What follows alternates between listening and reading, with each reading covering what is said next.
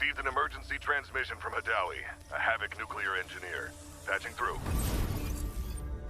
This is AC-3 facility. Reactor 2 has been sabotaged. Havoc internal forces can't handle this threat anymore. You're all I've got left. We're running blind on intel for the AO. But this region is at high risk of a nuclear incident. Keep the following in mind. Shoot, loot, then pack the scoop. The signal is clear. Take action. It's okay here. Not too cold. Experiment 66 is projected to conclude in T-minus 3 hours. All units submit safety risk assessments on schedule. No! I've got a reading. No hazmat suits? Raise them! Let's make it quick. Enjoy the bomb!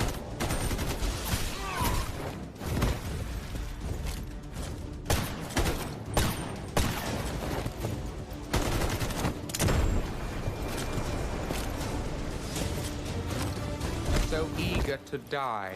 Excellent. I don't know what's happening, but reactor output is still climbing. And security thinks I'm behind this. They're coming for me. GTI, move it, now! Key verified. Access granted. Hostile signal detected. Lethal action authorized. Damn it! Someone take control of this piece of junk! Entering manual mode. Executing command. Those bastards in fusion research won't authorize shutdown because of their experiment timeline. I know better than anyone how important this research is. Hold this position. Once I finish calibration, use that console to insert the control rod immediately. Data set. Follow me. I know somewhere the signal can get through. Steam explosion at reactor 2. Incident level confirmed. Estimated contamination radius. Careful! Don't fall! We're outside the signal blackout zone. Upload the data package to Skynet immediately. Encryption keys in the archive. Just send it! Critical alert. Reactor power output has critically exceeded safety thresholds. Core meltdown imminent. All personnel evacuate immediately.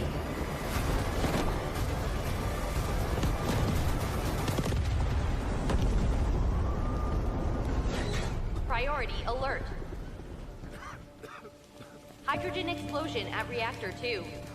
Incident level confirmed. INDS scale 7. Major accident. All personnel evacuate beyond contamination zone immediately.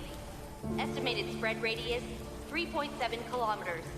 Correction, 9.2 kilometers. Correction, 24.9 kilometers.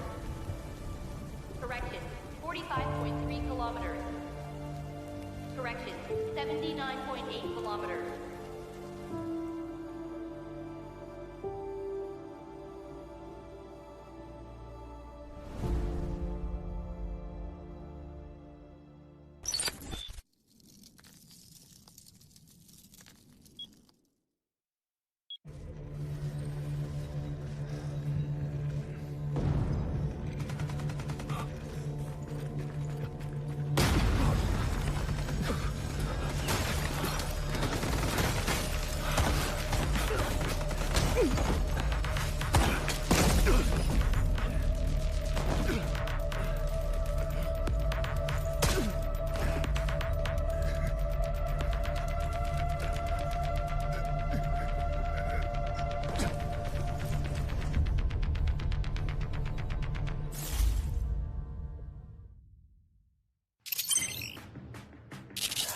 My hands are sweating.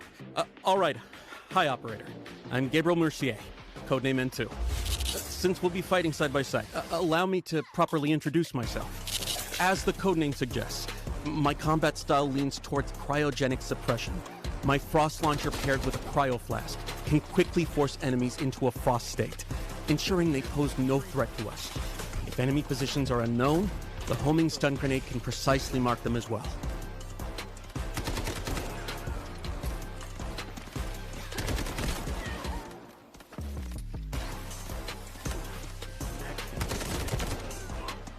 Right now, I'm in the middle of a critical operation. one where failure is not an option. I hope this mission can make up for some of my past mistakes, even if just a little. Mission target zone, AZ-3, Asara's only source of nuclear power. The plant's power output is spiking abnormally. This time, I won't let it happen again. An emergency shutdown is our only chance, but the risk is extreme. We not only have to breach Havoc's heavy defenses, we have to face lethal radiation head-on. Some containers within AZ-3 have already been contaminated by radiation. You can follow distinctive sounds to locate them, but keep a close eye on your own radiation levels. Radiation is divided into 4 levels, each causing different effects. Accumulated radiation can be cleared by leaving the contaminated zone and using decon chambers or mobile decon units.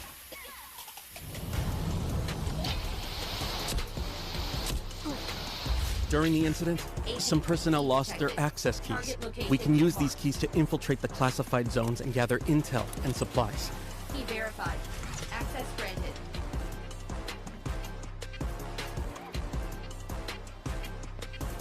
AZ-3 key detected. That's not all. Severe leaks have occurred across multiple sections of the plant. You can choose to endure radiation exposure and enter these zones for high-value supplies and rare data, or stay clear. The choice is yours. Havoc has deployed a large number of purification soldiers at AZ-3. Once your position is exposed, heavy purifiers will apply debuffs like corrosion and slow movement, but attacking the weak spot on their back can neutralize them quickly. An even tougher threat comes from the relink agents. H-1000 personally leads H-47, H-800, and other agents to guard the facility. All of them connected through Skynet. They're extremely persistent. Stay on maximum alert. One final thing. If we do manage to shut down all the nuclear facilities, something unexpected might happen. Disabling attention. All AZ-3 terminals disabled. Of course, the nuclear plant has new collectibles too. Over in Warfare, things are heating up. The flames of war have reached the weathered stone walls of the Colosseum. This 1,000-year-old city is sliding toward ruination.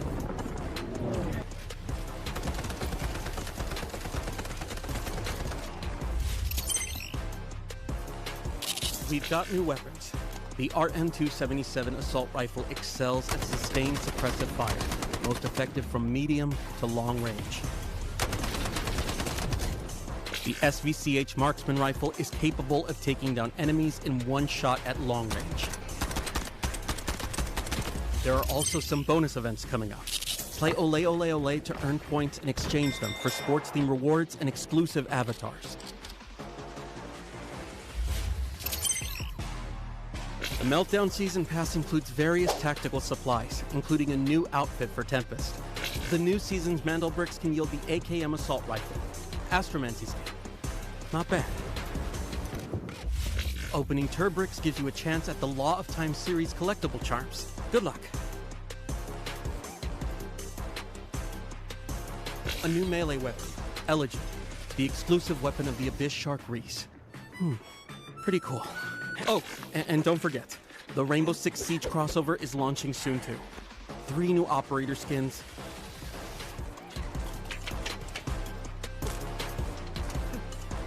Black Ice weapon skins and special collectibles. Huh.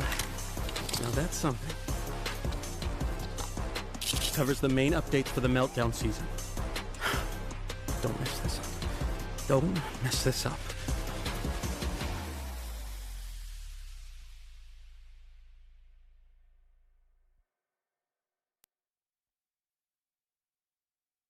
Hi everyone, I'm William, the art director of Delta Force. As many of you may already seen, Delta Force is launching a collaboration with Rainbow Six Siege in our next season. Since launch, we've seen a lot of passion and discussion from our community around the tactical shooter gameplay.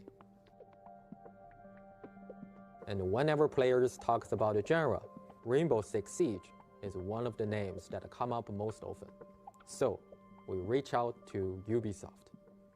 Bonjour, je suis Émilie Besson, directrice de la réalisation sur Rainbow Six Siege. Oui, Siege a toujours été défini par son gameplay tactique. Le travail en équipe et aussi la variété des opérateurs que les joueurs ont appris à connaître et reconnaître au fil des années. Ces collaborations nous donnent l'occasion en fait d'amener les éléments emblématiques de Siege dans un nouvel univers tout en restant fidèles à ce qui les rend uniques.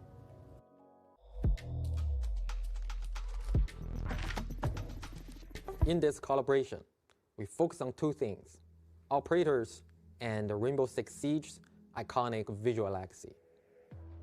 We selected 3 operators pairings who share the same combat philosophy. I'll be there you need me. 말보다는 행동이지. Call if you need a hand. For classic Siege elements, we choose to honor Black Ice, the Drone, and the Alpha Pack. Ce qui était essentiel pour nous de préserver dans la collaboration, c'était l'identité, l'authenticité de nos personnages. C'est ce qui les rend uniques. On a travaillé main dans la main avec l'équipe de Delta Force pour s'assurer que l'authenticité de Siege, l'identité de Siege s'intègre naturellement dans leur jeu. Both games share a realistic art direction, and finding distinct recognition within that shared aesthetic was actually the harder challenge. We started by preserving the core silhouette and the color framework of Siege operators. Doc and Motin's iconic deep navy uniforms, Vigil's signature custom-fitted gear, these stay true.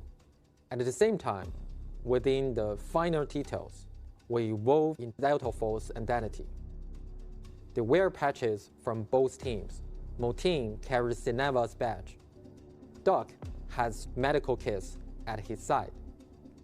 To faithfully recreate Black Ice, we focused our material work on internal ice fracture patterns to capture the distinctive texture and cold, austere feel of original. Oui, en effet, Black Ice résonne énormément avec notre communauté. C'est une cosmétique d'armes qui a énormément plu à nos joueurs. Et l'équipe de Delta Force a fait vraiment un travail incroyable pour la recréation dans leur jeu de cette cosmétique, avec un souci du détail extrêmement gratifiant. We employed a dual-layer material system combined with subsurface scattering lighting model. Using camera vectors and a depth texture to offset UV calculations, we achieved the effect of refractor patterns appearing to exist deep inside ice. Et ce qu'on a apprécié et ce qui nous a impressionné, c'est le travail de recherche de Delta Force. À quel point ils ont été soucieux du détail pour conserver nos opérateurs dans leur jeu, qui s'intègrent vraiment comme naturellement dans leur univers. Beyond the content itself, we want as many players as possible to access and experience this collaboration. By completing in-game missions during the season, you can unlock these rewards for free. One more thing, in the new operations map, we've prepared something special for you. You will find a surprise in the maps that are meant just for you. Once the crossover goes live, go find them.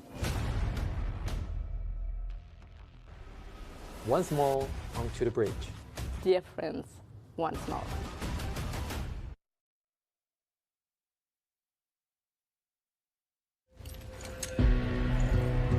For some, success is measured by bodies in bags.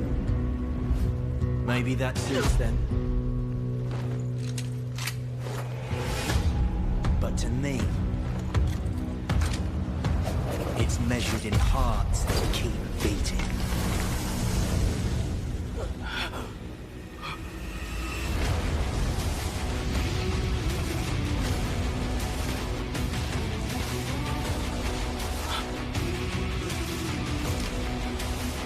You with me?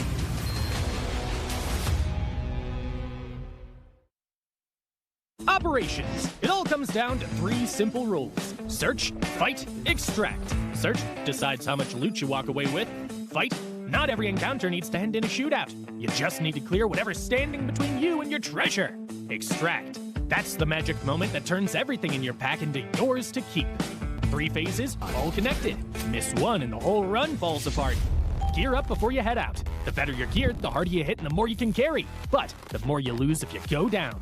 Go in cheap and dying won't sting as much, but you'll miss out on those juicy, high-value supply zones. Gear up and go big, or go light and gamble. Your call. Once you're in the match, forget everything else. Loot, loot, and loot some more. Documents on desks, parts and cabinets, bird nests by the roadside, trash cans tucked in corners early on. Grab everything you can get your hands on. Priority targets, safes, and air cargo containers. Snag one high-value item, and boom! You've already covered your entry cost. Now, the real question, keep pushing your luck or cash out while you're ahead. Your pack's stuffed with goodies and you're ready to extract. Then, gunfire erupts ahead. What now? Charge in, slip past unseen, or hang back and let them wear each other down before you swoop in. Just remember, die and you lose everything in your backpack except what's safely tucked away in your safe box. You choose to slip away quietly. Smart move! Your pockets are already bursting, but you can't shake that nagging sound of footsteps nearby. Even distant gunfire's enough to send your heart racing. You finally reach the extraction point. The countdown starts. Hold your nerve. Don't blow it with 2 seconds left. Extracted. That weight you've been carrying the whole run finally lifts off your shoulders. Sweet relief. Then, there's the ultimate wild card. You stumble on a mandel brick. This thing's worth a small fortune, but the second you pick it up, every player on the map knows exactly where you are. Everyone's coming for you. You go from treasure hunter to hunted in the blink of an eye. Your only goal now, stay alive long enough to decode it and cash in big. Whatever path you choose, it only counts if you make it out alive. That's operations for you. Every extraction is a story worth telling. Go make yours.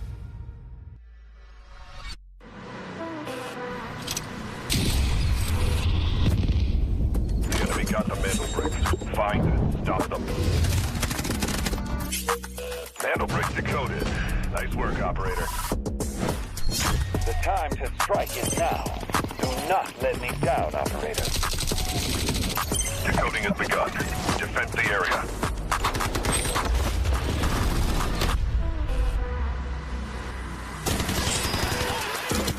Is about to take the first brick of the tournament. And they're going to do it. What goes around, comes around. Very much. When you get barrel stuff, Skydie is getting aggressive. See what I did there? You ain't seen nothing yet. Let's knock them off their feet. There we go. There it is.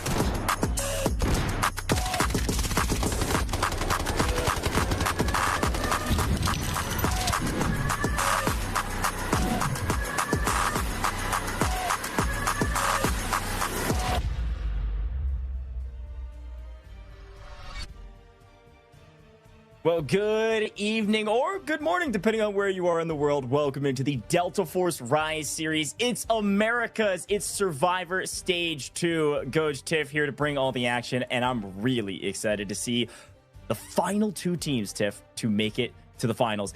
I can't believe we're finally here, right? This is the final chance for these teams. We've already wrapped up EMEA earlier today. This is it. This is the last shot, the last match before Championship Sunday. How the heck you feeling? I'm feeling great, honestly amped. We could probably run through a wall at this point because you're right. We wrapped up EMEA earlier and it was so crazy. Came down to an absolute tiebreaker. So if you are playing here today and you're cheering on your team that's playing tonight, they got to lock it in because it's going to be a good one. It's going to be a really good one, and I'm going to get a bit nostalgic, but we got to look back on the group stage, and we got to look back on yesterday, which was our Survivor Stage 1. 2 teams were able to make it through. Let's check it out. By a team like Leviathan and Team Liquid as some of their top competition, as Mindo finds an angle and actually gets traded out. A big engagement in our hands. I'll come back to that point in a minute here, Tiff, because this fight actually dictating a ton. And Nightmare technically in the driver's seat as of current, as Team Liquid getting shot from multiple angles. Farmer Lucas waiting for equal plays to ruin Team Liquid's day. Well, Equals answered back. They grab a knock onto Hodzik. They hit the full send of yellow. It's just boy for Team Liquid, but he moves on in, finds Farmer Lucas, who gets farmed himself. Phase to elect to use their Tempest ult and run back. And here it is, tournament life on it for Nightmare, and Equal clutches up with a massive 1v1. Here comes Team Liquid from down below. They come charging the stairs. WK Forever is back as a full team of 3 as well. So a big fight inside Centrifuge. We're on the outside. Leviathan gonna have to get aggressive. So out in the open we go. Equal Plays goes down. I think popped ult. Lucas on the point. Takes a ton of util. 2 seconds on the clock. Can anybody get it? Nightmare. Wait. It's stolen! Leviathan, in the nick of time, have uncovered themselves a Mandelbrick decode.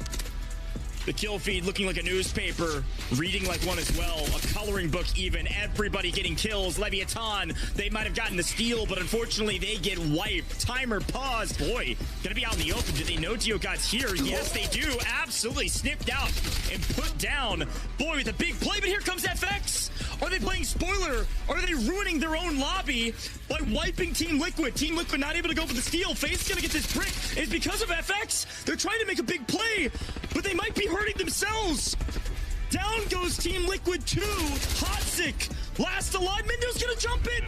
He goes in, but no, it's too late. The Allure rocket from FaZe. FaZe clutch up when they need it most.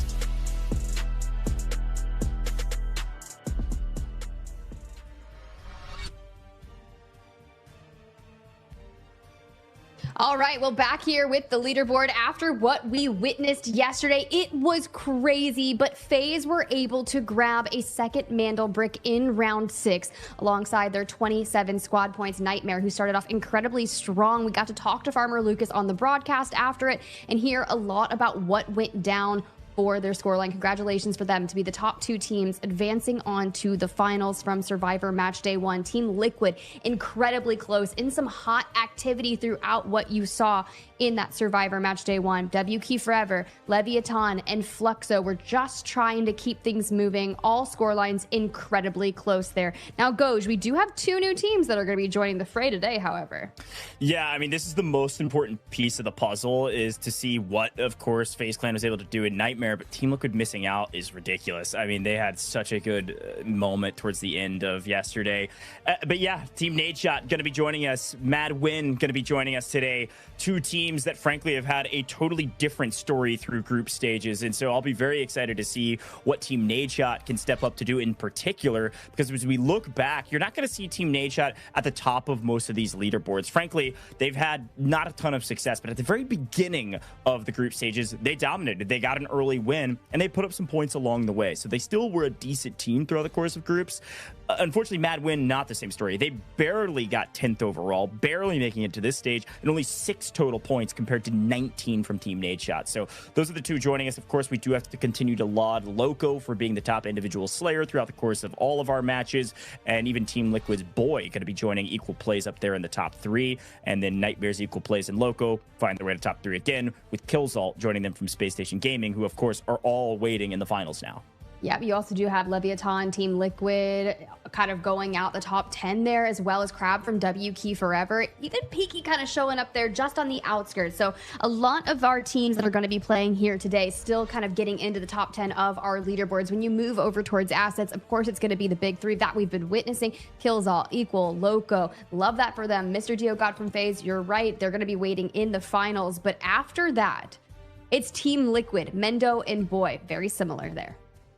Yeah, and I think when you look through top 5s and you look through all the top teams, it's pretty clear who the top teams are in terms of just raw stats. But with this format, doesn't necessarily mean those are going to be the teams that win it all. Now, we do see who's in the finals already. Evil Geniuses, Space Station Gaming, frankly, dominated through the group stages. Top 2 teams by a pretty large margin. And then Nightmare was probably next best. They were really coming online towards the end of the group stages for Americas, but it was FaZe that won yesterday. And this is what I'm talking about. FaZe had a pretty mediocre group stages. They found themselves in a position about mid-pack or so. They just kind of popped off yesterday. They were able to pick up 2 bricks and therefore take the win and make it to the finals. So when I look at Survivor Stage 2, which is down at the bottom, you can see Team Nadeshot and Mad Win, who we already talked about, MW, and then the 4 teams that just barely missed the mark yesterday, all competing for the final 2 spots today. I look towards Team Nadeshot and I say, I actually think that's a team that can clutch up one of these top 2 spots because of their abilities to play for Mantle Bricks, and they do like to play for this objective. The only thing that matters today is top 2. So kills really don't matter unless it comes down to tiebreakers. It's about getting that objective, Tiff. Yeah, you're 100% accurate. And then when you kind of think back to the group stages, Madwin has not achieved a Mandel brick yet. Nope. They've mostly skated by through their squad points, and that gets really scary. Yeah, that's the exact point I'm making. I'm glad you brought that up. Having not had a Mandel brick the entire season, the chances of them getting one today, I don't know. An underdog story for certain. But folks, maybe you missed all the group stages, all the things we've been talking about. Let's take a look back on how the Delta Force happened, the Rise Series happened, and how it all works. Delta Force. 1 game, 2 regions, 1 shot at glory. This is the complete guide to Delta Force Rise Series EMEA and Americas Season 1. Everything you need to know, from the very first match to the last squad standing. The path is the same in both regions. It starts with the open qualifiers, open to any team that wants to compete. The best push through to the group stage, where the top 2 advance directly to the finals, bottom 2 eliminated, and the rest battle through the survivor stage to earn their spot. From the open qualifiers, 12 teams have fought their way into the season, and only one will lift the trophy. The group stage runs for 4 weeks, with matches every Friday, Saturday, and Sunday. The 12 teams are split into 4 groups, A, B, C, and D. 3 teams per group. Each broadcast day, 2 groups go head-to-head in a cross-group match. Every match is a 7-round format. 6 teams competing in the same lobby simultaneously, across up to 7 rounds on maps like Zero Dam, Brakkesh, Tide Prison, and Space City. Teams earn squad points by scoring eliminations and accumulating in-game total assets. And on brick rounds, they compete to collect and decode Mandel bricks, artifacts that decide the round winner. Decode 2 Mandel bricks in a match and the victory is locked in, no matter what round you're on. After 12 match days, the group stage standings are final. Places 1 to 2 go straight to the finals. Places 3 to 8 enter Survivor Stage Day 1. Places 9 to 10 drop into Survivor Stage Day 2. Places 11 to 12 are eliminated. The Survivor Stage is where the bracket narrows fast. Day 1 brings those 6 teams together for one 7-round match. The top 2 advance directly to the finals. Places 3 to 6 get one more shot. Day 2 mixes the 4 survivors from Day 1 with the 2 teams ranked 9th and 10th from the group stage. Again, 6 teams, one 7-round match. Top 2 go to the finals. Everyone else is out. 6 teams, 1 day, 1 lobby, 1 match. This is the finals, the ultimate showdown of the season. 2 teams earned it through the group stage. 2 more survived Day 1. The last 2 came through Day 2. Every team deserves to be there. The top 3 finishers earn an invitation to Season 2. Welcome to Delta Force Rise Series EMEA and Americas Season 1. Loot, shoot, extract.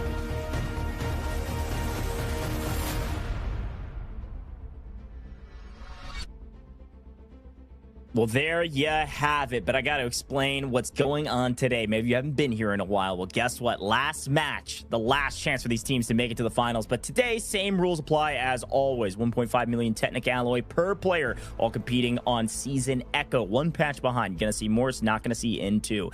If you die, you lose your gear, just like pubs, folks. Today, though, and specifically today, the most important thing is Mandel bricks. Got to be top 2 today, but to win, if you capture 2 Mandel bricks, that's how you assuredly win. We could go all the way to 7 if a team doesn't do so, but if you're able to in rounds 2 and 4, we could be done in 4. Minimum of 4, maximum of 7. It's a dang good time. Rounds 1 and 3 are those economy rounds. Going to be a little bit slower. Maybe go for those kills, get more aggressive, and get your money up. But either way you look at it, no Mandel brick to play for. Now, the other big rule, of course, is that our operators are limited. You can only use each operator a total of 2 times. If you use double knocks on Tide Prison, boom, you can't use them another time. Most importantly for Tempest, though, because Tempest is so valuable in this format, on round 7 everything resets. Now, you do have a 3x3 save box. Store your most valuable loot in there, do whatever you want, put your dog tags in there because those have some value as well, and you also have a 12-slot card holder with all of the cards you could possibly want so you don't get trapped anywhere on the map.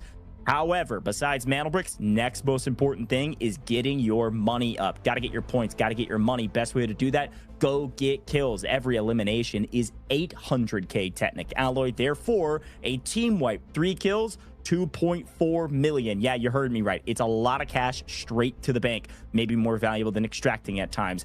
Even if you're totally broke, even if nothing goes your way, even if you don't get a kill, you're still going to get 700k per round just to make sure you can at least buy some gear and get back onto the map. If you decode some Mandel bricks, it also gives you some cash. Same thing with copying those keys. You'll see people do that, copying the code of the Mandel brick there in the final 2 seconds or so, 20 seconds or so if nobody's on the map trying to steal it away from you. And if you lose a bunch of rounds in a row or don't extract a bunch of rounds in a row, you get a little extra cash as well just to make sure you have some money. So those are the ways you get resources. There's a couple other ways, but those are the main ways. Kills most important. However, the most important thing today is Mandel bricks. So let's talk about the rules. Most important rule is that once you put the Mandel brick into a decoding station, there's a 4-minute timer starts. That's how long you have to make sure you get that decode. Every time it's stolen away, that's that 2.5 second interruption time, that intercept time. It takes about 2.5 seconds of interaction to steal it away. People will die inside of those 2.5 seconds and it will not go through. But if you are able to steal it, that maximum time of 4 minutes will reset back to 4 minutes, but minus 30 seconds per steal, which stacks. Every steal goes down 30 seconds. Minimum timer will be 1 minute and 30 seconds, 90 seconds in total. And if your game clock is less than that, well, too bad, so sad, nobody's getting the brick. One way to stop that timer, though, is just eliminate the team currently decoding it. That'll pause it, then somebody can go steal it from there. And one other final rule that I skipped over at the very beginning is that once a brick is taken from its spawn, 5 minutes will start at the top of the screen. If you see that, it doesn't matter where the brick goes or who gets it, or if it's just on the ground, at the end of 5 minutes, if it's not put into a decoding station, it will go back to spawn. So those are the main rules for the brick. Super important to remember because almost all of them show their face in each of these matches. But of course, Tiff, there's more to play for as well. If not bricks, we're going for points. Yeah, these squad points are going to be incredibly important, especially if someone gets double Mandel bricks incredibly quickly and you don't have one. This is going to delineate between the rest of the leaderboard, and that is basically the sum of 2 parts: kill points plus supply points. Each kill that you obtain on the map is going to be worth 1 point, and then we're going to look at your supply points. Every 2 million in total stash assets earns you 1 point. Not 1.9, not 1.8. You do kind of round down as well. So if you're at 3.9, it's rounding down to that 1 point from the 2 million level. It'll go 2, 4, 6 million to get those points. You add them up, you get your squad points, and that's what'll be reflected on the leaderboard. Now, there's a lot of things that our teams are playing for tomorrow, but as you can see, our prize pool for the Delta Force Rise series over here in Americas. Tomorrow in those finals, if you walk away with first place, you're getting $60,000. We're looking for the top 2 today to slot into that lobby, which would get you at minimum $10,000 for 6th place if you come in last tomorrow. As you can see, BTH and Liquids already out on our group stages there, 11th and 12th place respectively, grabbing $1,000 apiece for those teams. So we are looking for the rest of who's going to get all this money. In this economy, this is great. This is great, Coach. Totally agree. And here's our schedule. Here's where we've been and where we are going. You can see wins across the board. You see Team Nadeshot's win in week 1 there. Second match, July 11th. You see Space Station Gaming and the dominance. They had 3 wins in the first 2 weeks. Ridiculous stuff. And then the clutch up there of NTMR. They pick up 2 wins back-to-back for their matches they played. Evil Geniuses the same. And then Space Station Gaming wrap it up. But FaZe Clan yesterday get the win. And you can see where everybody landed after all those points that have been gained through the group stages. We had Evil Geniuses and Space Station Gaming make it to the finals. And then yesterday, we saw FaZe and Nightmare make it to the finals. So today, the biggest question is who the final 2 teams will be that will make it to the finals. Assure at least minimum 10K cash and at maximum 60K. Team Nadeshot, mad win. Their first chance. Last chance, first chance to get into the finals. Let's talk about all of our teams, though. FX is a big one. Marino kind of popped off yesterday and took over for his team, but still not enough to put them up the board. So they have to come back for a second chance here in match 2 of the Survivor stages. This is a team that plays a bit slower, plays a bit differently than most of the other rosters, catches a lot of flack from people in chat that feel like they know what's best. But I gotta say, I think FX knows how to play ball. They've been popping off recently. There's a pretty good shot they could take over today if they keep up what they were doing yesterday, but a bit more consistently. Talk to me about LEVIATAN, though. I mean, look, they're looking great. They were definitely grabbing some of those steals when it came to the decodes just yesterday, but they couldn't quite get that momentum they needed to get some of those bricks fully decoded because it was kind of unleashing the chaos. But expect this team to get aggro, maybe a bit quicker pace than what kind of FX was doing yesterday. LEVIATAN definitely moves faster on the maps, but then you look at W Keep Forever and you amp up that pace. If we were seeing fights, these guys were definitely included in it, and they were putting a lot of resources to being able to play for the objective and get those bricks in addition to fighting. Will they be able to be in the top 2 here today? Honestly, I freaking hope so. They had 3 Mandel bricks during the group stages and 137 kills. That puts them inside, I believe, like the top 5 as a team in terms of the fragging potential, which explains why they're always getting aggressive on the map. Yeah, and MW, again, this is the storyline for this roster that, hey, frankly, they're just the underdogs. They struggled through the group stages. They barely were able to eclipse the bottom two teams, which put them in, I believe, 10th overall. So they just barely scraped through to make it to this stage. But they've been in the lab. They've been working. They have crazy amount of hours in the game. And the biggest question today is, can they get their first Mantle Brick throughout all of the matches they've played thus far? Would be a crazy storyline. Definitely watch out for them. Team Liquid, a roster that started slow yesterday, was ending hot, but unfortunately barely missed the mark. The only other team to get a Mantle Brick that didn't qualify for the finals. They're technically the top seeded team, I suppose, going into this competition. They had a solid group stage. Frankly, these guys find their way to a ton of kills. Team Liquid was 4th overall in the group stages. This is a team that should qual in theory, but they've got a tough competition with the folks like Team Nadeshot. A fun conversation. I know these guys for a long time now, and these guys won the first qualifier to get into the Delta Force Rise series. They were the top team technically going into the competition, and they started on top as well. They got their first win, but since then, been pretty slow. They're a lot more patient. They've got a slower playstyle than some of these other rosters. They're not as aggressive, but that could pay off today when the only thing that matters is top 2. Nobody's playing for placement. Nobody's playing for points necessarily. You're playing for the bricks. Watch out for Team Nadeshot today. I'm excited. I kind of hope that they just play the objective and focus on it. And it sounds so simple saying that, but every player that we've been talking to has been like, hey, we've been paying too much attention to what other teams are doing, and it's all about focusing. Where that starts is, of course, going to be on our map rotation. Zero Dam to kick things off with that airdrop eco round.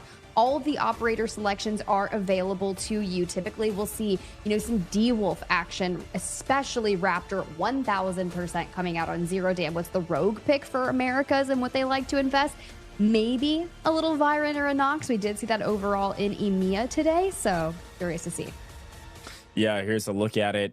Total 13 attempts for this trio in particular, which is frankly very low. Zero Dam has a lot of variability. You're going to see a Raptor probably on every single team. You'll see a D-Wolf on most, and then the third is kind of totally up in the air. Toxic technically is the third most viable, or the third most picked rather, for Zero Dam. But folks, as we hone in on this first match in Zero Dam in particular, I posed the same question that I posed the last couple matches we've casted over TIFF. In survivor stages, when the only thing that matters is top 2, it is the only way to move forward. Everybody else is eliminated. Do you play slower? Do you play more patient? Do you play more fearful of throwing and losing? Or do you just get aggressive and go get your points early? Gain your advantages where you can. And if you risk it in an eco round and it doesn't go your way, does it change much? Does it change enough to where you don't want to go for it? Really looking for LEVIATAN in particular to change their fate. They've been a strong team throughout the year, Tiff, but yesterday they frankly just had a bad showing. They definitely did, and that happens. You can have these bad play days, but you can't have them back to back. And if this is your first showing in, like Madwin and Team Nadeshot in the survivor stage, then you really just have your back against the wall, and you have to play with every bit of knowledge that you have brought through our group stages into here if you want to place into that finals and take home a minimum of $10,000. And Goj, you were talking about the pace with Zero Dam. I say you amp it up, you go for broke, because if it comes down to a tiebreaker or 1 point and you're missing that lobby, you do not want that to happen to you. Here we go, folks. The beginning of the end. The beginning of the last match before Championship Sunday. And because of that, we got to reward you just for being here. Make sure you get your typing fingers ready and type in this code on your screen as fast as humanly possible to go earn your Neko Mimi spray paint, folks. 35 total redemptions for this giveaway alone. It's going to go quick. Redeem in-game or at the official website online by typing in this code as fast as possible. Got to beat your viewers out there. We got a lot of folks watching, not only in the official live streams, but also watch parties. Big shout out to Nadeshot, watching his team, cheering them on. Let's see what they're able to do. Zero Dam, kicking it off. Well, you immediately look to who's got those tier 1 spawns. It's going to be Team Nadeshot and W Key Forever. So when we move over to Brakkesh, they will not be having a tier 1 spawn on the first Mantle Brick round of the day. Team Liquid and Madwin are over on the eastern side of Zero Dam by Major Substation and Visitor Center.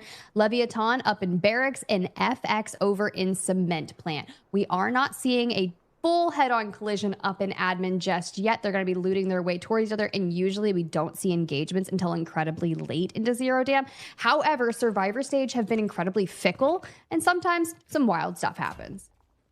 Totally agree. Got to make these T1 spawns worth it. We see, I believe it is W Key Forever finding Saeed first, which in the tourney server means that they will pick up some gold gear early. It's going to be a gold vest. Here's a look at that map feed, and Tiff broke it down wonderfully of where everybody was at. So big thing here is WK Forever and Team Nadeshot inside of admin. The others will rotate their direction at some point. And the biggest question is, oh, wait, no, the biggest question is Crab pulling a 4.2 mil key card. Biggest question is, now what? Holy cow. All right, talk about an eco round. WK Forever with some nice RNG to kick things off while we're trying to set the scene. They're taking care of business. I didn't think that was going to happen to me ever on a broadcast, Goj, because you guys were always talking about, like, yeah, someone found something that was like $4 million, $4 million technicality. I'm like, cool. That doesn't ever happen when I'm on the broadcast. And WK Forever getting to it already. You see those profits at 5 mil. Mendo also grabbing a red of their own, but nowhere near what Crab was able to pull. But also, you're right, has that gold armor. Nice start for WK Forever. Yeah, WK Forever's in a very good spot. Again, Crab having gold armor here, everybody has to run blue bullets. We saw it with their operators that they're choosing. At the very beginning, you're limited to the gear you can bring in, and so Crab's going to be able to tank some shots, especially body shots. But we'll see if it matters in this engagement. Here's a look at that. Everybody running blue, and then everybody brings in purple gear on top of that. So Crab with a very nice advantage. And they're going to push the engagement. They know they had the advantage, and they want this fight. Team Nadeshot in a bit of trouble. Who knows? Maybe they'll be the one to cause the trouble. Crab goes through first. Crab just taking shots, but he gets shot from both sides. A little too overconfident. Team Nadeshot starting off hot. They go up early. Now a 3v2, and WK Forever got to think twice about this engagement, maybe trying to play the flank. Yep, and their gold armor player is down and out. And honestly, if you lose that red keycard, bro, we are in shambles. And the pink comes in. Team Nadeshot are incredibly aggressive and are breaking down WK Forever. However, Peaky still upstanding, playing on Nox. Had to expend a lot of resources. Only has one flash in the back pocket, but is full on disengaging.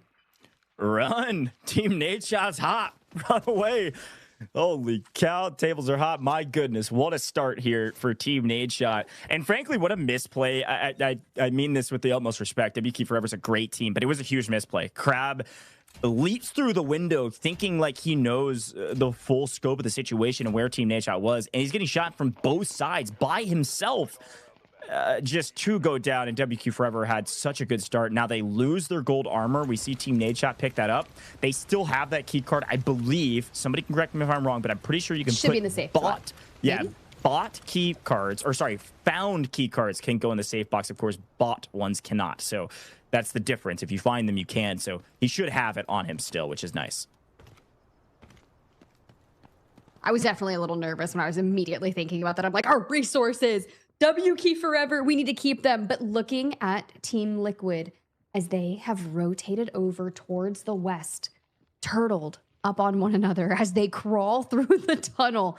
They do know that FX is on the horizon. They're probably trying to swarm past whoever would have started at Cement Plant. But we know that in Americas yesterday, goes for Survivor Match Day 1, how many engagements happened by that Southern extraction? Yeah, totally agree. Well, let's do a quick vibe check here with MW's Loud. Let's see what he was thinking before the match. Obviously, the main goal for all teams is to play well and finish in top 2 to make it to the finals. I think that's all. We want to make some other strategies that we have in mind and try to get in there and play in the Sunday. Fair enough. I think the notice and the words that you were saying all made sense. The confidence was a bit lacking there. I'm a bit worried. Our underdog story that is potentially one of the greatest stories in the Delta Force Rise series history for MW to get their first brick here when they need it most. I don't know. We'll see. I need some more confidence from the gentlemen. We'll see what they're able to do today. But of course, Anam being picked up on main here, that's a big high caliber weapon for future use. Dude, we didn't even talk about the fact that airdrops were coming down immediately, and we usually always set the precedent where they've landed and such, but good work for them to get the in the back pocket. Team Liquid still on the hunt, doubling back this time above ground. I didn't expect this much action to break out so soon, though. Well, yeah, I mean, the admin fight went off very early, which is isolated, frankly. So with that fight done, I don't know where you're going to see the next fight on this map. I mean, you can see FX is popping into minimap view, so there's a chance Team Liquid walks into a bit of a trap here as FX is just camping this southern extraction zone. We'll see maybe, golly, a daggum alligator in the water, but first shots being thrown out. Team Liquid assuredly know that there's a team on the other side, and I don't think they're going to take this fight. This is one that's going to be very tough to win. They're also running a unique composition, right? They've got the D-Wolf Toxic Hack Claw. So we're running Hack Claw instead of Raptor, and usually Raptor is like the tried and true recon. I do love Hack Claw, but if you're running what you feel the most comfortable with, you have to think about what happened to Team Liquid yesterday. They weren't even allowed to play their game for the first 2, maybe even 3 matches, just getting full sent, full wiped off the beginning. So the fact that they even got a brick in a later Space City round was phenomenal for them. But they are on major damage control to get into finals. Yeah, to be honest with you, I'm kind of blown away that they're not running a recon operator. Like, I guess Hackclaw technically, but like not really, not comparatively to what Luna brings and what Raptor brings, right? So they had no idea if FX was there. If FX would have just been more patient, I think FX get a team wipe. I think they just hold their fire till the last second. And we do a quick check-in with Peaky, who is hiding in the corner, not going to move anytime soon. Let's swing back over to Team Liquid, see where they're going. They're going underground. They're going to rotate up towards admin, probably through underground. I'm actually interested to see MW. There they are. Perfect timing from production. They have rotated over. They picked up the from the airdrop, and they're looking now with Raptor drone in air. They're going to know that FX is right around the corner. They may take this engagement. Well, this is also going to be a little interesting, too. That airdrop is landing right outside of major substation. So when it drops in about a minute 10, minute 15, you're going to have those high-valued supplies. It's usually a bunch of golds. But with FX on the horizon, potentially looking to kind of pay for that extract, block it from everyone else. But what we saw yesterday on this map in particular, that's where LEVIATAN was playing from and kind of sent players up into major substation, gave away line of sight, and was losing some of their players. But we'll see. FX for now, still at a good enough distance away and being more cautious. Yeah, it does look like they bought it. So that extract is now not an option for anybody else. FX must have done a mission and then bought the extract. So they're going to be the only team that could theoretically leave the map through the south. But it does look like FX, I think they know that MW's here. I mean, they saw the drone likely, so they should know there's teams in the area at the very least. But second airdrop landing, again, not extremely valuable. Don't want to die for it, but if you can get it, certainly go for it. LEVIATAN and FX still staring at each other, trying to figure out what the next move is. Yeah, just a moment of pause. But for now, the airdrop is coming down, and with Madwin having that AWM, I'd imagine they're going to scout it out, invest some smoke, and then go pop and see what they can grab from that. It's like Loud is actually going to be the one to breach into it. Some golds, okay. Bread Bennett out of the safe box, and hey, one nice red we'll take. I was about to say they got scammed, but no, we'll take a champagne bottle. All right, at least we got one red. We saw a diabolical all gold earlier today, so we'll take what we can get here. But yeah, I mean, right now it's a patient waiting game, and I know this feels slow because it is, but this is the eco round of the survivor stage, and these teams are not wanting to risk anything yet. And what we saw yesterday was that the big fights took place in the last, 90 seconds of the map, maybe. I'd be really curious to see what Team Nadeshot's up to. They found their way to now nearly 4.5 million after just looting all of admin after winning their engagement with WKey Forever. So they're probably just going to check every single corner, check every single box. And it does look like the lever has been pulled for the elevator extract, which is what they'll take next. The only objective that hasn't been taken at this point is MW has both of those airdrops, is the wall breaker mission. So I wonder if anybody will go for that while Team Nadeshot head to the extraction point.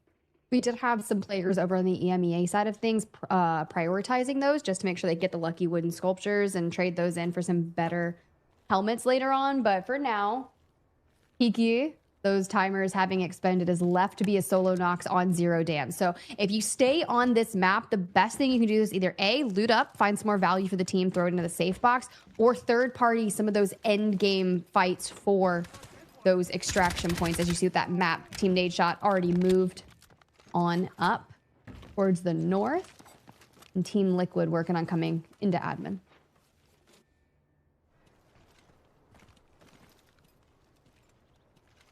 Really feel like some of these teams are missing out, not getting aggressive here. I think Team Nadeshot are in the best position by a country mile.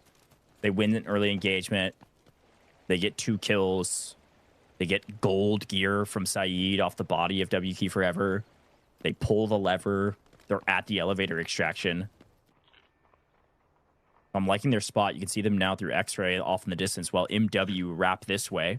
Reminder that MW have that AMP, so one-shot sniper coming through. If they contest this elevator extract, they're probably the most dangerous team to Team Nadeshot.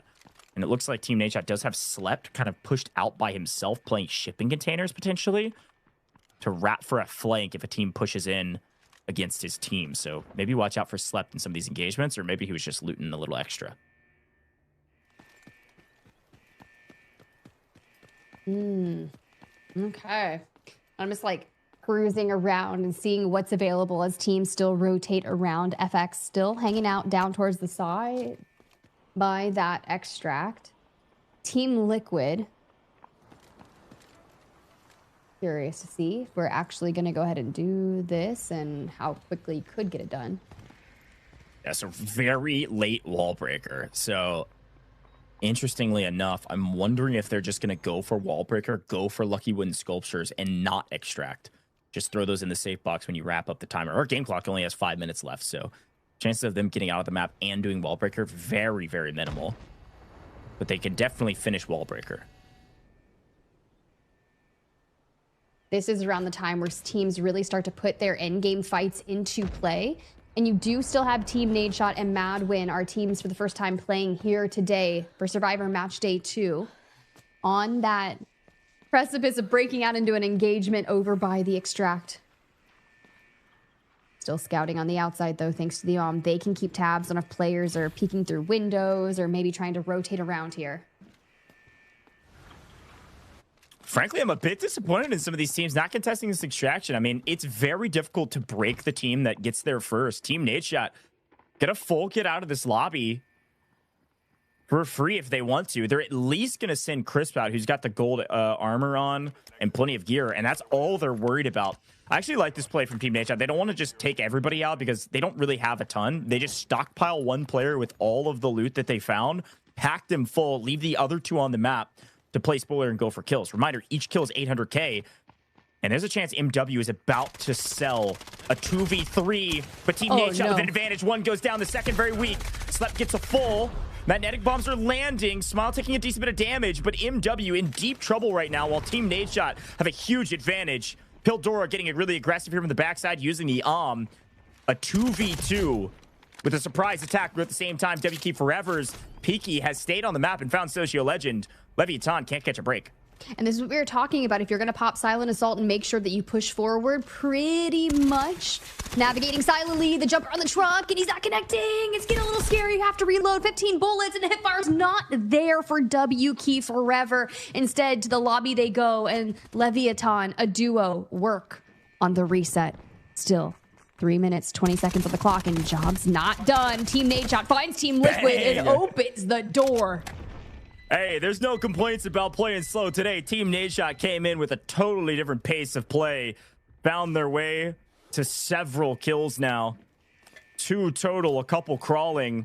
Turns to 3 and should be 4 here in a moment. So far, so good for Team Nadeshot. One of their players also extracted, so they're in a great spot right now. And Team Liquid down a player, having to think twice about how to take this engagement. MW playing the backside of this with a sniper.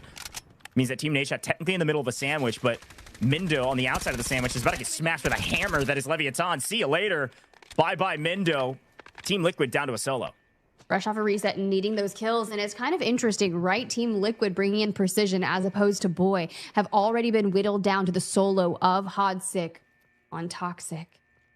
Having to just maybe see what he can find Benefits are needed. They started out really slow, being one of the first teams wiped just yesterday on Zero Dam. We've made it a bit longer with W Key Forever being the first team out, but a solo isn't going to be the best case scenario. You can see Hodsick up on the map. That red, or yeah, red. No, it's definitely yellow.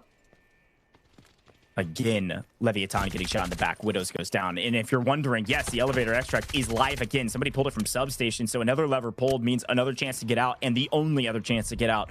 A minute and 30 on the extract, a minute and 50 on the game. If you want to get out of the map and you want to do it with all of your gear, it's got to be through this one, and MW have complete control of it. So as much as I was questioning their position, they've made it work. At least going to take the out of the map, if not more.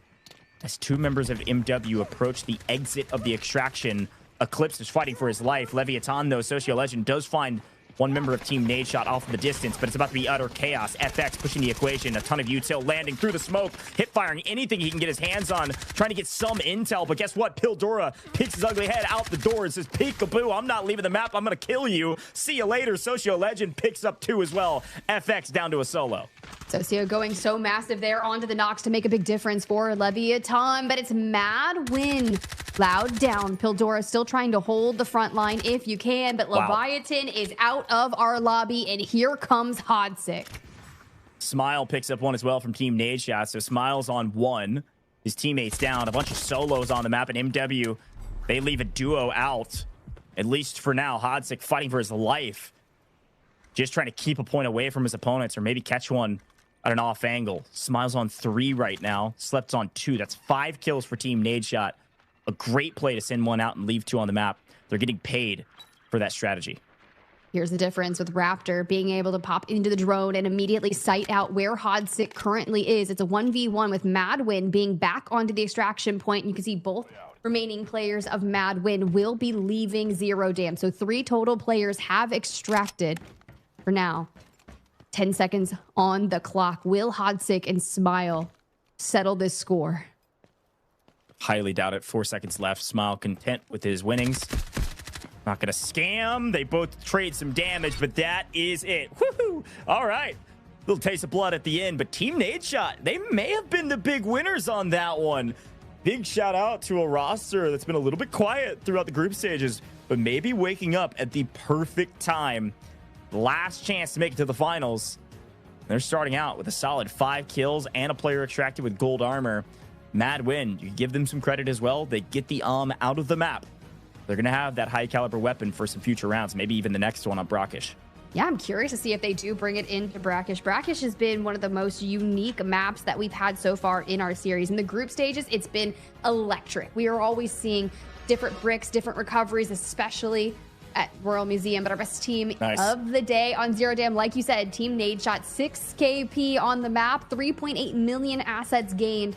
And basically, after not getting to play Survivor Match Day 1, with 1 opportunity to place inside the top 2, they have at least started off on such a good foot for our series today. Yeah, great effort. 3.8 mil in assets. Plus, reminder, every kill is 800K. That's another 4.8 million straight to the bank from the kills alone.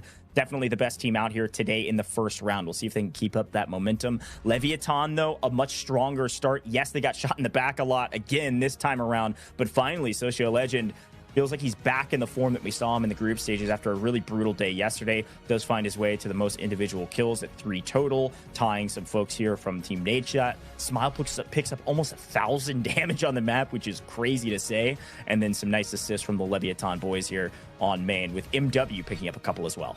Nice all around, but of course we can only imagine why Crab is up here.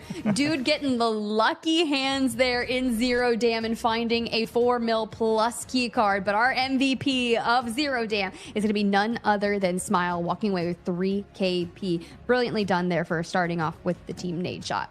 Listen, it looks like Nadeshot tuned in for the watch party and his boys popped off. I'm loving it. Okay, here we go, folks. Excited to see what happens in Brakkesh and in round 2, our first Mantle Brick round, the first chance for a team to pull away on the leaderboard and be 1 step closer to making it to finals. But as a reminder, maybe you're watching for the very first time or you've been watching all season, this is about to be the end and season 2 is right around the corner. If you want to participate in season 2, guess what?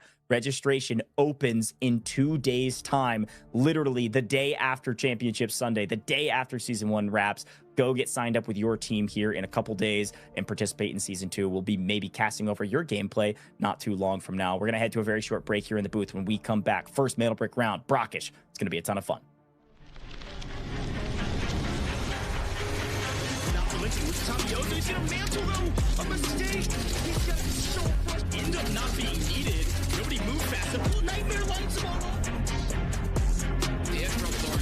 We do see some damage in the entire group stage for a reason. He's got one, he's got two. No, I mean, we take that all day, especially for FaZe. The jump comes in for Crab.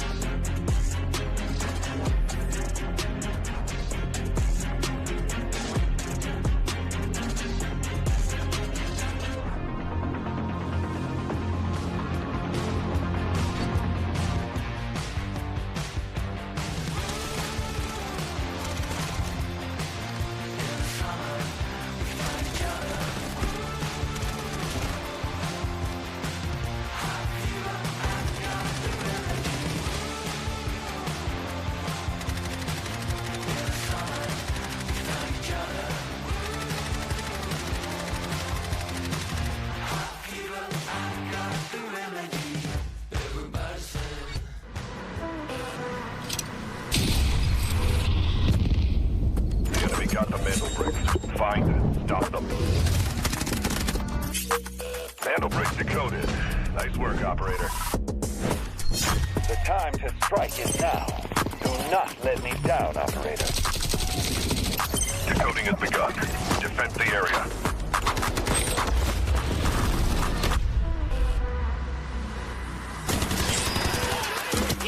Is about to take the first brick of the tournament. And they're going to do it. What goes around, comes around. Oh, not going to do very much, though. You get barrel stuff. Skydie is getting aggressive. See what I did there? You ain't seen nothing yet.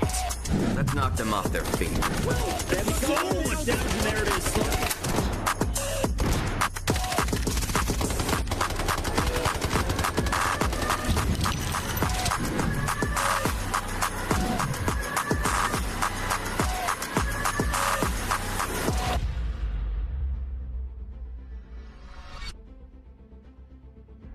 Welcome back, Delta Force Rise Series, America's Survivor Stage 2. And we just wrapped up Map 1, Zero Dam, and it frankly was a banger. There was a lot of fights towards the end, but even some at the very beginning. Team Nadeshot, the biggest winners after Map 1, and they'll find their way to the top of the leaderboard. But there's a couple other folks out there, Tiff, that have found some advantages. We saw WK Forever pull a crazy 4.2 mil key card. We saw MW get out with the AWM they could use in the next round. A lot to talk about going into the next round. Yeah, 100%. It's going to get crazy. When you think about Brakkesh, you kind of just open the door of how things play. A very stark difference in our regions on who prioritizes what. But Brakkesh in the Americas yesterday is where we saw our first teams make their move. It was Nightmare yesterday with 6 kills getting themselves a brick. But coming into this, fresh off a stellar performance, Team Nadeshot start with 12 squad points. We've already breached double digits, and we're showing that we can consistently kill and also get those supply points that are needed to add up for your squad points. LEVIATAN, a little bit of a slower start. Had initial knock, but we do answer back with some nice moments there from Socio. Madwin, WK Forever, Fluxo, and then Team Liquid. Team Liquid, that one hurts still. Yeah, Team Liquid with basically nothing from that map, right? Those 2 supply points just come from the resupply that you get. So a great effort, I suppose. But frankly, don't be too worried about Team Liquid. This is what they did yesterday, and they really popped off towards the end, just barely missing out. I still put Team Liquid as one of the teams that should or frankly could qual. But then again, it is double mana brick format. Anybody could make it. It comes down to playing the objective, not just the kill. So a nice value add for Team Nadeshot to find themselves at the top of the leaderboard, but we're just getting started. Next round, mana brick round, Brakkesh, chance for an airdrop as well. High caliber weapons could be on the map. And so I asked the question of the comp. We've got a lot of operators we can choose from, and we saw in EMEA that a lot of players, a lot of teams did elect to go ahead and burn a Tempest, one of their 2 that they can use in the first 6 maps, here on map number 2.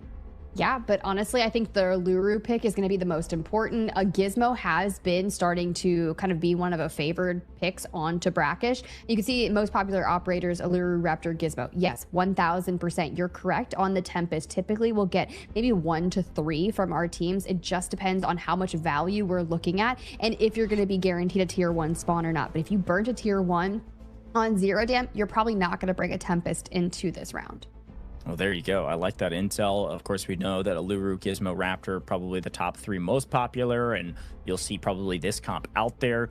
Great zoning utility from Gizmo and Aluru, and then Raptor just really valuable for intel on this map. So like you were talking about, Tiff, these spawns do really matter, and Team Nadeshot and WQ Forever will not be able to get a tier 1 spawn, which means they will not be in the red. They will not be closest to the brick. For those watching maybe for the first time on Nadeshot's watch party, the Mantle Brick spawns just outside of Rome Museum in mid-map. So tier 1 spawns are the closest to it. That is the case on all of our maps that have a Mantle Brick. There's also a decoding station inside that museum as well. So this tier 1 spawn here, very important. Won't see Team Nadeshot there, but could see plenty of other teams. We'll see if they're able to get the brick first, or if some of the teams that show up late will still get the brick at the very beginning. Now, folks, guess what? It's time. We're moving into the second game, which means we got another giveaway. Get your typing fingers ready. Go earn your SR3M Combat Ready skin by typing in this code as fast as humanly possible in-game or on the official website. Only 25 of you will be lucky winners. Only 25 total redemptions on this code. Gotta be quick. If you want to earn it, go get your hands on the skin ASAP. We got a couple more of these later in the broadcast. So if you missed this one, don't worry. Just be ready for the next ones. Tiff, I'm pumped about it. Let's get into Brakkesh. Let's do it. Who is going to show up, show out, and get themselves the first Mantle Brick of our Survivor Match Day 2 here? Mind you, guys, if you want to get into the Delta Force Finals tomorrow to play for at minimum $10,000, then it has to start here. That is exactly right. And we tune in with FX, who have pulled the new Tower of Babel, and so has Team Liquid. These two teams the furthest from the brick in some high-value looting areas, and yes, loot does matter, but we got to get eyes on the brick. We got to get eyes on our tier 1 spawners, those that spawn the closest to it. It will be, it looks like, Leviathan and Mad Win closest to the brick to kick things off. Biggest question for these two teams down at the bottom of the map is, do you loot or do you leave? Let's take a look at the brick. You can see it just outside a museum. Here are the two teams I was talking about. One set up inside, one set up outside. And there usually is kind of this big contention point of, do we send out? We don't have any Tempest, so we're not going to be waiting for those Tempest ults to be off cooldown. Takes about 2 minutes, right? So we're not going to see that immediately on play. So these Raptors that are scanning the skies and kind of picking up people on the road, this is where you need to know, okay, it's good. It's time. Once the Mantle Brick spawns, we are golden to send it. For Leviathan, you know, I would love to see them jump on it early, fresh off that tier 1 spawn. Madwin also getting it, because now Team Nadeshot and WQ Forever have already started to descend down from the north. A bit of a stalemate at the Mantle Brick. So tier 1 spawns are nice because you get to this power position, but are you going to make the first move? Leviathan electing to stay patient. Madwin maybe wrapping out. We need to pay attention to the brick. I think they had one outside, maybe going for a play while inside they loot. In MW, it would be the biggest story of the Delta Force Rise series if they were able to get their first brick throughout now 5 weeks of competition. They have not been able to get a Mantle Brick yet.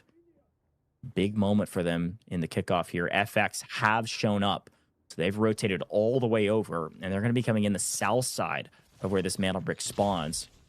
And they're going to be playing against Leviathan for this brick. As Loud is currently still by himself, looting out inside. Madwin is the only team inside a museum itself, while FX is staring at the backside of the brick and also making sure that they don't get flanked by another team. Very interesting. But I do like how quickly they've rolled out of the tower, and it is just focusing on actually playing for the brick. Now, the initial brick pickups have been much more slower paced. And that's okay. Think about Brakkesh Match 2 yesterday for Americas. Now, FaZe was initially the first team to grab it and run it over just south of the Blue River Hotel.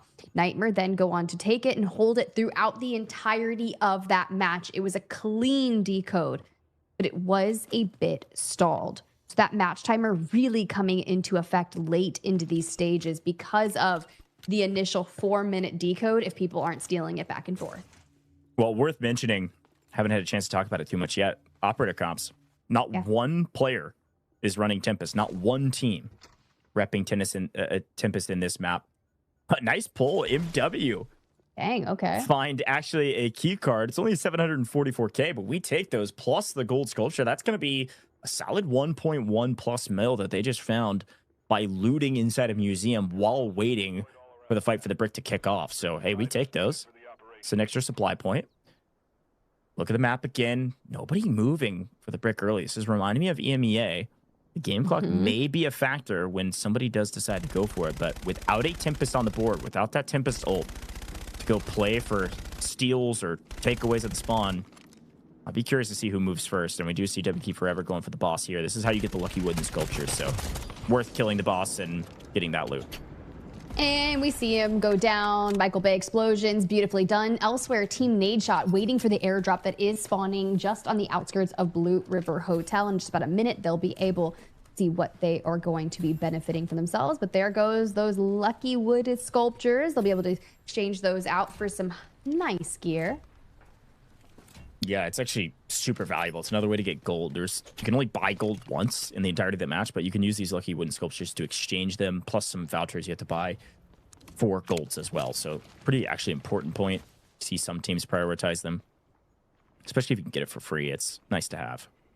Ooh, FX. From the entryway, we can already see, but keep tabs on Leviathan, who have been lying in wait, casually peeking out from above.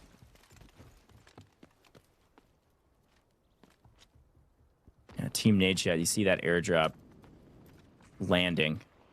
Reminder for folks, this first airdrop is going to be that high caliber weapon. It's going to be a big sniper. FX, though, playing for the brick. No qualms about their place. I'm covering fire, unfortunately. They back off. They didn't feel like they had the right angle. They saw Widows on the low side, Eclipse on the high side. Probably going to lose a life. They back way out. Going to readdress this fight from a different angle, while does look like Team Nadeshot are able to get that M82. So no this time, M82. Just as strong, in my opinion. Maybe a little bit longer ADS time, but otherwise, that thing hits like a dang truck with those 50 cal rounds. So watch out for Team Nadeshot with a big gun coming in to solve big problems.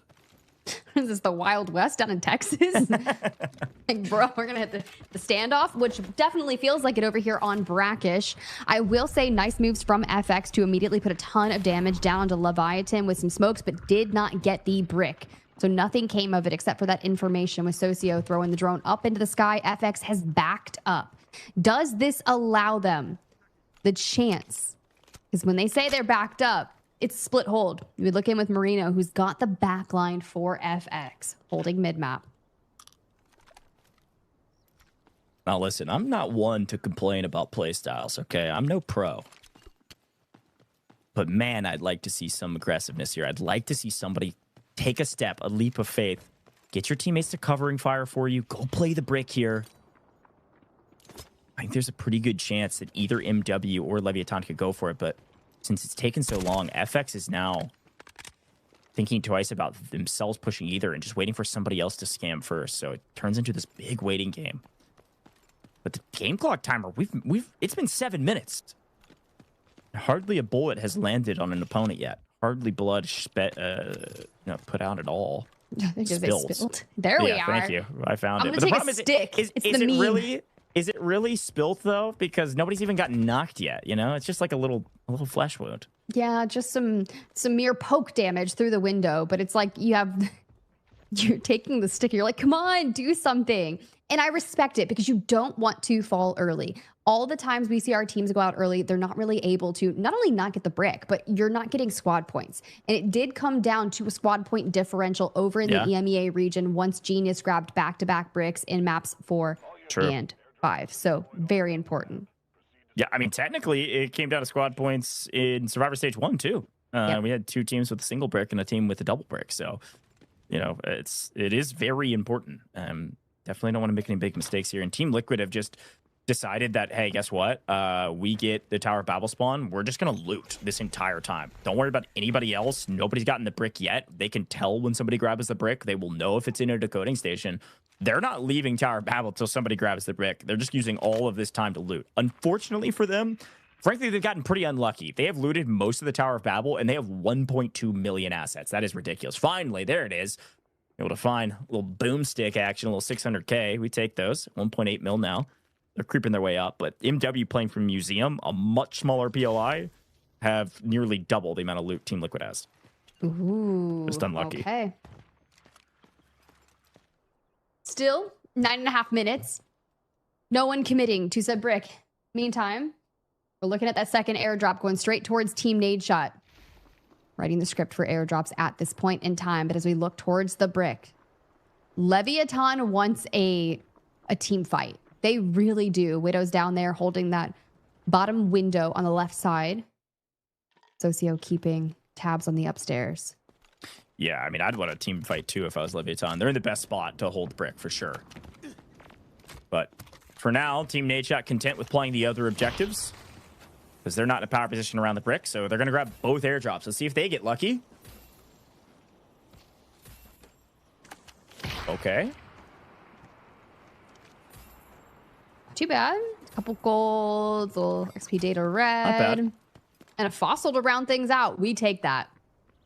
Yeah, not too bad. Nothing crazy to write home about, but call it a wash. About $1 million in total, probably, or a little bit less. But already added to the total they've been able to pick up on the map is pretty solid. Up at 2 million now, so that's an extra supply point at the very least. 10 minutes have passed, and every player is still on the map. If we go another, we'll call it 5 minutes without anybody dead, I'm going to be breaking out David Attenborough impressions. You know what? You might as well kick things off right after we see the push for the brick. Smoke's going out. They know exactly where Leviathan is. So throwing that data swarm up and Tamiozo, can we get it? No, the influx of damage. We are incredibly low, but we are committed. If there's one thing we're going to do, it's we are going to stick it to the brick. We're healing. We're going. We're trying. What a commit that turns into a brutal mistake. FX, they commit for the brick, and unfortunately, when he had a glimpse in a moment to grab the brick, take it from the spawn, and die on the way out, he lays prone thinking he can out-heal an incendiary, and he actually was able to until Leviathan was just able to attack from a different angle and cut him down. So FX, first to move, first to get punished. This is why there was a standoff, folks. Around the brick, Leviathan have a great defense. And one member of FX down. Leviathan, is this going to make them make a move? Are they bold enough to make a play now? Or are they going to sit here and continue to play defense? I've always been told fortune favors the bold, but I'm not sure if that's the case right now. Everyone's just still waiting for someone else to come do something. Mad win. Leviathan definitely aware that they're playing from that side. And if you have FX across the way, I would imagine that none of these teams are going to be able to find purchase in getting towards that brick. Now, mind you guys, a 4-minute is going to be the decode. And with a timer for the match at 6:39, we are in such a narrow window to make this happen. I totally agree. I mean, we're about to watch nobody get the brick again on Brakkesh. And so with that in mind, God, I turned my eyes to some of these other teams. Let's listen in first, though.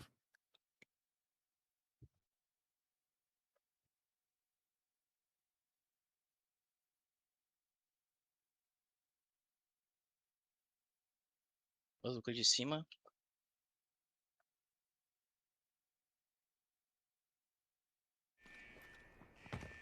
Well, not much to talk about when you're worried about getting out of the map. They're going to be playing the extraction point on this Tower of Babel side. 2 players looking for a full team of 3 as W Key Forever move this way. Yep.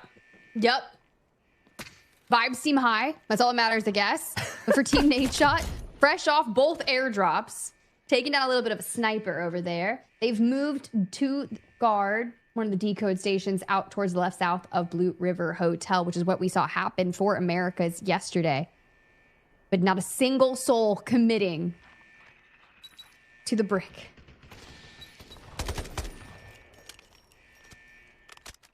All right, 90 seconds on the extraction. 5 minutes on the game clock. FX content to leave and lick their wounds. W Key Forever. No wounds yet, but maybe trying to do the same. Slep does have an angle with the M82, but not wanting to take the shot too early. Nice trigger discipline here from Team Nadeshot. Waiting for the right moment. Every single bullet is 100K, and you have to be able to get the confirm as well. That knock, probably not going to turn into a confirmed kill, but now FX feeling the pressure as Team Liquid go swarming forward. Quite literally, the swarm flies forward, giving them an advantage in this engagement. Both low. Hodzik able to find one. FX in a deep blender. The trenches, there's no way they're getting out of this one. Good news, though. Marino, you're last alive, fighting for your life, taking every ounce of utility that can be thrown your way, but WK Forever is about to swing up into this engagement and fight Team Liquid right over the top of your head. You've got the Alluru ult at Mendo, ready to invest it straight into the hands of Marino, but FX eliminated.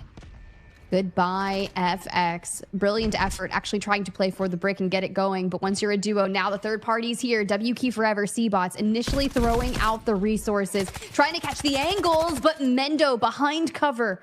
Make sure he grabs one. Yeah, nice shots there from Mendo. And with that in mind, WK Forever now at a huge disadvantage. We also look at the game clock. Less than 4 minutes. Nobody's getting the brick. Uh-oh, folks. It's going to come down to points. And who's got the most points right now? LEVIATAN are finding a couple kills from distance. They find one member of Loud from MW. They also find a member from WK Forever who's now down to a solo. Again, this WK Forever team can't catch a break in these first two maps. And now Crab is 1 HP in a dream. Dip, dive, duck, and dodge, but unfortunately eliminated. LEVIATAN pick up another kill. And actually, it's going to go to Team Liquid's Precision from distance, credited the kill. Having to pick up the last couple bullets their direction. So some shared animosity and some shared love of kill points across the bow between LEVIATAN and that Team Liquid squad. So we'll see what MW and Team Nadeshot do now that nobody is getting the brick. Actually kind of wild. You're going to have to work on getting some of those kills. Stack your numbers as much as you can. Honestly, Team Liquid spent the majority of the entire first part of the map looting the entire new Tower of Babel. So for them, getting these kills are going to be the next best thing for them to rack up their points line so much quicker. I guess the only other question is now who gets out of the map? Is anyone going to get it out of the map? We stay on the map for the kills. Missed opportunity at helicopter, so it's going to come down to the fights now. MW pushing up. They've got all three back on their feet. Alluru is trying to get them weak and cause them some disturbances while they push forward. Used for recon as well. They get a read on where LEVIATAN's at, but Team Liquid on the backside. Nice angle here from Precision. Certainly landing some precision shots as he's able to pick up Socio Legend, and Eclipse falls as well. So Team Liquid, a huge advantage. Widow's last alive for LEVIATAN. Team Nadeshot have grabbed the brick just for the funsies of it. They could put it into a decoding station just for a little bit of extra cash as well, but definitely not enough time to get that thing decoded. And unfortunately, Widows gets netted and taken down like the prey that he was in this engagement. Back on a Team Nadeshot, though. 3 bullets in the M82. And we're smoking our coverage on the right side of things with Mendo back on him. Madwin across the way. Precision is down. Hodzik and Mendo have to hold the line. Here come the resources to identify. Tries to shoot it out, but he's still dizzy. Now, with the nade down below, the incendiary is to burn them. We've got to hold on, Yikes. but Mendo is just swarmed by Madwin. Yeah, he just gets aped there. They had player advantage. It was a great push by Madwin. Team Liquid is in trouble already, and so they've got one player left alive. And Team Nadeshot trying to get a piece of this action as well. Slept peeking around the corner with gold gear. Does open up an opportunity for Crisp, actually, from a different angle to find the kill. Hodzik leaves the map, so Team Liquid protecting a bit of assets, but Team Nadeshot, yet again, finding their way to a couple kills here at the very end of this game. Madwin on the run. It's going to be a 2v2 in this engagement, with a third joining it. Team Nadeshot now with player advantage. It feels like a matter of time, and that's exactly what it is. Look at Crisp go. Pildora down. Loud in trouble. Can he get at least one? Nope. Can't even get a knock. Team Nadeshot wiped the rest of the lobby. Team Nadeshot last alive on the map. Back to 30 seconds left on the map to just peruse through everyone's bodies and stack the safe boxes as high as possible. Mind you, I mean, they were able to get both of the airdrops. Lots of golds, lots of reds, but we'll run it back with a replay. Yeah, and it was actually on the back of this knock here. Team Liquid couldn't get anything going. M82 was able to get the knock. They do get that cleanup too. So great job from Team Nadeshot yet again, likely winning the map. They get a little extra cash for putting that mantle brick into the decoding station. and probably wondering to themselves, hey, why did the 3 teams that were all around the brick not go for it early? We'll take what we can get. They take the scraps, and they leave with the most reward, most likely. What an interesting game. That is not tongue-in-cheek. It was interesting because I wasn't expecting it. All right. Let's see where the leaderboard lands. So different, Goj. Like, we talked after EMEA, right, with those players that had just got through it, and they're like, we anticipate our finals to play out a mix between the group stages and the survivor matches. It's all just kind of stalemating, and LEVIATAN was, I would say, the majority of the reason as we look towards our best team being Team Liquid. After getting Hodsick out of the map, they get some nice assets gained, but also 7 kills. Yeah, it was, I couldn't tell how many kills they had because of the weird engagements that they were in. But yeah, I guess they picked up most of the scrap kills. They picked up nearly, what was that? Nearly 1,300 damage, 1253. They had nearly 3 million as well. So yeah, as much as Team Nadeshot had a solid map, Team Liquid, the best map for sure. 7 kills, 1 player out, 2.8 million in assets because of it. Hodsick carrying most of their loot from the new Tower of Babel. Great play from Team Liquid, getting one of the lower spawns. Worked out well for him. Yeah, you immediately jump on over. Your top killers tied with Mendo and Precision. The damage, of course, Mendo throwing down a large majority of it. Crisp there from Team Nadeshot on second, and of course LEVIATAN rounding it out. But in terms of our top assisters, if you're going to have 7 kills and everyone's participating in them, it's going to be a clean sweep from Team Liquid. All right, the alarm bells are ringing. Everybody wake up. This is your last chance to make it to the finals. Hodsick finding his way to top asset earner, but it's Mendo going to be MVP, mainly because he picked up several kills and assists with plenty of damage. Great job from Mendo and Team Liquid to go from the bottom of the leaderboard to near the top. Probably won't be in first, but likely up into second or third place instead of the bottom where they got nothing at the very bottom of the leaderboard after Zero Dam. Nice turn of the tides, and frankly, a turning of the tides that is happening much earlier than yesterday for Team Liquid. Congratulations to them on a great map. Team Nadeshot should see themselves still at the top of the leaderboard, but we'll let the mathematicians all figure that out because nobody clearly at the top with no Mandelbrick captured again, Tiff. Kind of scary, right? A bit slow start here towards the Americas, but I'm not worried. All the action really starts to heat up once we jump into the back-to-back-to-back space cities that we could potentially see. Who knows, 4. Maybe we go to Game 7 over here for Survivor Match Day 2. But of course, before we do that, we got to get through Tide Prison. That's exactly right. Tide Prison next. You think things slowed down in the last map? Get ready. Tide Prison plays nice and slow. Sneaky. You gotta check every single corner. We'll see who gets the most eco out of this one. And then it's going to be all Mandelbrick maps all the rest of the day. Not going to want to miss it. We'll be right back in just a moment.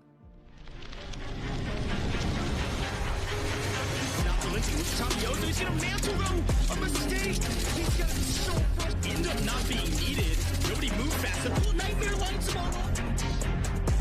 The airdrop's on. We do see some damage in the entire group stage for a reason. He's got 1, he's got 2. No, I mean, we see that all day, especially for Faze. The jump comes in from Crab.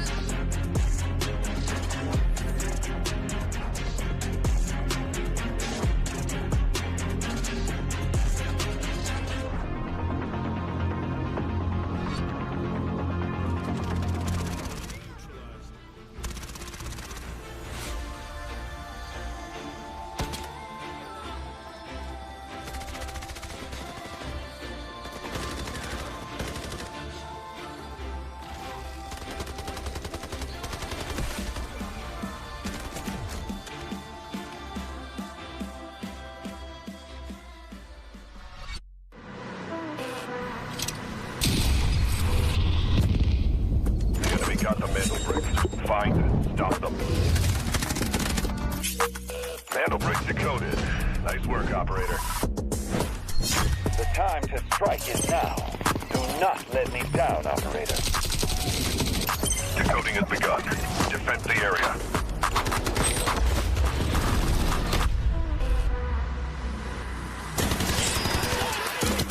Is about to take the first brick of the tournament. And they're going to do it. What goes around comes around.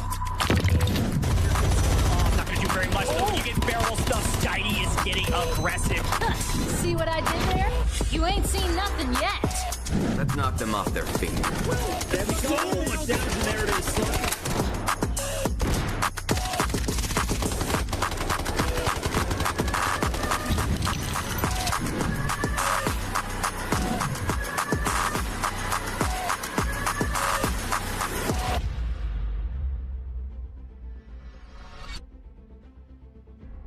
2 maps down here with the Delta Force Rise series, America's region, Survivor Stage 2, the last chance to make it to the finals, and everybody has elected to play nice and slow. Of course, we do see that Team Nadeshot have put up some pretty solid points. Team Liquid find their way to 7 kills at the end of Brakkesh, and you might be thinking 7 kills. Things must have been a big bang out, a bunch of fights. Well, no, there was a big stalemate around the mantle brick, and nobody walking away with the mantle brick after this last map. So we move into another eco round, and it all comes down to squad points. Squad points. That's exactly what you're going to need here, especially if you want to make it into the top 2. We saw what it did for FLC early on. They were at the top of the leaderboard with their squad points, and it bode them well. Guess what, guys? They're playing in the finals for EMEA, and Team Nadeshot with 17 squad points after 2 rounds is looking to do the same. Team Liquid and LEVIATAN pretty close on that scoreboard right behind them. Teams that haven't breached double digits yet are going to be Madwin, WK Forever, and FX. So we charge you with your thing of you've got to wake up. And we're going into Tide Prison, which kind of halts the pace substantially. It's going to be difficult. Yeah, Tide Prison, another eco round, another chance to get a high caliber weapon, another chance to find some loot, and another chance to find more kills so your squad points can go up dramatically before we get into the mantle brick rounds. And we look at our operators, we see that half our teams have utilized all their Raptors. The other half still have 1 available. Of course, no Tempest yet. They're going to be using all of those on Space City. And a lot of folks already burned a Toxic, and Team Liquid actually have already used 2. So moving into this round, what can we expect for operator choices? Well, we all know what we can expect. Probably a Nox on every team, probably 2 Noxes on a couple different teams.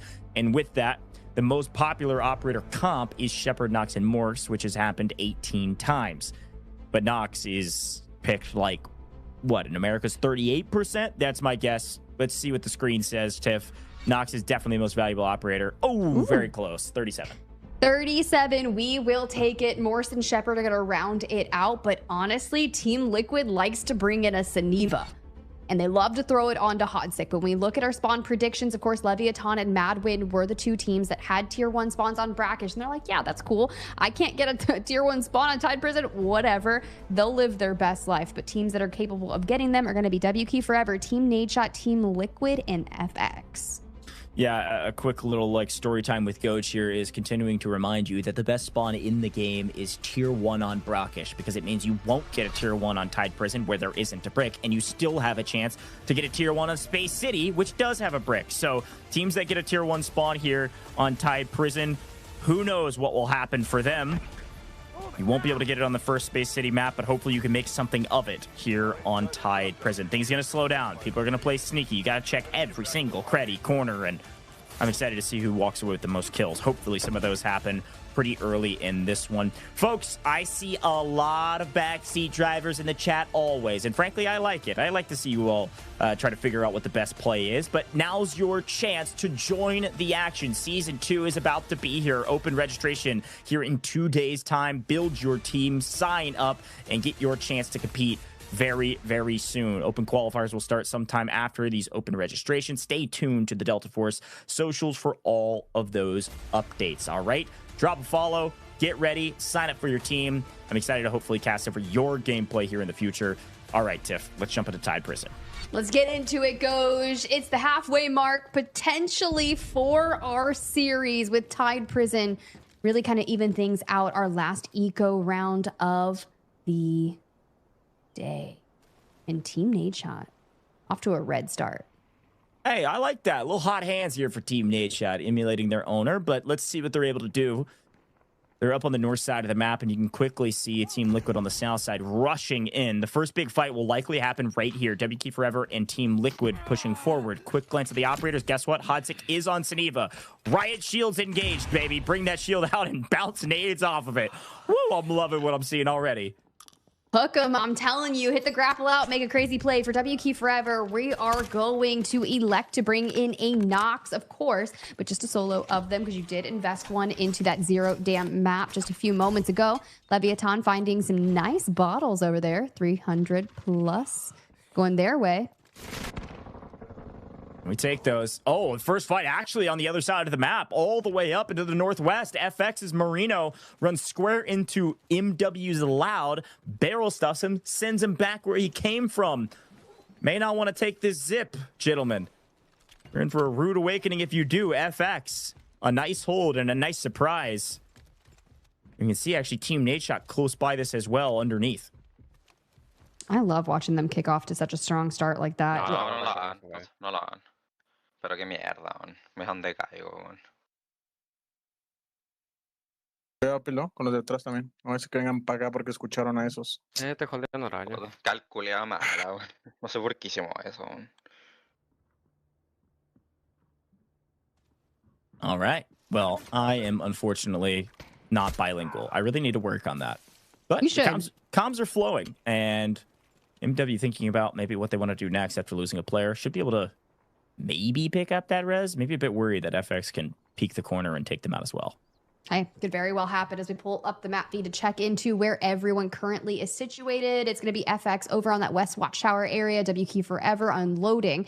Team Liquid moving towards South Admin, Leviathan out towards the east. And what you kind of saw on your map with the engagement, Team Nadeshot and Madwin kind of collapsing on each other through the tunnels up towards there. But honestly, the disengage, respectable. Can we recover Loud is the big question.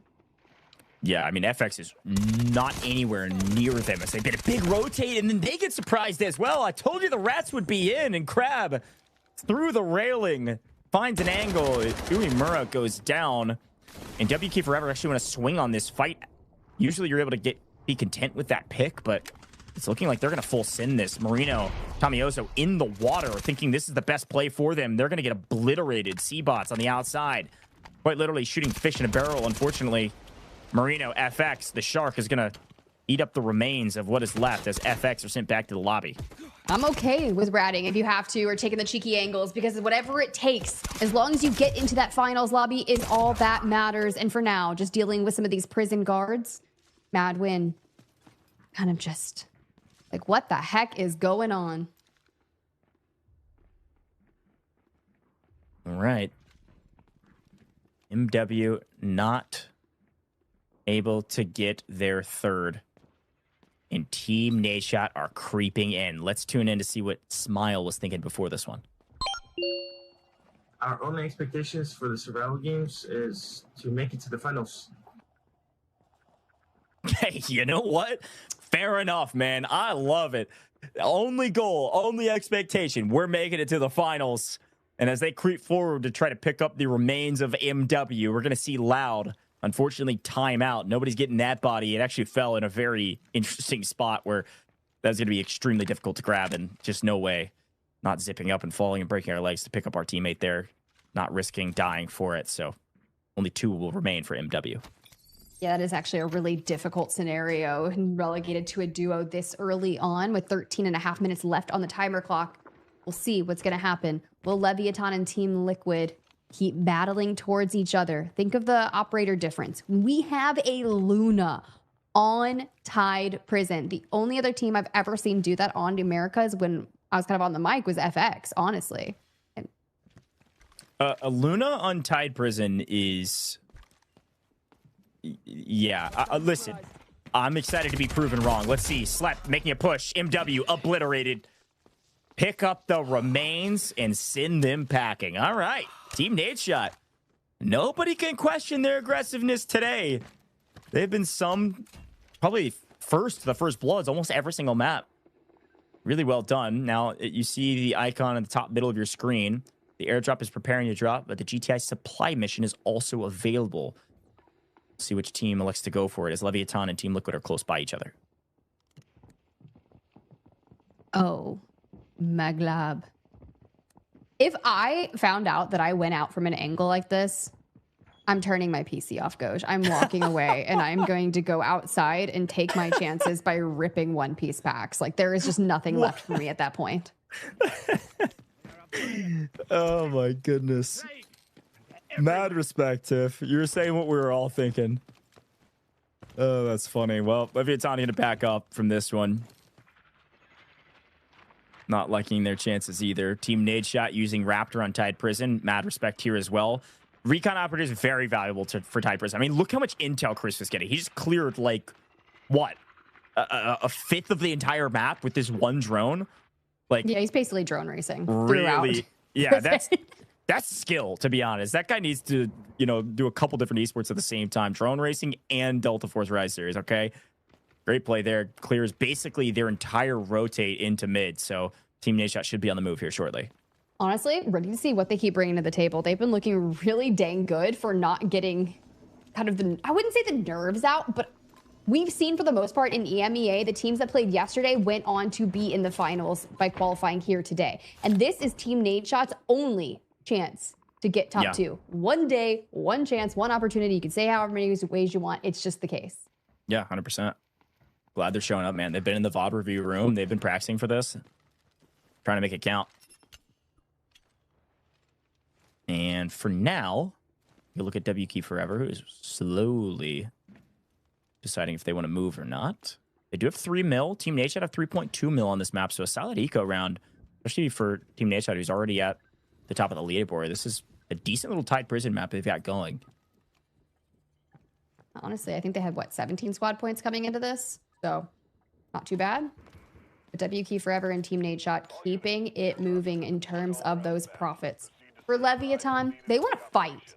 And they're not afraid of waiting for a fight that stacks into their favor. Think of what they did with FX there on Brakkesh. We sat inside that building guarding the Mandel brick like the craziest watchdogs for the longest time. Not afraid to bide their time. Team Liquid on the move. Socio Legend knows it. Like a panther stalking its prey. Team Liquid have been slowly tracking a couple of these teams in the area. Team Nadeshot even rotating into this potential fight. Coming in from the north to the south after clearing the way with the drone. Could see a fight between WK Forever, Team Liquid, Leviathan, and Team Nadeshot all at the same time. The last 4 teams. But WK Forever look a bit stressed. They're taking their sweet time. When they look stressed, I get stressed. I don't know why, but I just want to see people flying, frying, and Tide Prison is just such a game of chess. And they're so reserved about it. With the next airdrop coming in, 17 seconds? Where are we hitting? West Watchtower area? Okay, all the way down on the southwestern side will be that airdrop. Not sure if anyone's going to rotate out there and go for it, if it's worth it. Because honestly, you might as well stay in here and look for some kills. And with, 4 teams left? All full teams of 3. There it is. Hello, beautiful. Yeah, nice little airdrop. I don't think anybody goes for it unless they're going to rotate over to water, to reservoir, to extract, maybe. Could pick that up on the way. Here's a look at the map feed and see where it is. Bottom left-hand corner of the screen. Literally as far southwest as you can go is where the airdrop is. And then that water reservoir area extract pops in 3.5 minutes. So could maybe hit both of those on your way out if you want to. But Team Nadeshot liking to stay on the north side of the map. The other 3 still on the south. It's like a party favor. Kind of giving a little small gift on the way out. Be like, yeah, here you go. Have some fun, right? But I don't know. Honestly, I just want to see this Team Liquid Leviathan fight. I'm itching for it. I'm ready for Hotsick to Saniva to walk his way in there. Shield up, ready to go. Bash some skulls in. I don't care. Listen, if Hotsick gets a grapple shield beatdown into a kill, I'm going to say some crazy stuff on broadcast. I'm going to be losing my mind. Do it. I'm ready for it. Let's go, Hotsick. You heard the man. He's ready to cheer you on. Beat him down. Meanwhile, Leviathan look like they're about to solve a case. The Warden has taken down Raven, so nice. You're tied up then. Tied up. More kills than some of the players on the map, as per the usual. No flame, just truth. Slept is on 2 for Team Nadeshot. Been pretty consistent over the last couple maps, but we take our time. Let's swing over to see what WK Forever's been doing. They've been, feels like just pondering what to do this entire game, and they've elected to go into the water. They're going to go for this airdrop. Hey, there's an objective. Let's play for it. Let's see how lucky they get. Really need a ton of reds out of this to make it worth it. Not going to play for a fight. Instead, playing for these. Let's see. That's huge. These are big golds. Oh, no. couple dog tags. All right. Yeah, not great. I'm going to be honest. That was a brutal one. It's tough. It's tough, but at least they had 3 kills from that earlier fight. Still getting the KP from that. In terms of everyone else, we see Team Nadeshot have moving deeper into Tide Prison as they descend apart, still kind of piecing through, looking for whatever they can find. This has been one of the fights that I've been like waiting to break out. Hey, listen, you know, we can't complain about the action on Tide Prison right now because this is more action than we've seen usually happening by this point. 2 full teams are dead. That's wild.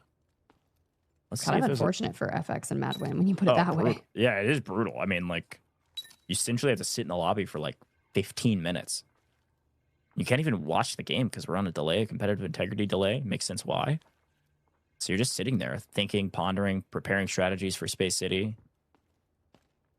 Little timeout action. Something's approaching. Something's approaching. Yeah, it's Team Nadeshot. Looking for some more blood.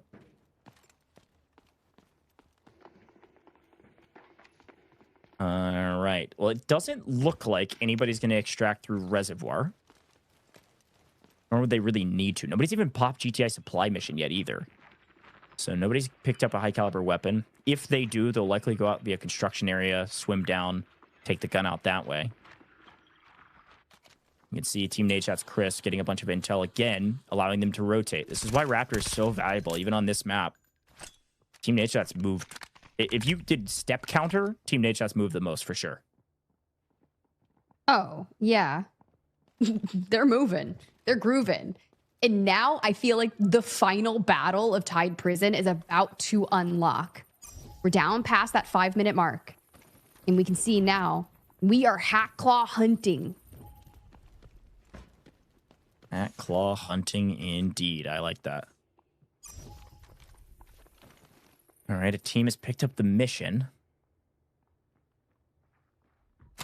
See who decides to do it. It is going to be W Key Forever. So they're doing the GTI supply mission. They're going to blow open this door and pick up the high caliber weapons. So W Key Forever picked up 3 kills. They picked up a couple objectives as well. Nice.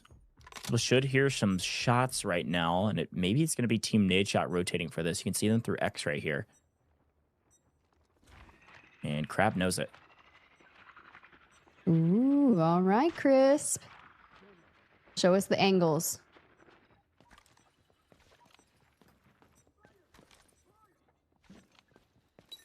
So they could play for this fight before the mission pops. Win the engagement. Oh my, is WK Forever bailing on the mission? They failed it. They bailed. They don't want to die. Wow, I am surprised on that one. Feeling like they were at a disadvantage in the Team Nadeshot fight. Team Nadeshot scares them off. They fail the GTI supply mission. They do not get the high caliber weapon. Call that a win or call that worry. Either way, WK Forever exit from what could have been a fight. And it looks like they're going to try to extract. And they got 3.8 mil in profits so far. Getting out would not be bad for them, honestly. If they can get there, okay, then, yeah, I was going to say, you have to zip probably. Let's see if maybe Team Liquid peeks this direction. 8 seconds on the clock. All right, this is why they bailed. They wanted to leave. And they barely get there in time, all 3 of them. See you later. Nice extract. All right, no high caliber weapon, but they're out of the map. Yeah, I mean, they're going to have all of their resources preserved and ready to go for Space City, but it's not often time we see a triple extract out of Reservoir, but it does happen now. Team Nadeshot saw some things, heard some things, and here comes Crisp with a nice lay of the land. He said, man. Very beautiful. He said, man, they got out. All right. Oh, dang it. Ah, dang it. That's what the comms sound like. I don't know if you all know that. Pretty much real. Not going to get the fight that we wanted there. So now 3 teams left on the map. Leviathan, Team Liquid, and Team Nadeshot. And all right, show us more of your knifing skills. That's so fun to see. Uh-oh. A fight. Team Liquid. They sprung a trap. Will Team Nadeshot walk in here unaware? Will Precision shoot his prey? Lurking Oh, they absolutely know. Get EMP'd. Team Nadeshot have all the intel.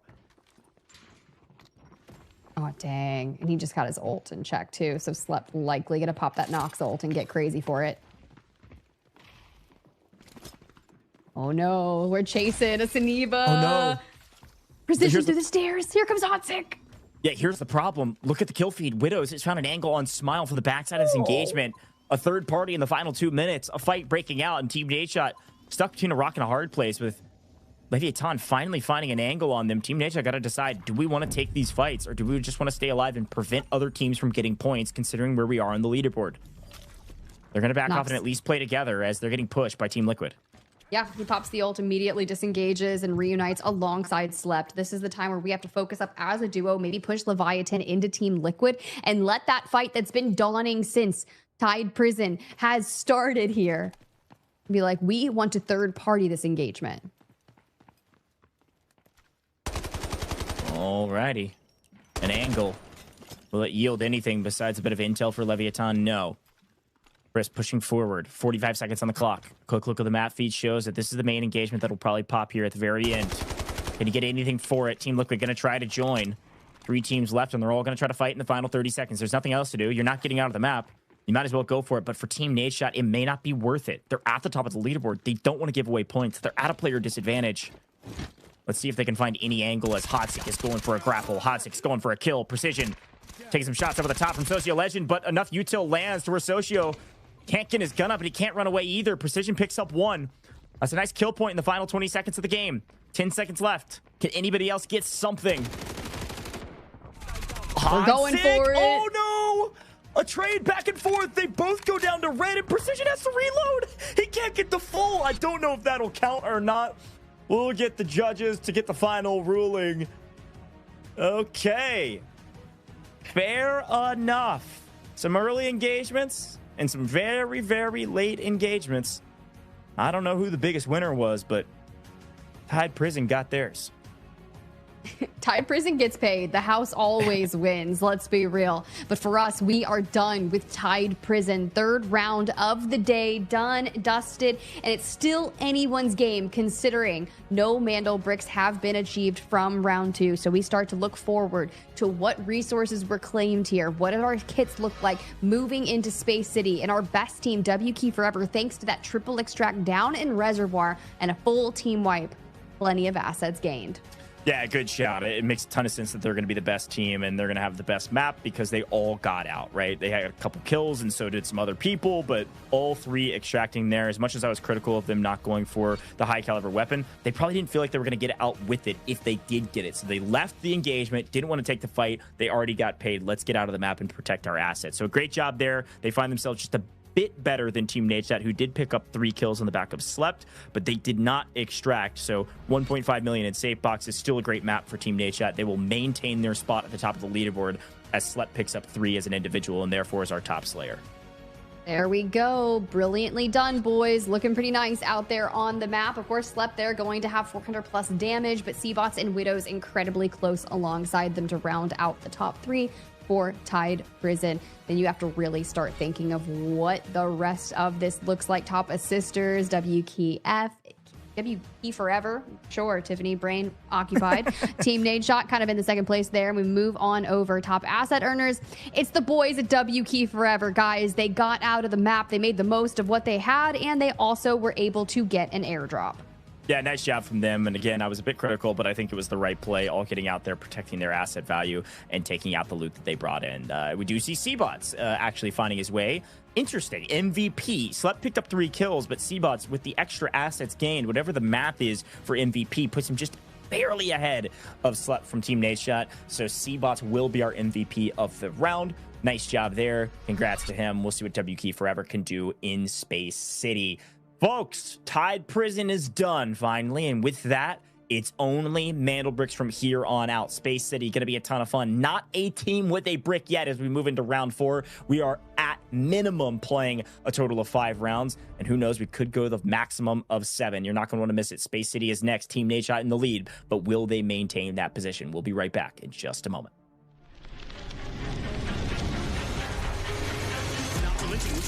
He's gonna mantle though. A mistake. are not being needed. Nobody moved fast enough. Nightmare lights him on. The airdrop's on. I do see some damage in the entire group stage for a reason. He's got one, he's got two. No, I mean, we take that all day, especially for FaZe. The jump comes in from Crab.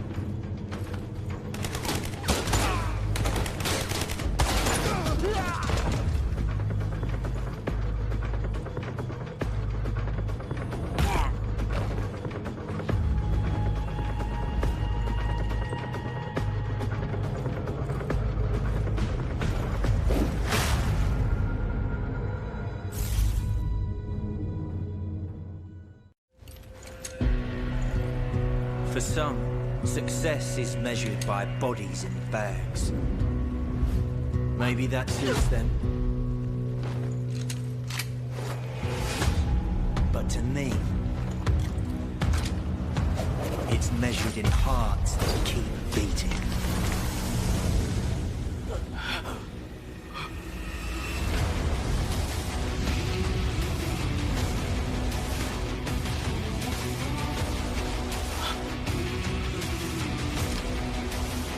You with me?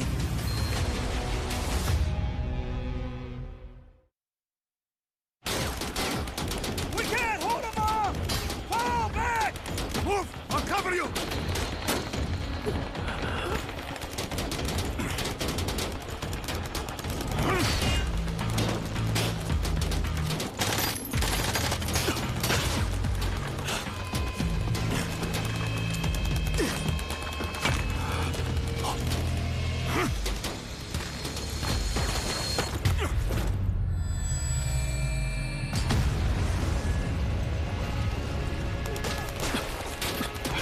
I'll get you out of here.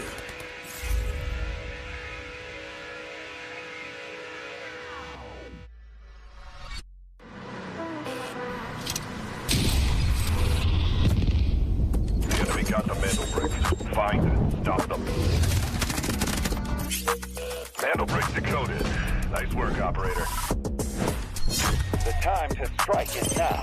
Do not let me down, operator. Decoding has begun. Defend the area.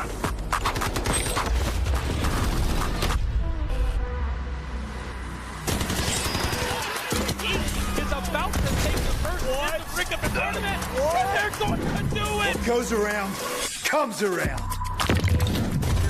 Oh, not gonna do very much. Though. You get barrel stuff. Skydie is getting aggressive. See what I did there? You ain't seen nothing yet. Let's knock them off their feet. There we go. There it is.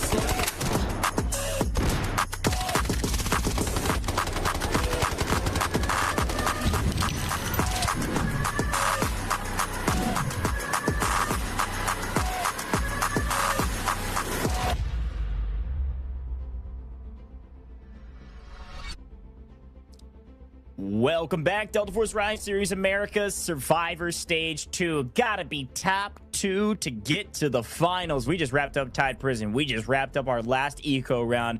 We got a bunch of Space City rounds next. And of course, they're all gonna have a mantle brick. Not a team with a brick yet. Everybody too slow on Brakkesh. But Team Nadeshot may have the best hair. And they're also at the top of the lobby right now. Leaderboard looking nice for Team Nadeshot. Everybody else, still some work to do.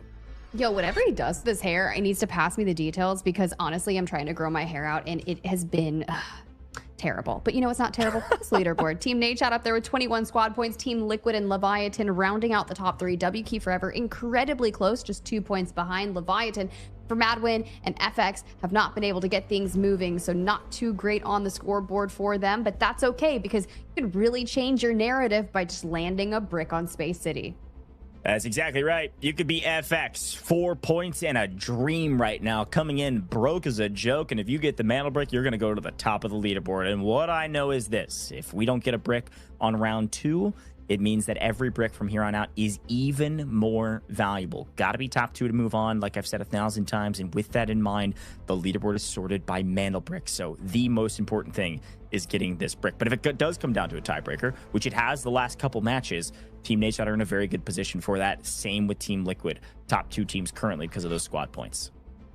Ooh, all right. There it is, guys. We were talking about bricks from here on out. We kick things off with 3 back-to-back rounds in Space City. And if we do go to a Game 7, of course, the last place team will choose between Brakkesh or more Space City. In terms of the operators that we usually see for Space City, it's going to be Tempest all day. Stinger, of course, going to come out as well.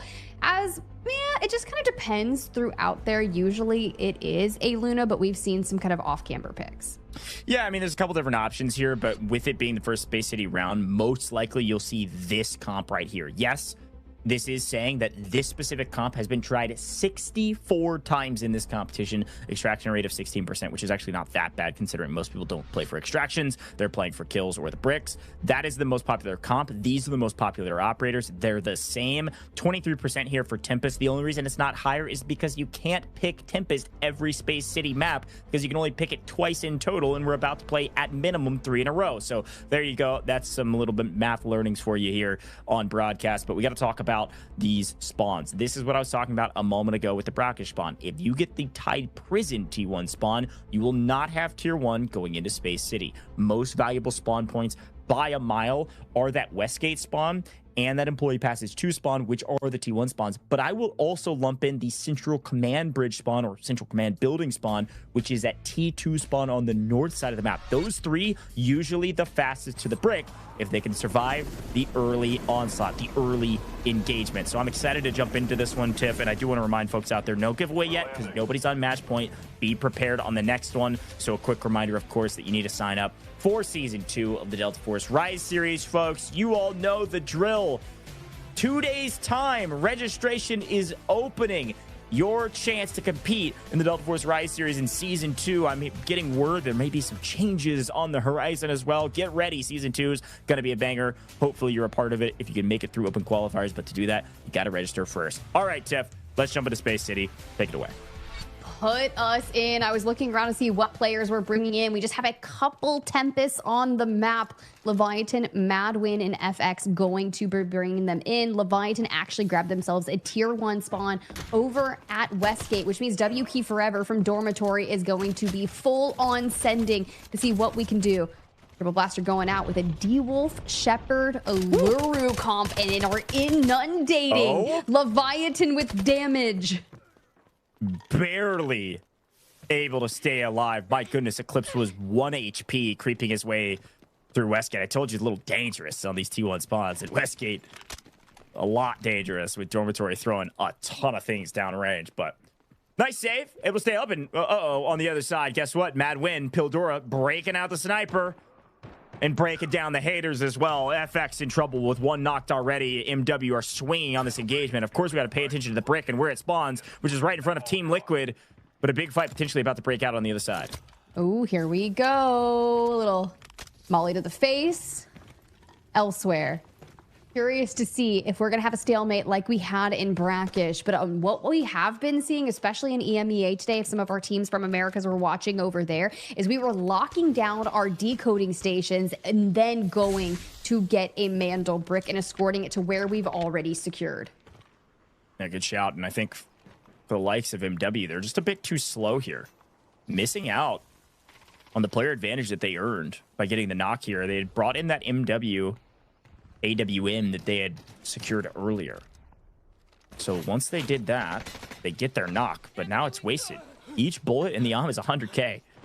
And unfortunately, aren't able to capture a full kill. So earning nothing for that besides a new engagement where they're at a disadvantage. They worked their way up to the top, though, and MW is rocking some gold. So they're coming in to swing for the fences here in round 4. Let's see if they can win this engagement. MW also have that Tempest on play, but so does FX. Little D-Wolf Raptor to go alongside it. Uemura on the front line for Mad. And Madwin's just pushing, but here we go. Look at the operator comps. Okay, Madwin brings in 2 players full golded out. They're Luna and they're Tempest. That just means we're playing for the brick and we want to pad them the best we possibly can for that front line when it comes to escorting the brick. But for now, they've got to worry about the fight at hand because they're down to a duo. FX does have one knocked on their side, but still not done. Good grief. Slept is finding one on the backside. Pildora down. So Team Nadeshot yet again strike first. And Uemura goes down as well. Loud able to get credited that kill. But Leviathan have the brick and they've started the decode. So yes, a bunch of chaos. Yes, a bunch of swings early. A couple players down. Leviathan in the power position right now with the Mandel brick currently decoding it. There we go. Leviathan making moves. Who's going to be the one to chow them? If you got 2 teams as a duo already, those are going to be really difficult to make that happen. But finally, some movement on the Mandel brick horizon, and we're going to thread Luna's arrows straight into the distance, but not connecting onto FX. Not connecting yet. All these fights away from the brick, as guess what? Team Nadeshot's going to join this engagement. They've got an angle. Marino totally unaware that these 2 players were going to be here, and now all 3 players of Team Nadeshot swing on this. They lose one in transition, but that's no problem. They're willing to trade one out here while MW strikes from the low side and picks up the rest of FX. FX, unfortunately, getting farmed today. They have basically no points on the day. They only have those 4 points on the score just from the resupply that they get per round. FX having a brutal day after a decent showing yesterday. Unfortunate for them. A lot of work to do on this leaderboard while MW licks their wounds and figures out if they want to take this engagement against Team Nadeshot. And even if they don't, they might have to. Team Nadeshot on the hunt. All right. It's going to be really tough to kind of come back from that if you are FX. Bullying fully wiped now with 5 teams able to fight for this Mandel brick and halfway done with the initial decode for Leviathan. It's all about getting there and breaking down the defenses. They do have a Tempest, a Luna, and a Toxic, so you know they're going to be ready and waiting for those ults. Elsewhere, we have contact. W Key Forever have taken a knock onto Socio. A big fight around the brick. Need to swing back to it and see what's going on inside. W Key Forever trying to push the engagement. It was a knock on Leviathan's ulting Tempest, so he's back onto his feet after a self-revive. But a lot of util being spent on the low side of this engagement as looks like Team Liquid are going to try to get a piece of the action. W Key Forever strike while the iron's hot. Unfortunately, knock themselves, but they also knock Team Liquid as well, and they take down the full team. A self-nade is fine when you wipe a full pushing Team Liquid squad. Well done to the side of W Key Forever. Team Liquid have to watch and wait and see who gets this brick from the lobby. My goodness, but we stay into the action. We see Team Nadeshot, a very aggressive play. They go for the steal and they get it. Chris goes down for it, but Team Nadeshot, double D-Wolf. A ton of util can be thrown down at this brick. And unfortunately, they lose a body, but they do have control of the decoding station currently. They've reset the timer. Leviathan not going to get this one for free. Madwin back up to a team of 3. Same with W Key Forever. And Leviathan push through the door and get annihilated by Slept. The duo still holding on to their decode. Haven't been able to get Chris back up on their feet. But you're right. That double D-Wolf is putting out a ton of power. Slept just put him to sleep. My goodness, what a win there. I thought the swing in, I believe with Firen, if I saw that correctly, was going to win the engagement. But Slept just turns and burns. That was sick. Chris still down. Going to try to get his body back up. not really worrying about holding the brick right now. They just wanted to reset that timer so that LEVIATAN didn't get the brick for free. It was down to like 30 seconds, so able to steal it away. 2.5 minutes for Team Nadeshot, but they're more focused on getting their teammate back up, play as a full team of 3. I'm really liking what I'm seeing from this team thus far. I mean, we're carrying him out into the depths to make sure that no one is around and this regain goes off without a hitch. For now, Leviathan looking to do some of the same, right? We get Socio back up to a team of 3, and since we're close to Centrifuge's decoding station, we can definitely maybe take it back. However, you do still have W Key Forever fresh off that fight from taking down Team Liquid, lurking from the depths. FX full wipe, Team Liquid full wiped. LEVIATAN get their third back on their feet. Team Nadeshot do the same. LEVIATAN will get the retake here. Will steal. Goes to 3 minutes. Next steal takes the max timer to 2.5. Reminder, it's stacked, so every steal reduces the timer minimum 90 seconds. LEVIATAN have the power position at Centrifuge, though. Now with a couple teams off the map, this is the best setup to take this decoding station. You can play ramp. You can see Eclipse holding this ramp on the south side up towards Centrifuge. You've got one inside of Centrifuge, and Socio playing the cubby. So Team Nadeshot have to decide, do we want to go underneath? Do we want to play shipping containers? I don't love this position. I don't love this push through shipping containers unless they can catch maybe Widows through the door or maybe Socio from the long angle, but it's going to be tough to take from here. You will see plenty of time on the clock to make it happen, and back up to a team of 3. Rise Exoskeleton locked in. D-Wolf ults coming out, and they want to get on the move for Leviathan. Going to be really difficult to make that same thing happen twice. The same move onto them. Maybe if W Key Forever push in through the downstairs, but no, Socio's just going to get really aggressive. He did Tempest ult, so some resources burn. Here comes W Key Forever, the swing unless a fight. They heard the shots being fired. It was their signal flare to join the party, and join the party they sure have. LEVIATAN down to 2, one self-reviving, the other full yellow timer. LEVIATAN still technically control of this brick, and Eclipse control of the ramp, but that's all they control. They lose Centrifuge on the inside. W Key Forever in a power position, and with that, Team Nadeshot gonna go get the steal for free. Slept on the decoding station, gets the take back. We move to 2.5 minutes on the clock with Team Nadeshot in control of the brick. Oh, wait. Yeah, double back because Madwin's potentially going to start filtering up this bridge side of things, and ramp is going to get messy if Eclipse isn't careful. Timing is crazy. And Socio's still up ahead over there.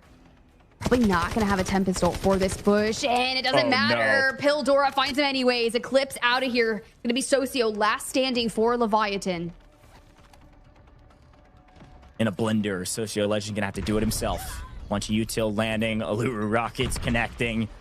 He's forced into the cubby, and he really can't do much. He is a Tempest, and Incendiary lands square on his forehead. My goodness, this guy's eating all the utility in the game.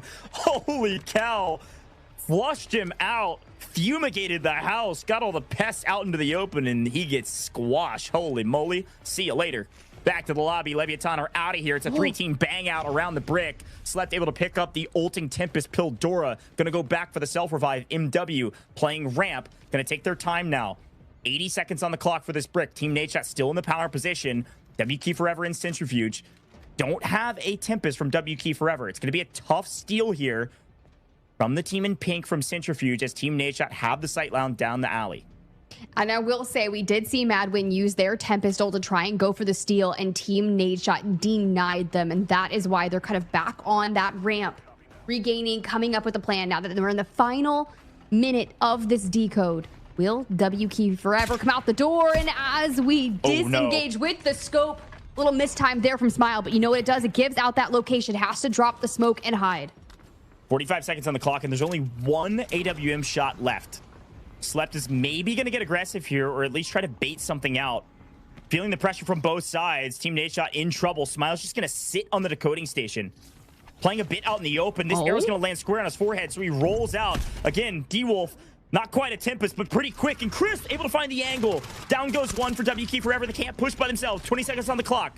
Here comes MW from the opposite side. WK Forever maybe going to let them do the dirty work as Team Nadeshot in a blender. 2 down for them. It's just Chris all alone. Barely breathing. Last alive. Morse from the long angle. 1 HP and a Dream has to back off. Wait. He has to let this steal go. He cannot get knocked or it will pause. 3 seconds. Bricks exchange hands. WK Forever strikes while the iron's hot. Takes down 1 member of MW. And we got a fight on our hands. Team Nadeshot down to 1. WK Forever down to 2. MW the same. Who's going to be able to hold on in the final 6.5 minutes on this map? Someone is potentially getting a brick here, but it has not been easy. Loud, we're going to make sure we close off the door to the centrifuge facility. Team Nadeshot has the duo on the ground just above. Crisp, disengaged, out the back. Not going to be able to recover these boys. He's not going to be able to recover. I think Crisp is going for a massive flank. Is he going to go inside, or is he going to go up ramp, potentially? Either way, I like this play. He can't really play as a solo from shipping containers. And he's just going to try to roll up late and stall out this game even longer. Interesting. We were talking about Luna coming into Space City and all the vitalness that you get from it. And this decoding station is perfect for her arrows to find every bit of information. Still on cooldown. Last util is going to be this frag. We're cooking, we're throwing. Does it work? Because WK Forever are now back up to a team of 3 after we get Crab back on his feet. Yeah, Team Nadeshot, Crisp, is rotating all the way around ramp side. Could catch the backside of MW. Currently decoding. Yes, this is nice. A great play. But WK Forever have got to do something here. It's a 3v2, and MW are decoding this mana brick. There's 20 seconds left. Here comes the push. Rapid with a nice heady over the top. Going to make them think twice about it, but it doesn't matter if you have to think twice. Chris shoots you in the back. MW in trouble. WK Forever have to push for this. 10 seconds on the clock. Crab going to get right under the decoding station, so Loud's going to have to try to barrel stuff him, and he gets it, but WK Forever get the steal in time. MW wiped, and the steal comes through. It's going to be a 1v2 for the map. Crisp by himself. WK Forever have the brick. Can he pull it off as a solo? Can he pull it off as a Morse? Whatever it takes, Goj. Whatever it takes. The most crazy 1v2 of your tournament life is going to be right now. And WK Forever have so many frags. But Team Nadeshot looking really nice throughout what we've seen in Survivor Match Day 2. Under a minute to go. And it starts 1 by 1. I mean, Crisp is him. But can he truly step up to the task? Nice util land on the backside. Ooh. He knows there's one on the decoding station. It's going to land on one. The other's going to be smoked. He tries to isolate the ones. Incendiary doesn't connect on him. That's good news. Incendiary on cooldown. Do we have ult? Do we have a Luru ult for WK Forever? Angle's coming in. Too much damage. Too much damage. Has to heal. What's C-Bot's going to do? Is he going to push this? Try to get close? Chris has to play for the full wipe. One pushing up close, and unfortunately, he gets gunned down. WK Forever will get the first brick. Chris, a great effort. WK Forever take the win. Let's listen in. 这5头满5，这基本上满到区拿着。找金丹，找金丹，是找金丹了。带着金丹我带走。OK， 我金丹只有枪。打的太好了，兄弟们，我操 Again, I am not bilingual. But one thing I'm sure they were saying was full wipe, full wipe, full wipe. And some celebration there. We know Team Nadeshot was full wiped, and that is likely everybody on the map, or that's what they're thinking. We know that certainly is the case. What a fight for the mana brick. Fun that was one to honestly watch. crazy. Like, honestly crazy. If Crisp clutches that, like, game changer. Get him in the finals. I don't even care. That's not how it works. You got to get 2 bricks, right? But of course, they are definitely going to be fighting it out in our next Space City. But you think about what WK Forever has done. They were patient. They made the Om do a lot of opening damage for some of it, but they also got 10 kills. We wiped 3 full teams and then some, essentially. Yeah, I mean, that's ridiculous. Yeah, they ended with 10. Yeah. That's wild. I mean, honestly, I really liked their play too, right? They came up from the low side of Centrifuge. They popped up at the perfect time when Leviathan was getting pushed from the front by Team Nadeshot and Madwin, actually, from the ramp. So they came up from the low side. They got some kills. They certainly earned this brick. It's not often where the team that picks up the most kills gets the brick as well. So WK Forever go from mid to great very quickly. Not even just getting a mantle brick here, but also a ton of squad points. 10 kills, for those that are maybe tuning in for the first time, is 10 points and 8 million Technic Alloy straight to the stash. 800k per kill, 10 kills, 8 million. So their squad points go up dramatically just from the kills alone, let alone if they can even send one out via test workshop here. That's 14 points straight onto the leaderboard. Great effort by these guys. They're going to be rich going to the next map. And if Seabots gets out as well, which he certainly will, he's also keeping his gold gear for the next round. And an Okay. I mean, what else would you guys want? You want a cookie too? Yes, good grief. Honestly, might as well. What is it, 9:30 p.m. on a Saturday? I deserve a cookie. Fair enough. So does WK Forever, to be fair. They deserve the Mandel brick. They worked incredibly hard for it, and sending Seabots out is the icing on the cake. So now that we think about it, with Space City done and dusted, you're going to have just like 45 seconds left on the match timer for Kiki here to go ahead and see what else goodies he can find to stash in that loot box. Now, mind you, they've had a bit of a luck today, but also have definitely earned it and working hard, because they found, what was it, 4.3 mil key card on Zero Dam? Yeah, no, yeah, they've been lucky. They've gotten their kills. They've gotten the mantle break. They've really had a great time today. They had a frustrating one yesterday, so it's nice to turn a bit of the luck onto their side. But I love production showcasing some fun little notes, some fun little Easter eggs around the map while we wrap up the final 10 seconds. Can you get lucky enough? Nope, nothing crazy in the final 10, but still, WK Forever, a great map. All right, first Space City map did not disappoint. Only one team remaining, and they earned the brick by killing everybody else. Crazy amount of points, a brick in hand. They've got to be feeling very confident going into the next one. Oh, heck yeah. They are ready. They are just kind of gearing up. Now, over on the EMEA side of things, we did see someone go back-to-back when it came to closing things out. Not sure if Americas will run the same, but of course our teams locked in. If they're disappointed in the performance, if they want to run it back, I can only imagine. But after the performance from WK Forever, yeah, best team on that map by far. Yeah, again, I'll show you a little bit of math. 10 kill points is 10 points. Plus, it's going to give you 8 million in stash value. There goes your supply points for another 4 points, because it's every 2 mil. Plus, they picked up 4 mil in safe boxes and Seabots getting out. That's another 2 points. Folks, that's a 16-point round. Whew, that is a banger. That is like quadruple FX's total points throughout the course of the first 3. A big map. Loud finds his way to 5 kills as well, though. So MW did not go quietly out of this map. Great job from them, and Loud finding his 5. Ooh, all right. Top damage dealers. No surprise, WK Forever there in the top, slept in the mid. Now, here's the deal. That dude was finding so much value with that damage. It's a shame the team Nadeshot couldn't hold on to the Mandel brick, but of course, our top assisters too for WK Forever's Crab and Peaky. And then we go to the top asset earners. If you're getting out with the my guy, you're gonna be up there.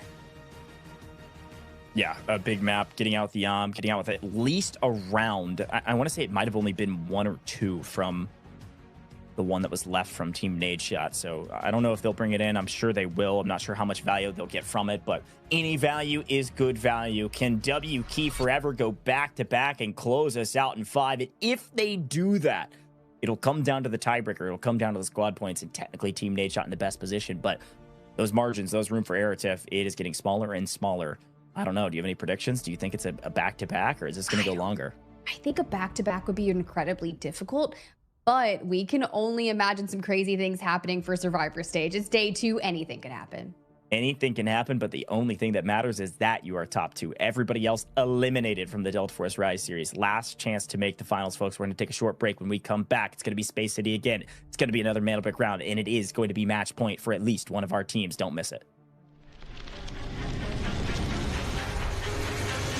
He's gonna mantle though. A mistake. He's got so far. End up not being needed. Nobody moved fast enough. Nightmare lights him all up. something else. Damage in the entire group stage for a reason. He's got one, he's got two. No, I mean, we take that all day, especially for FaZe. The jump comes in from Crab.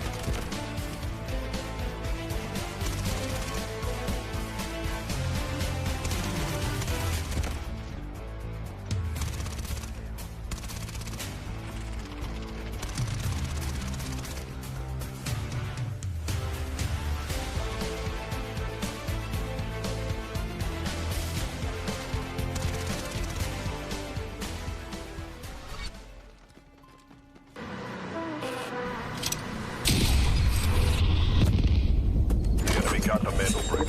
Find it. Stop them. Mandel brick decoded. Nice work, operator. The time to strike is now. Do not let me down, operator. Decoding has begun. Defend the area.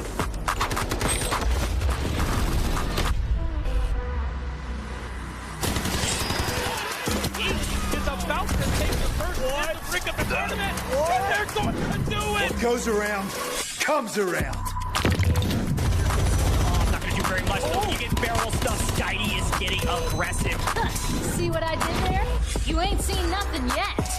Let's knock them off their feet. That's so much damage, and there it is.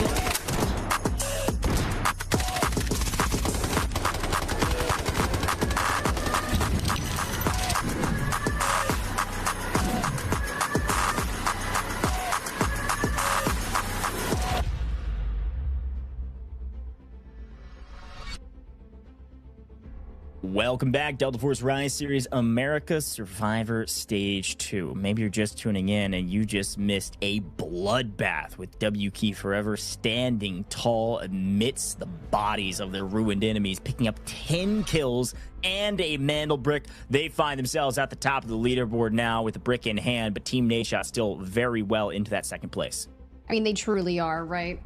But it was a big gain from WK Forever to get that many squad points plus a Mandel brick. But Team Nadeshot, you're right. If it ended here, those are your final two teams. For Leviathan, MW, Team Liquid, FX, I've said it after every match. We really haven't been able to move the margin when it comes to these squad points. But if you can get yourself a brick, that auto guarantees you in that top two.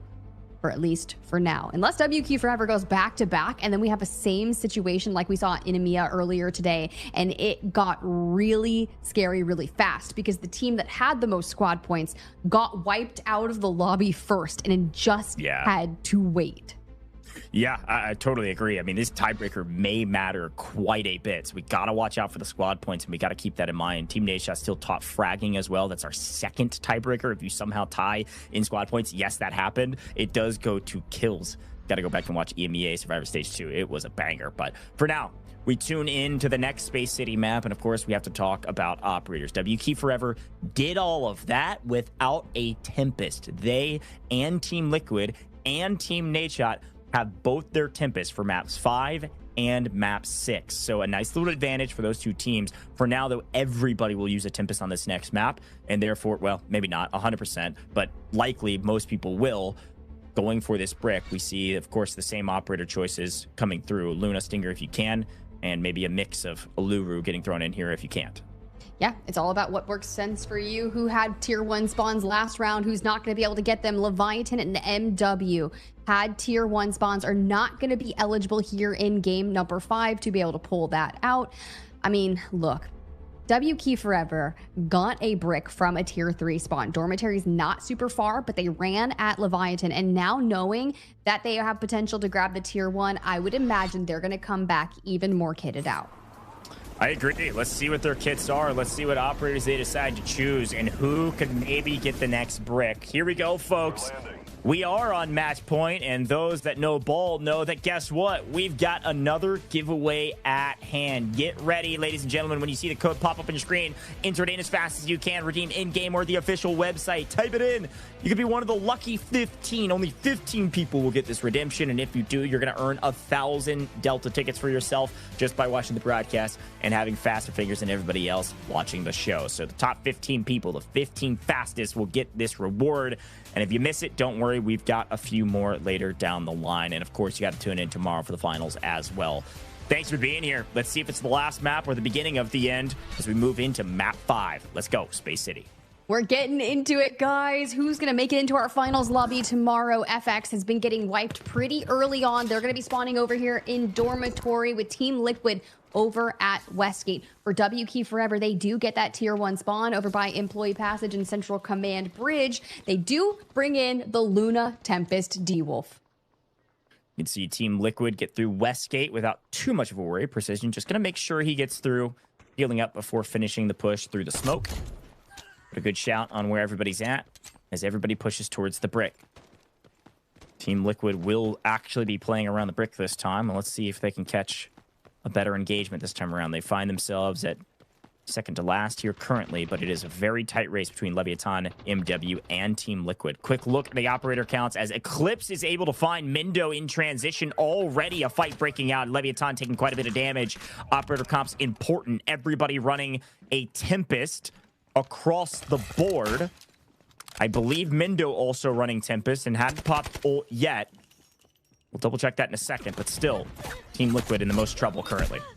Things are looking very difficult for Team Liquid trying to get things moving. Now, mind you, when you think back to America's just yesterday, Team Liquid did get their brick in map 5 on Space City. Well, they're going to have to do it as a duo. They do trade one back, though. Widow's knocked, and Socio knocked as well. So, yes, you had player advantage, but unfortunately, you peek, and you didn't know where all 3 players were. Precision, a great play over the top. 2 of LEVIATAN go down. These 2 teams fighting. It's going to give a lot of room for some of these other rosters to go for the brick, including W Key Forever, who's technically on match point. LEVIATAN in deep trouble. Yeah, that's also true. If a lot of our teams get wiped out here early, it just gives the odds to W Key Forever to close it out. And here goes Team Nadeshot. Slept getting crazy yet again. Finds a pick onto Pildoro, and Chris finishes out Rapid. Mad Win are in shambles. Loud can't hold on, and they're out of here. Ain't no way. The trap at Water Tank on Bridge works. MW walks straight into the trap, and the trap collapses, finding all 3 members of MW obliterated. Team Nadeshot pick up 3 kill points off rip. But of course, we turn our eyes back to the Mantle Brick. Where is it? It is in W Key Forever's hands, and they go to Black Chamber to go decode indoors. Things gonna look a lot different now. Everybody headed indoors, and W Key Forever are electing to play for a much more chaotic decoding station. This is gonna be one where everybody's gonna be in CQB, and they're gonna be battling, going for steals, playing off their Tempest ult cooldowns. Oh, let's get it. Let's get it. During group stages, we had a Black Chamber decode on a map. Change hands 17 times. Gosh. Good grief. Well, here's a look back at the trap that was laid. Great trigger discipline to wait until they were out in the open. Couldn't get to safety. Smoking and hiding isn't going to help you when Team Nadeshot set up the perfect kill box. We do see Mindo get re-knocked. I want to say, yes, that was on a Tempest ult, so he's back up onto his feet already. And he self-rezzed after going for maybe the brick or just pushing out with the ult to get a lay of the land. So that did confirm that everybody brought in a Tempest this round. Big expenditure there. W Key Forever, solid gold. Still on the decode, under 3 minutes. Now, with Team Nadeshot shooting the way they are, it's going to be really interesting once they make their way over here to Black Chamber. FX still on the map, but as we go back towards the replay, this is what happened. Yeah, Mindo was ulting to loot. I respect that. Pop the ult, go for the bodies on the ground. All right, now here's the important note, okay? For those new viewers out there, a quick couple reminders. Maybe you haven't watched competitive Delta Force in a while. there used to be a big ping that goes out to the server basically saying, hey, the team on match point is currently decoding. That is not the case anymore. So nobody knows that it's WK Forever. The team on match point, the team that will end the tournament right here, currently decoding. FX, the only one playing aggressive. Marino just eats a ton of utility and is going to be able to get the steal. There's that ult. This is why Tempest is so valuable. Look how far he's able to stretch that emergency evasion device to get there, get the steal, reset the timer, and then get back to safety. WK Forever will immediately steal it right back. And if anything, it resets the timer down to 3 minutes, just getting that timer lower and lower for every steal. All good. All good. WK Forever's like, sure. Good luck wasting your ult there for Team Liquid. Working on getting over closer and closer as they make their way through Buoyancy Lab. We do still have a solo of Leviathan who's lurking up towards the north. Could try to get into some action in third party, maybe find a kill later on during the map, just when we know how tight those squad points can get. Every kill matters. Interestingly enough, not that they know it, but Team Nadeshot have such strong score right now that if WK Forever get this brick, that's good for them. They will likely secure second place as long as somebody doesn't just pop takeover and wipe the map and take all the loot and get out with it. So Team Nadeshot not too pressed about getting really aggressive towards this brick. Now, of course, they'd like to, but they're in a pretty powerful position on bridge, and they've already picked up 3 kill points. They are in full gold with the Tempest. I'd be surprised if they don't come try to make a play late. But I don't know. It's a tough decision for them to make. They don't technically know it's WK Forever currently decoding. No, but they have enough squad points to know that if it does somehow end here, we're chilling. Yeah. Exactly.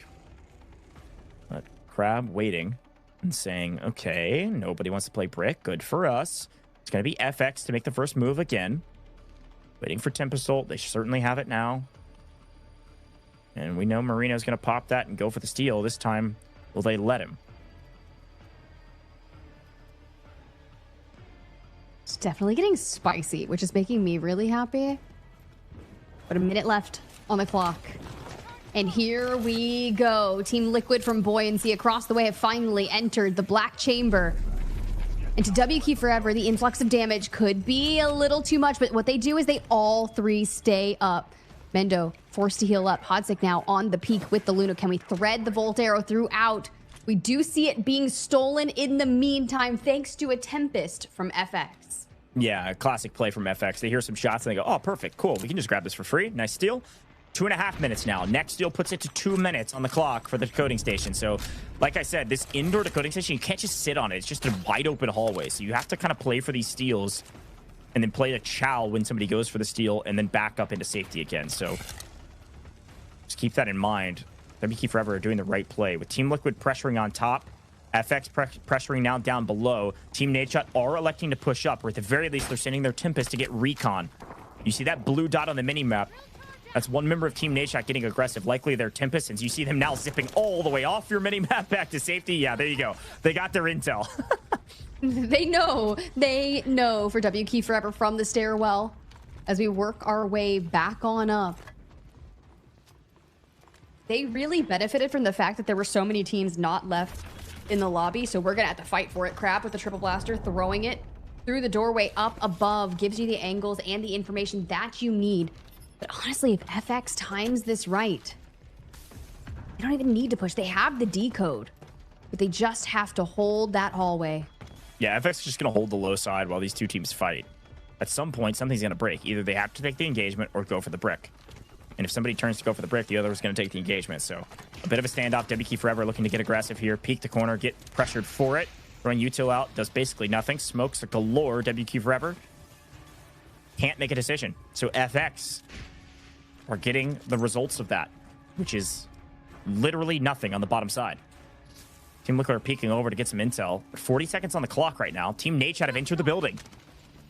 Team Nadeshot not going to leave this up to chance here, Tiff. No, you can't do that. We cannot afford to have anything left for chance. A Mandel Brick will be the best chance at succeeding into that Delta Force Finals lobby tomorrow. WK Forever have gained ground onto Team Liquid and are pushing them back, but it doesn't matter. With 20 seconds on the clock, you're right, Goj. Who's going to go for the steal? Someone has to make a play for it, and here comes FX to shoot down Team Nadeshot. They don't get the steal, and still two are sandwiched in. Trades galore. Can Slept happen? He does for the 2.5 seconds. He gets it. Team Nadeshot, the solo left standing. Team Nadeshot may have saved the day to prevent FX from getting the brick, but now they're in a deep blender. Slept just trying to stay alive for a moment. He can't get around the corner in time. Team Nadeshot get the steal, which resets the timer, and it keeps the game going, but they will not be a part of it. Team Nadeshot out.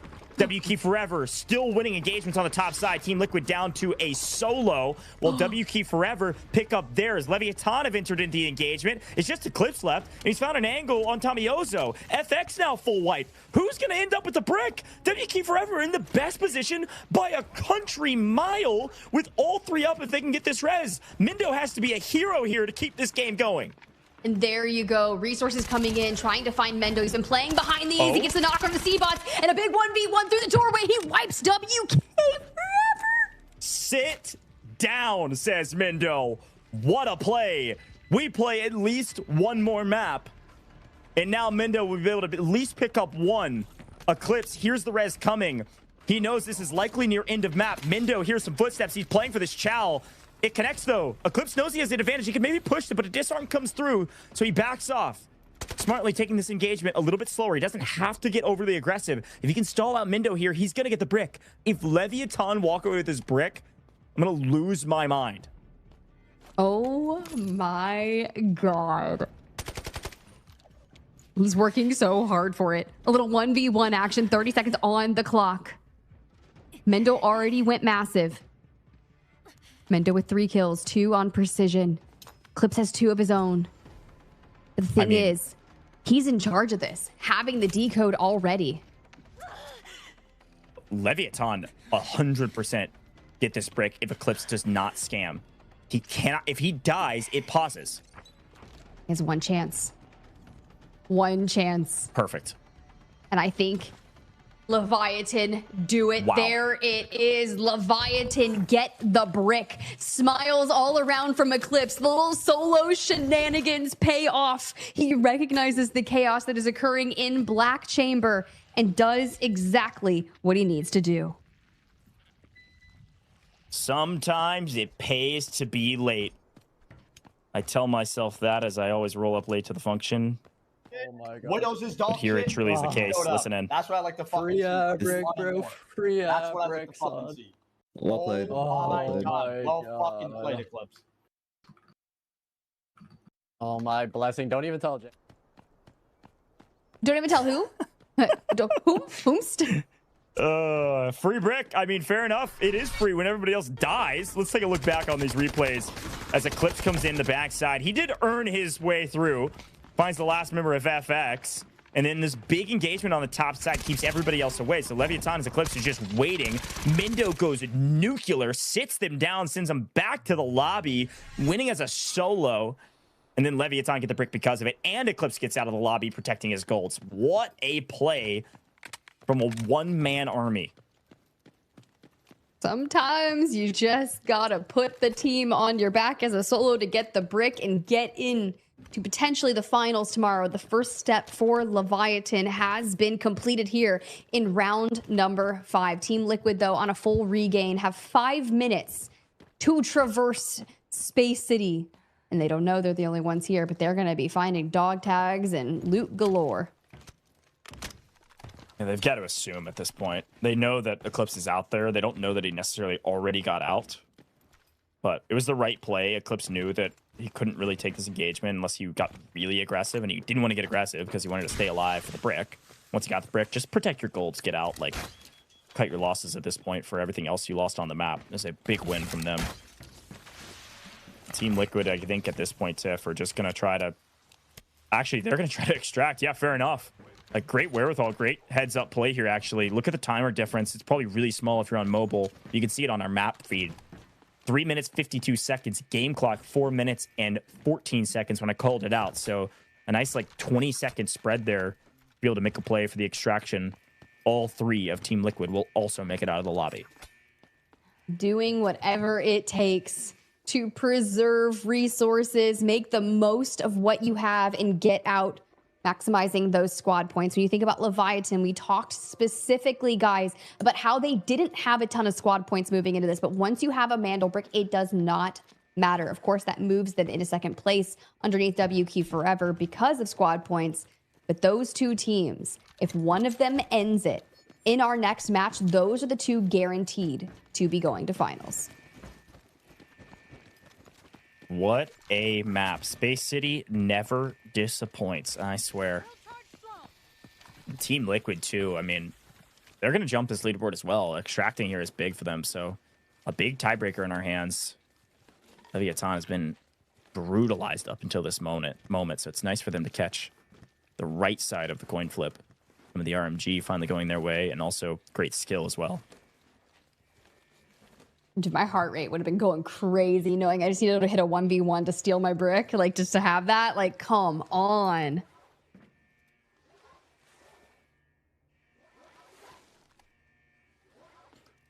Wow. It's all loot from here on out. Got about 2 minutes of looting before they all extract. Maximize your value, gentlemen. Listen, I say this every time at the top of the show. It's a good time to say it now as well. The pro scene, it doesn't emulate pubs often. But these moments right here, I mean, this is the pub experience, baby. You got to loot up and you got to stack your safe boxes full of everything if you're not going to get out of the map. This time, it is about inventory management. I'm talking part every weapon, piece every gun. You'll see a lot of the pro players here. I was kind of looking at other stuff. I didn't see it on these guys, but a lot of pro players will bring in a revolver and it'll have nothing on it. And then they bring in a revolver. They don't even bring in ammo for it because they're not going to use it. But you could part weapons, and the revolver can take most parts of weapons onto it. You can make some crazy Frankenstein-type revolver. Doesn't look like they elected to do it this time because they didn't have a ton of loot value, but it is something that people do sometimes, and could have found some value from it this time. Parting the weapons, putting it on the revolver just to add some extra carrying space, extra value. But inventory management, we go. All about the slot value, folks. What a day. What a day for Americas. I was not anticipating a series like this, but Americas is being wild, and I love it. Last 80 seconds, they move towards extraction. Double check with recon arrow. Don't worry, gentlemen. You are free to extract. Great individual performances from a couple different teams, and things are now much closer on our leaderboard. 2 teams with a brick. 4 teams without. Team Nadeshot and Team Liquid will be very close now together on the leaderboard. Essentially tying or close to tying for 3rd and then 4th place. But the 2 teams with the brick will be on top, which means if you want to go to finals, you now have to have a mantle brick. All 4 of these teams, Tiff, I'm expecting that don't have one are going to be playing for brick, no questions asked. And if they aren't playing for brick, we can all yell at them. This is their only way in. We get to yell at them? Okay, perfect. Sign me up, coach. Like, put me in. That's exactly what I want to do with my life. But honestly, 6 seconds left on the clock until they get on out of here. And then it's all about resetting the mental before going into our next Space City round 6. Mendo there. I mean, look, that first fight he took before that final 1v1 was pretty nasty. Oh, I mean, that was clinical. Breaks line of sight, breaks the camera, rolls on through. Tempest, man, so elite. As an assault operator, so much utility as well, so good reason there. Again, another example of why Tempest is so valuable. Dive rolling through the door, breaking the camera, and winning the engagement against WK Forever to keep the game alive. But Eclipse sneak in and take the brick away. 2 kills, sure.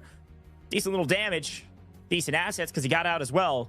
But it was all Eclipse on that one. Mantle brick going to just him alone, the team reaping the rewards. Let's go ahead. Let's look at our scoreboard. Eclipse there. Extracts 2 kills, 1.7 mil, plus a Mandel brick for Leviathan. Team Liquid, 5 kills as a team. Same with Team Nadeshot. Fluxo W7M and WK Forever grab a couple to go their way. But as we look through our players, Mendo, top killer, of course, after that play that he made inside the Black Chamber. And Team Liquid also having precision up there as well. Yeah, and again, too, we saw a quick glance there. You'll see it, and then probably the next, I think it's assists and then assets. But the next leaderboard is going to be really important. We see decent assists, I guess, 1 for each of these players. But assets were ridiculous for Team Liquid because they were able to get out. It was over 12 mil combined. Here it is. Yeah, 12.6 mil combined between these three figures, which is 6 supply points. So with that in mind, there's a chance Team Liquid have actually eclipsed the likes of Team Nadeshot on the leaderboard with those extra points that they picked up from all the loot. That's why winning the map can be so valuable. You get all three of you looting everybody and extracting. We talked about kill points being valuable, but sometimes looting is also valuable. That's Extraction Shooters for you, baby. That's Delta Force for you. Tiff, what a fun map. I'm excited about the next one. I mean, I feel like the action's going to keep on moving. Space City has been everything that we needed here in the Delta Force Rise series. Who's going to get their own Mandel Brick, or do we end in 6? Do we end in 6? 2 teams can close out in the next one, folks. You got to tune in to find out. We're going to take a very short break here in the booth. When we come back, could be the last map, could be the penultimate one. Let's wait and see.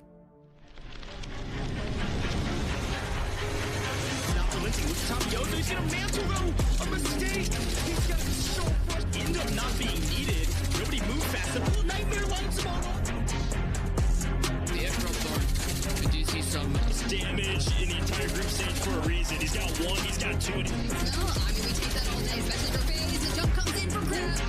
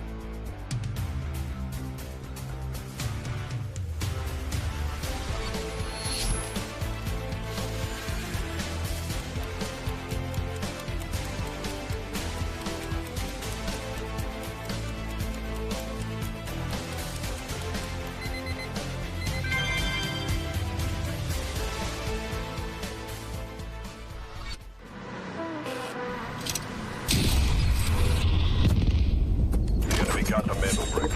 Find and stop them. Mandel bricks decoded. Nice work, operator. The time to strike is now. Do not let me down, operator. Decoding has begun. Defend the area.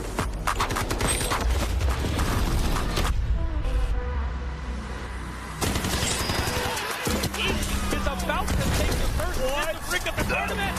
They're going to do it. What goes around comes around. Oh, not gonna do very much. Though. You get barrel stuff. Skydie is getting aggressive. See what I did there? You ain't seen nothing yet. Let's knock them off their feet. There we go. There it is.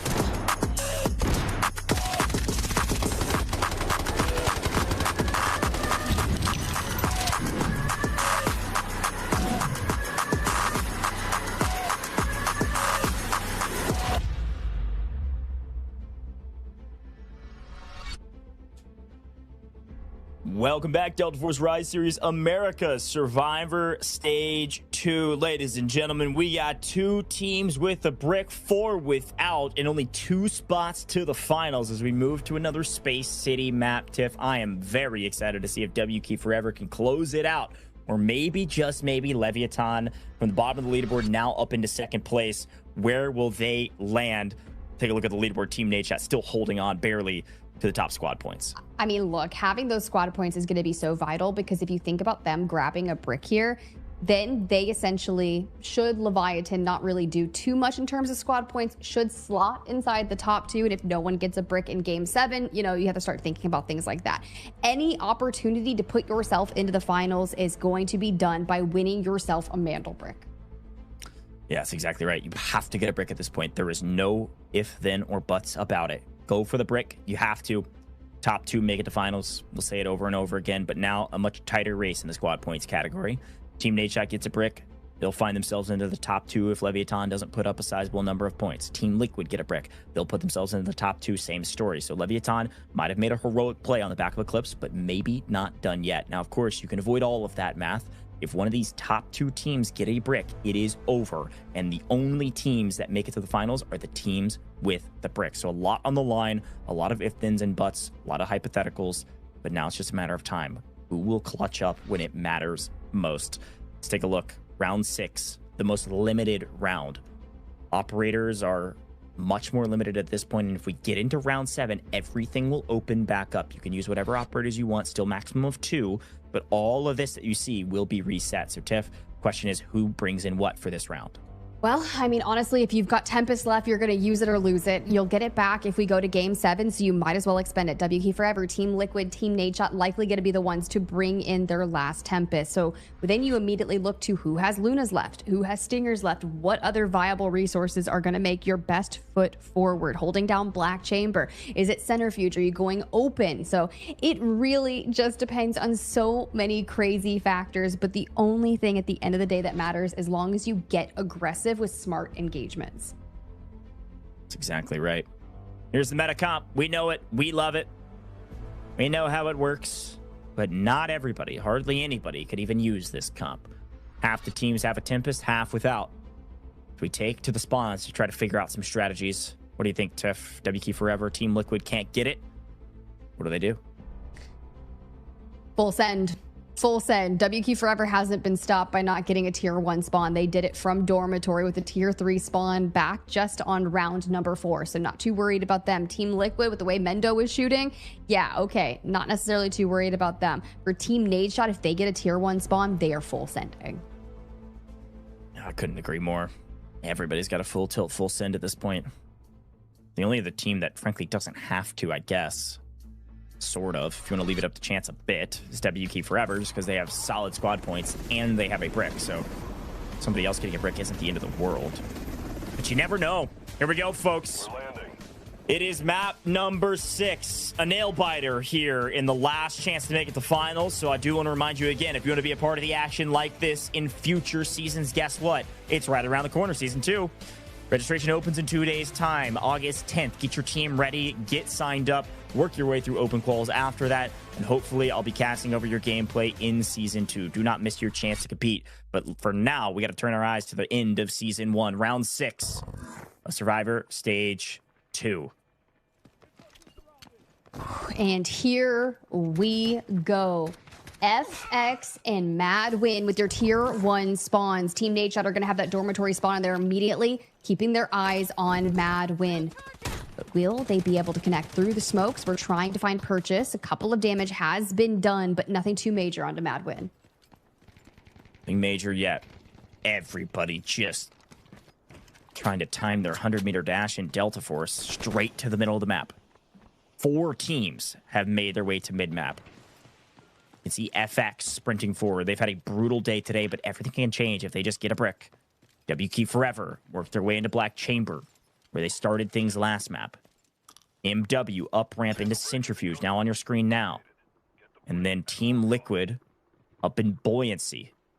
4 teams in mid-map. Quick look at the comps. The 3 teams that had a Tempest are using them. Team Nadeshot, Team Liquid, WK Forever. A small advantage because they have a Tempest. The other 3 bringing in a few golds to try to compensate. Too bad, but a little in shambles. But at this point, so many teams have invested throughout our earlier Space City rounds. FX there from the balcony side of things, overlooking in where the Mandel brick is, and Marino drops on down into the smoke to recover the Mandel brick. The question is, what is our decoding station going to look like? We've seen Centrifuge, we've seen Black Chamber. It's been a minute since we've gone Dormitory, but no one's there. Everyone's kind of centered around this area. FX in a very interesting position. I'm sorry if my idioms are being overused, but fortune favors the bold. I mean, they're just there at the spawn right when it pops, grab it, and run away. They got it, and they're headed north. I think they're headed to Sand. I think they're going to go over Employee Passage 2. Unfortunately for them, I'm not sure if they know that Leviathan is up in Central Command. Look at the map view right now. There's a decoding station up where Widows is at on the top side of the map. They may be hand-delivering a package to a team that could close us out here. We'll pay attention to the north in a moment as Mindo catches some, looks like a bit of util, and then backs off with the Tempest ult. What is about to happen? Oh, all right. Get into some action early. Let me at him. FX, though, you have to think about it. 10 squad points on the board of Brick could do absolute numbers for them, as we still haven't committed to where we need to go. The likelihood of them realizing that someone is up north waiting for the decoding station is very real. You haven't watched before, if you didn't know, if somebody has a mana brick in hand, you can see them on your map. So everybody knows where this brick is going. So you see Team Nadeshot on the map feed now, wrapping all the way up through Dormitory. They're going to try to catch this on the north side as well. Again, probably trying to spot Leviathan up here. It looks like FX have actually dropped the brick to maybe play a bit of bait here for some of the other teams. Probably got some intel, probably spotted Leviathan, and now thinking, this is a death trap if we go north. We're dropping it up in the corner, and we'll think about where we're going to go from there. We do see Mindo go down. Team Liquid in trouble. 2 down, and then they trade one back through the window. 2v2. It's kind of scary, especially if you've got action already this early on. Triple Blaster to kind of isolate and maybe get the pickup. But with Mindo down, who made some of those clutches towards end map in round 5, just shooting through, not connecting. You find one hit marker, but he's already jumped out of the way, and the trade's coming in. And Team Liquid, Hodzic finds one, but he gets traded out. Madwin trying to hold on. It's a final 1v1. Talk about a bloodbath. 1v1. Pildora versus Precision. In the meantime, hand delivered on a silver platter. Who picked up the mana brick? Leviathan. They walk across employee passage, pick it up where FX left it on the ground. Sure. Leviathan going to do the decode on the north side in complete control. Team Nadeshot will be on their backside. We'll tune into them in a second. Will this fight continue? Here's a look at it. They're just running back to where they know it's safe. They've owned the north for the entire map, and they start the decode. Interesting. Okay. And I mean, Team Liquid could make a reset, but this Madwin being a solo in the vicinity, Precision and Pildora will probably bump heads a bit. Oh, you can see Precision is definitely on the hunt. Pildora forced to disengage down the stairs, hitting on the repairs for the armor. Helmet still cracked, and Precision is solid gold, just picks up the fallen foes. I mean, this fight off map, I was about to say, this is the one that needs to be on screen here. We're up at Brick. Team Nadeshot, top side of Central Command. FX now below them. And Leviathan on the Brick. Back to a fight, though. Guns firing. Team Liquid in trouble. A team trying desperately to claw their way out. Again, do it. MW go down. Team Liquid survive. This time on the back of Precision's 2 kills, Hodzic 1. These guys are clutching up to stay alive in this match. But all eyes now on Leviathan in this Brick. Guys, mind you, if it ends here, if Leviathan hits a decode and flawlessly holds Sands, we are done. And the only 2 teams with Mandel bricks are the ones advancing on to the finals.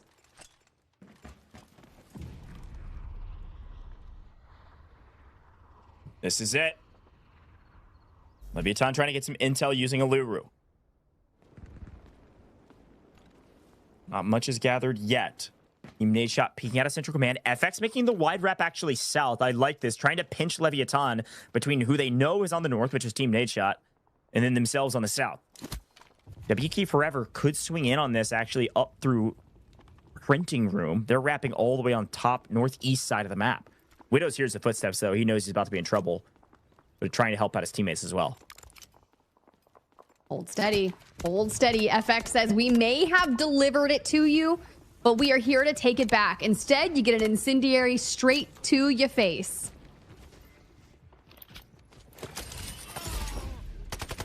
Oh, okay. D-Wolf ult pop from Socio on the top. Hits the finish right there. Brings it down to a 3v2, and he is isolating them 1v1. Instead, we need a little bit of backup there. Eclipse comes in with some final damage onto FX, and they fall. Yeah, unfortunately for FX, they were not in a great position. They decided to play low side. They catch an incendiary straight to the mouth. They go underneath and just put themselves in a kill box. They're in their own trap, and then they just get obliterated. They finally get one trade, but that's it. Now, in the meantime, Leviathan They lost one, so they're going for the res. The only team that can actually go for the steal is Team Nadeshot. They are so far away, rushing for this on the back of a Tempest ult. Team Nadeshot trying to get to the brick and go for the steal. LEVIATAN will see it. They know this is going to happen, and they can't do anything about it. Is able to do it, but the ult sticks, so he cannot go back to safety. He's going to stick it out near the decoding station. LEVIATAN going to have to retake. That's okay. It's just going to keep whittling down the decode timer for now.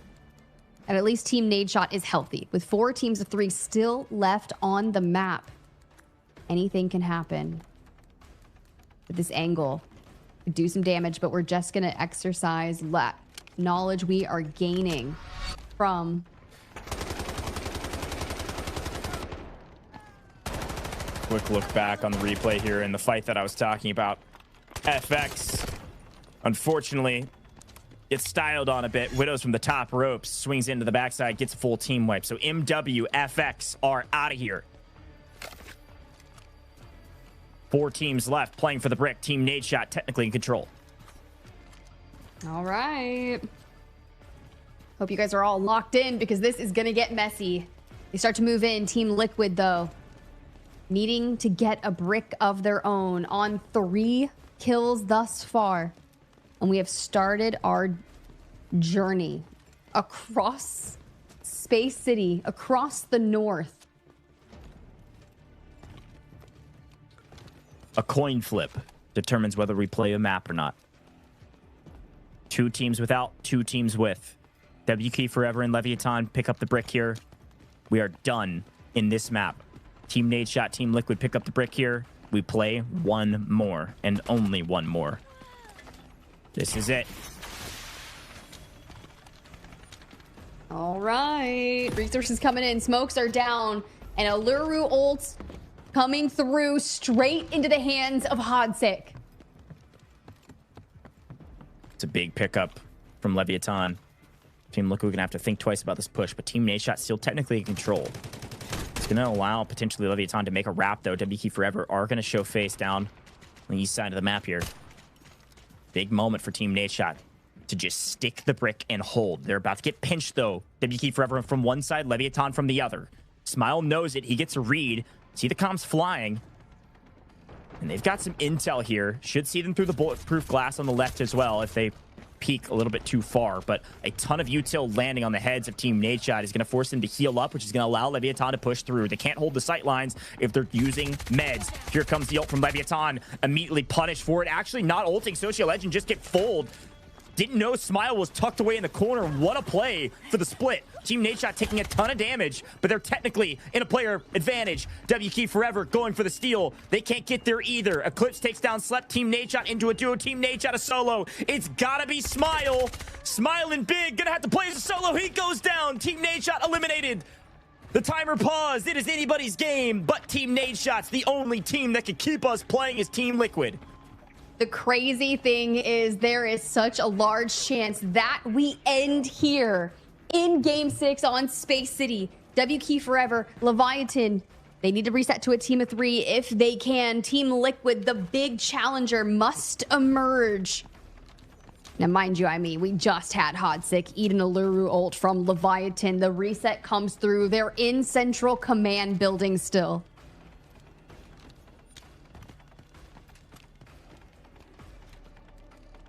WK Forever pick up the take. They're in control of the brick.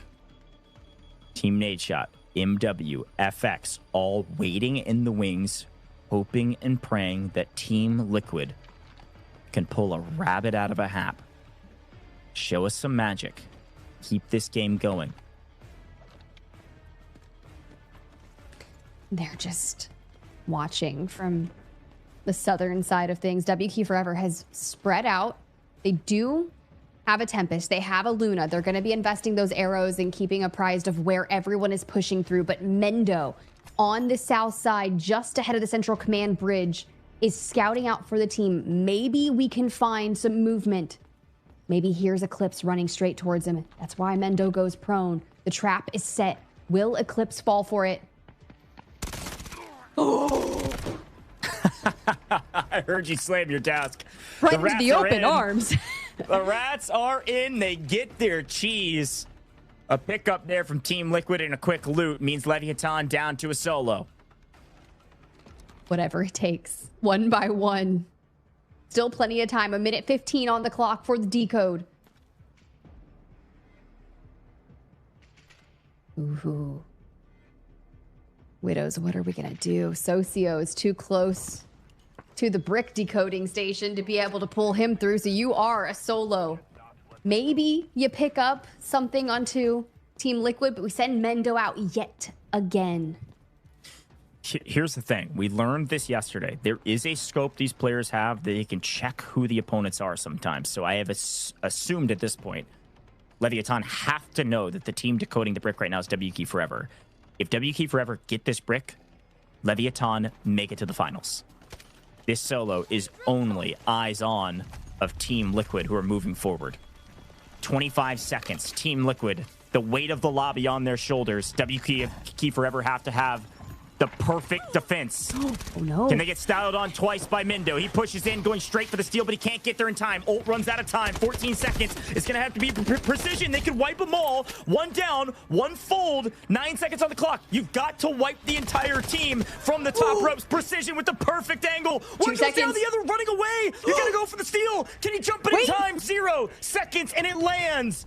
Team Liquid, keep the game alive. Seabots, a perfect play to run away and stay alive, but we jump it just in the nick of time. Look at Team Liquid's squad points. Of course, it'll change post-extraction and whatever happens after this, but they have the most. If they get this brick, it is going to be a brawl between WK Forever and Leviathan. Team Liquid in the power position. Seabots, unfortunately, a sitting duck. Eliminated. Down goes the lobby. Team Liquid get the brick. They get the lobby. They get the loot. There was a question in my mind after a frustrating start. They start slow rolling their way to some points. They take off in the last one. But this time, they find their way to even more. The team seated at the top of this lobby finally finds their way to the top of the leaderboard, but job is not done yet. We go 1 more map. This will be the last map, no matter what. 3 teams with the brick, 3 teams without. So much on the line, Tiff. What a way to wrap up the Survivor stages. And now we go again. Game 7 goes. Do we go to Brakkesh? Are we running it down on Space City? What do we feel comfortable with? It's our team in last place. FX will be picking. Before then, you've got to see what happens here. Thanks to Precision, you just see him locked in. Self-healing battle stinger on top. Finds Peaky from behind, just moving through these storage containers. What a move. Hodzik, the wherewithal to jump it. WK Forever can't believe it. And Precision, the ice in the veins to clutch up over the top. It's also worth mentioning, we really haven't brought this up today. Precision's the sub. Boy isn't able to play today or isn't playing today for whatever reason. Precision has been their substitute throughout the season. He's been their only sub. He's been lurking in the shadows, waiting on his moment to shine, and he is certainly shining bright today. What a play from Team Liquid to clutch up. Brick officially taken. And they're going to also loot up and see if they can get anybody out. They're going to at least send Mendo out via test workshop here to protect the golds that he's got. Run. Run. So fast, so quick. Intrusive thoughts, guys. Sorry. He's got plenty of time to get out via test workshop. The other two just going to stack the safe boxes and prepare for next. What a day. Man, somebody's got to get this Precision guy a contract. Holy cow. Dude's annihilating the competition right now. Between him and Mendo fragging and Hodzik just finding info and popping the Mandel brick with such perfect timing. Like, nicely played, Team Liquid. Great play. Mendo's out. A huge swing in points. 39 total points currently showing. That might decrease a little bit after these two don't make it out. But still, top of the leaderboard now by a ton. And with a brick in hand. Total flip of the script. What a move. What a change. And now, what a map we will have here in the last map of the day. Last 10 seconds showing us our parkour, because what the heck else are you going to be doing on the map? You've already looted all these boxes. You know this is the end of the line. You've done your inventory management. Let's get back to the lobby and see how the next one goes. Whew. All right. Map 6 did not disappoint, Tiff. That was a fun one. I just can't wait for the next. Talking about it, breaking it all down, and went their way finally for Team Liquid. They did get one brick yesterday and couldn't get into the top 2 to solidify their finals.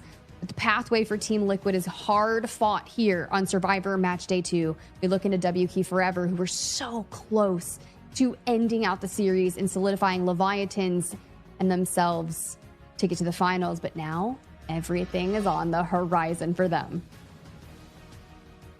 Here we go, Team Liquid. Best team today. They were the top seeded team today. And they come in map 6 and pick up 8 kills, 4 million assets taken out of the map, plus a mantle brick, nearly 1,700 damage. My goodness. What a banger back-to-back max for these guys. Finally getting the brick, though, puts them into the top spot in the leaderboard, assuredly. Those 8 kill points are shown there from the 8 kills they pick up, and the 4 million in technicality they're able to take out of the map is another 2. So a solid 10-point map for them. But the brick, the most important piece. MVP of this round. If it's not him, I will cry and eat a shoe. Precision, my goodness. Clutching up. Perfect timing. Clearing the way for Hodzik to jump the brick in the final second. Hey, no way we're eating shoes at 10:30 p.m. on the East Coast. I cannot be having that out of my co-caster right now. Of course, our top assisters here. Oh, Leviathan. They were constantly putting damage in across the way, but Mendo getting out of the map is going to put him at the top of the Team Liquid boys. But look, solid round out of them. Solid round. Got it. Right on the money. Precision, the substitute, comes in, and the MVP of the round that Team Liquid gets the brick. Great team play, but Precision, great individual plays as well. 900 damage, 4 kills, and a little over 750,000 in assets gained in the safe box alone from the bodies left on the ground. Folks, map 6 done. The final map, no matter what is coming up next. Map 7. It's going to be a banger. 3 teams with a brick, 3 teams without. Make sure you drop a follow on all major socials here with Delta Force, because, I mean, listen, of course we couldn't do it without them, but you need to check out everything going on in the Delta Force ecosystem. Yes, Delta Force Rise series has been unbelievably entertaining, but also season updates, all types of things going on with Delta Force. So drop those follows, check out the Delta Force Rise series and those Twitch panels down below. Check out the website. I got to take a breather and get some water before the final map of the day. Half the teams with a brick, half without. If some of these teams, Tiff, at the bottom of the leaderboard get a brick, it will come down to tiebreakers. Kills, points matter, everything matters. Let's see what happens. We'll take a short break. Be right back in just a moment.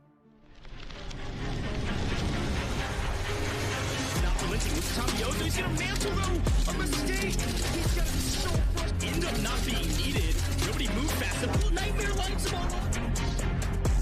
The airdrop's on. We do see some damage in the entire group stage for a reason. He's got 1, he's got 2. No, I mean, we take that all day, especially for FaZe. The jump comes in from Crab.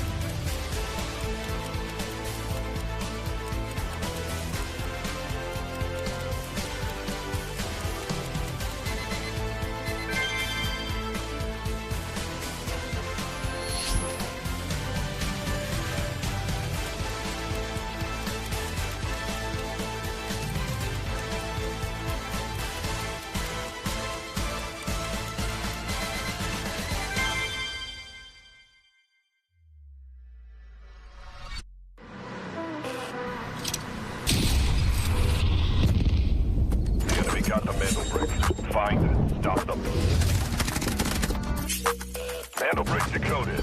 Nice work, operator. The time to strike is now. Do not let me down, operator. Decoding has begun. Defend the area.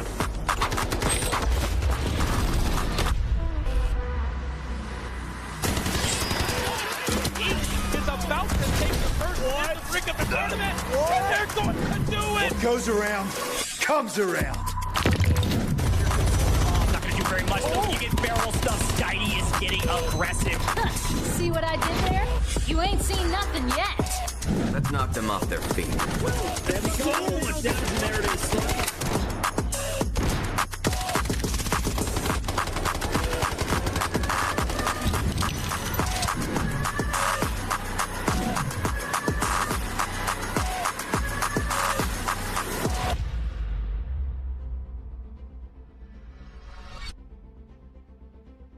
Welcome back, Delta Force Rise Series, America's Survivor Stage 2.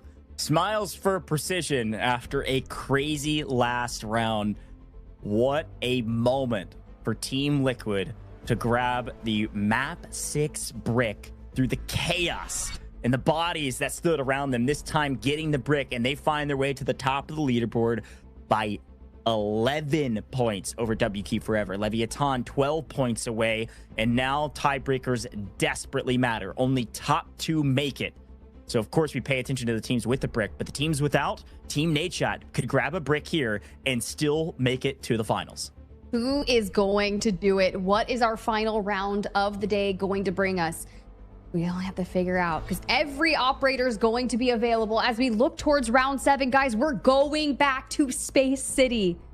The gauntlet of Space City continues. This is it.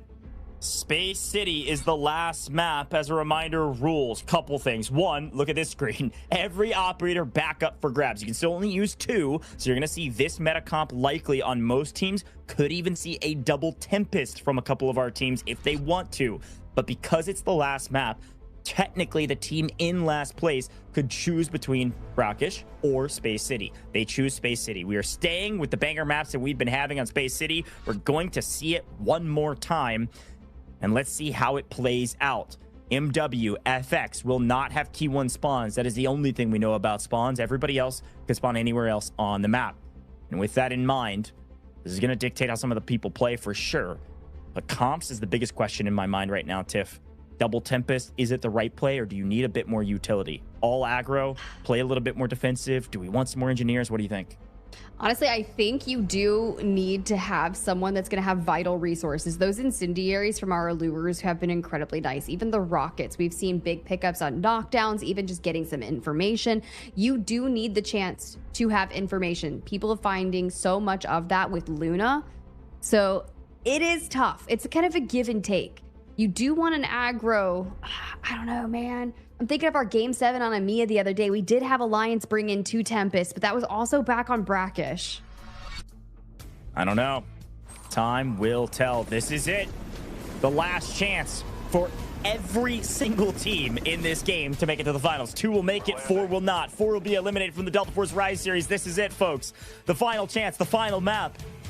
Talk about a last chance qualifier. Talk about a survivor stage. It is now a survivor map. I'm so ready for this, Tiff. Let's get into it. Let's get ready and think about who is going to be bringing in what. I'm imagining just resources galore as I try to peruse some of our compositions. But everyone locked into a Tempest, no double Tempest, tons of Lunas. And honestly, not a lot of engineers, but a okay, WK Forever, Hot Sick is being targeted. Yeah, bad news. Team Liquid did pick up a nice spawn. Unfortunately, that does mean that sometimes you get picked up in transition. LEVIATAN able to make it through Westgate, nice and safe.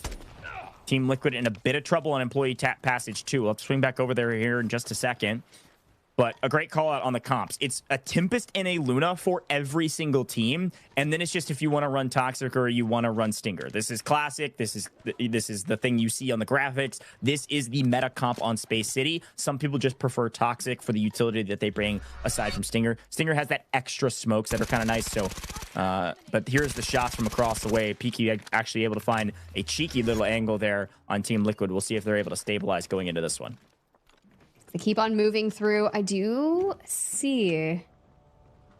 Oh, man. Now they got our sights set on the brick. Who's going to be the first ones to go that route? FX kind of laying claim still to the decoding station out with Uemura. Does have the duo up towards the brick. Madwin still in dormitory. Potentially if the decode goes that way.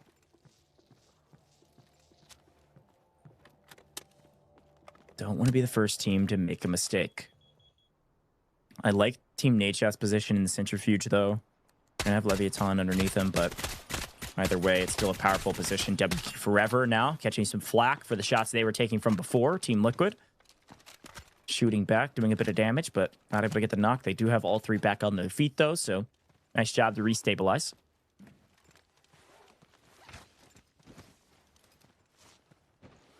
All right. To the north we go. We haven't been able to push back down just yet. And honestly, I could only assume we were going to see something slower, but FX, now that Tempest ults are up, immediately dives onto it, joins up alongside Uemura, and he's going to lead the way. We are moving over towards Horizontal Test Workshop.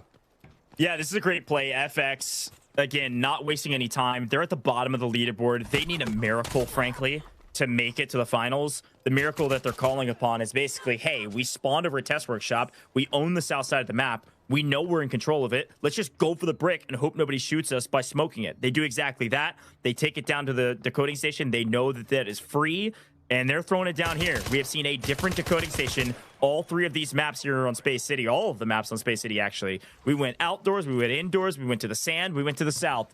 4 different decoding stations on 4 Space City maps. Team Nadeshot, the first to react and the first to move, going near water, wrapping around the west side of the map, down towards the decoding station.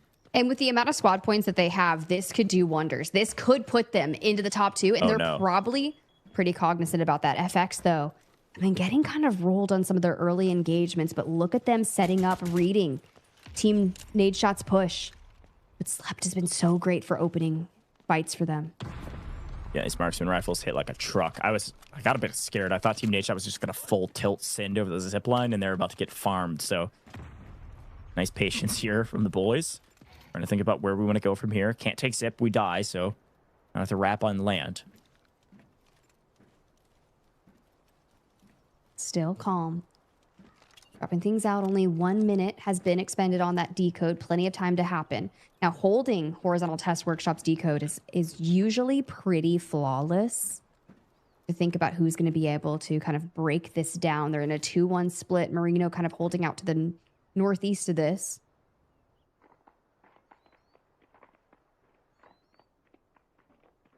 Here we go.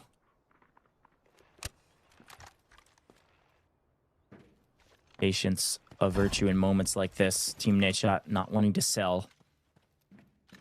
Leviathan, though, working their way forward. They're actually going to see MW just sitting inside of a truck. Bye-bye. 1 down. MW in a blender. 2 on the run. Leviathan going on the hunt. Tough for Madwin, but the less teams on the board means less competition for them to kind of close this one out. And they need all the kills they can get, but Socio gets traded out by Rapid. Now in a 2v2. Luna Era is going out, maybe potentially trying to find that full, but Rapid has to focus up on getting healed. Widow's biding his time alongside Socio. Insta-res thanks. I mean, look, if you're going to knock a Tempest, they're getting back up.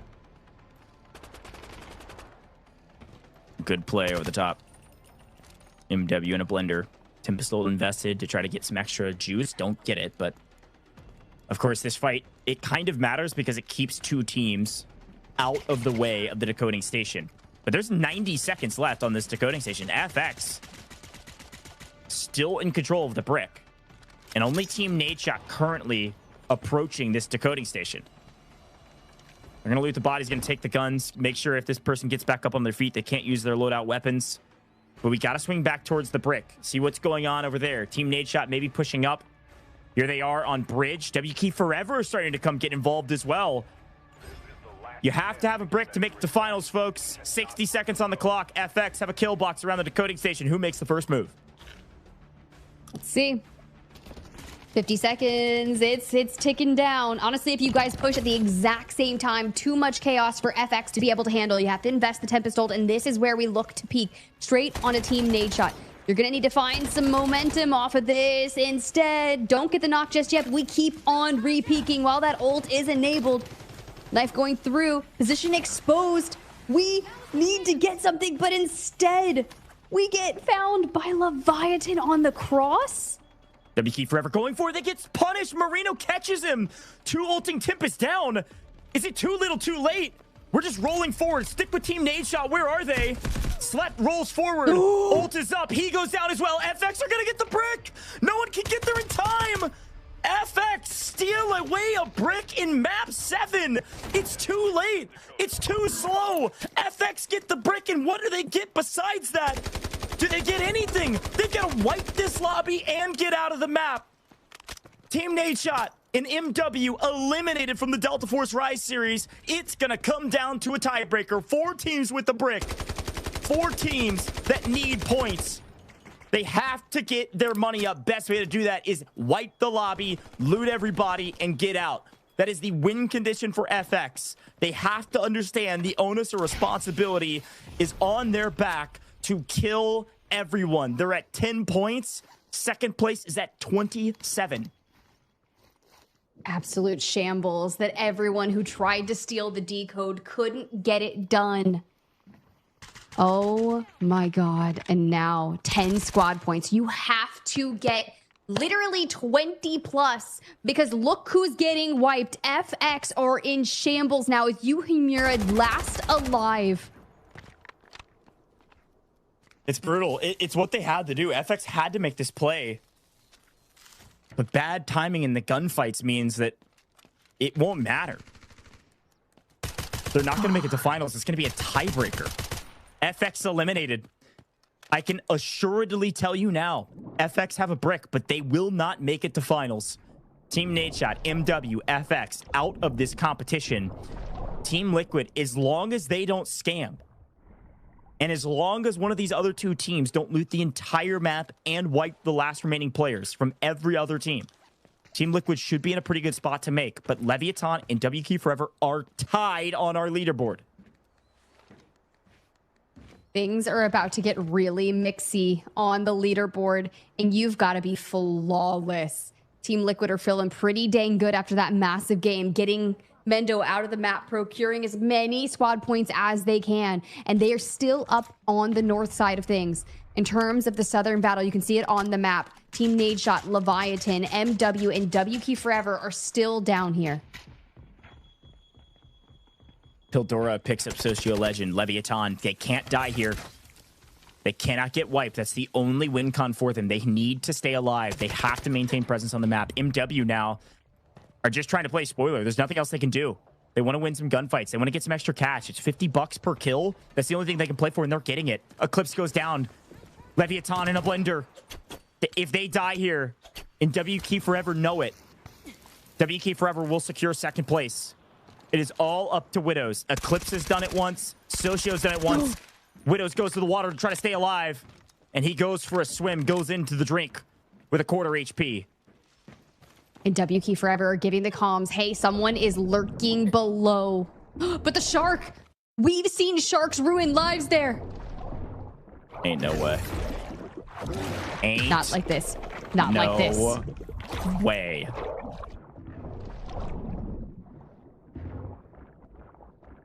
No, he's back for more. The problem is WK Forever is just guarding the water.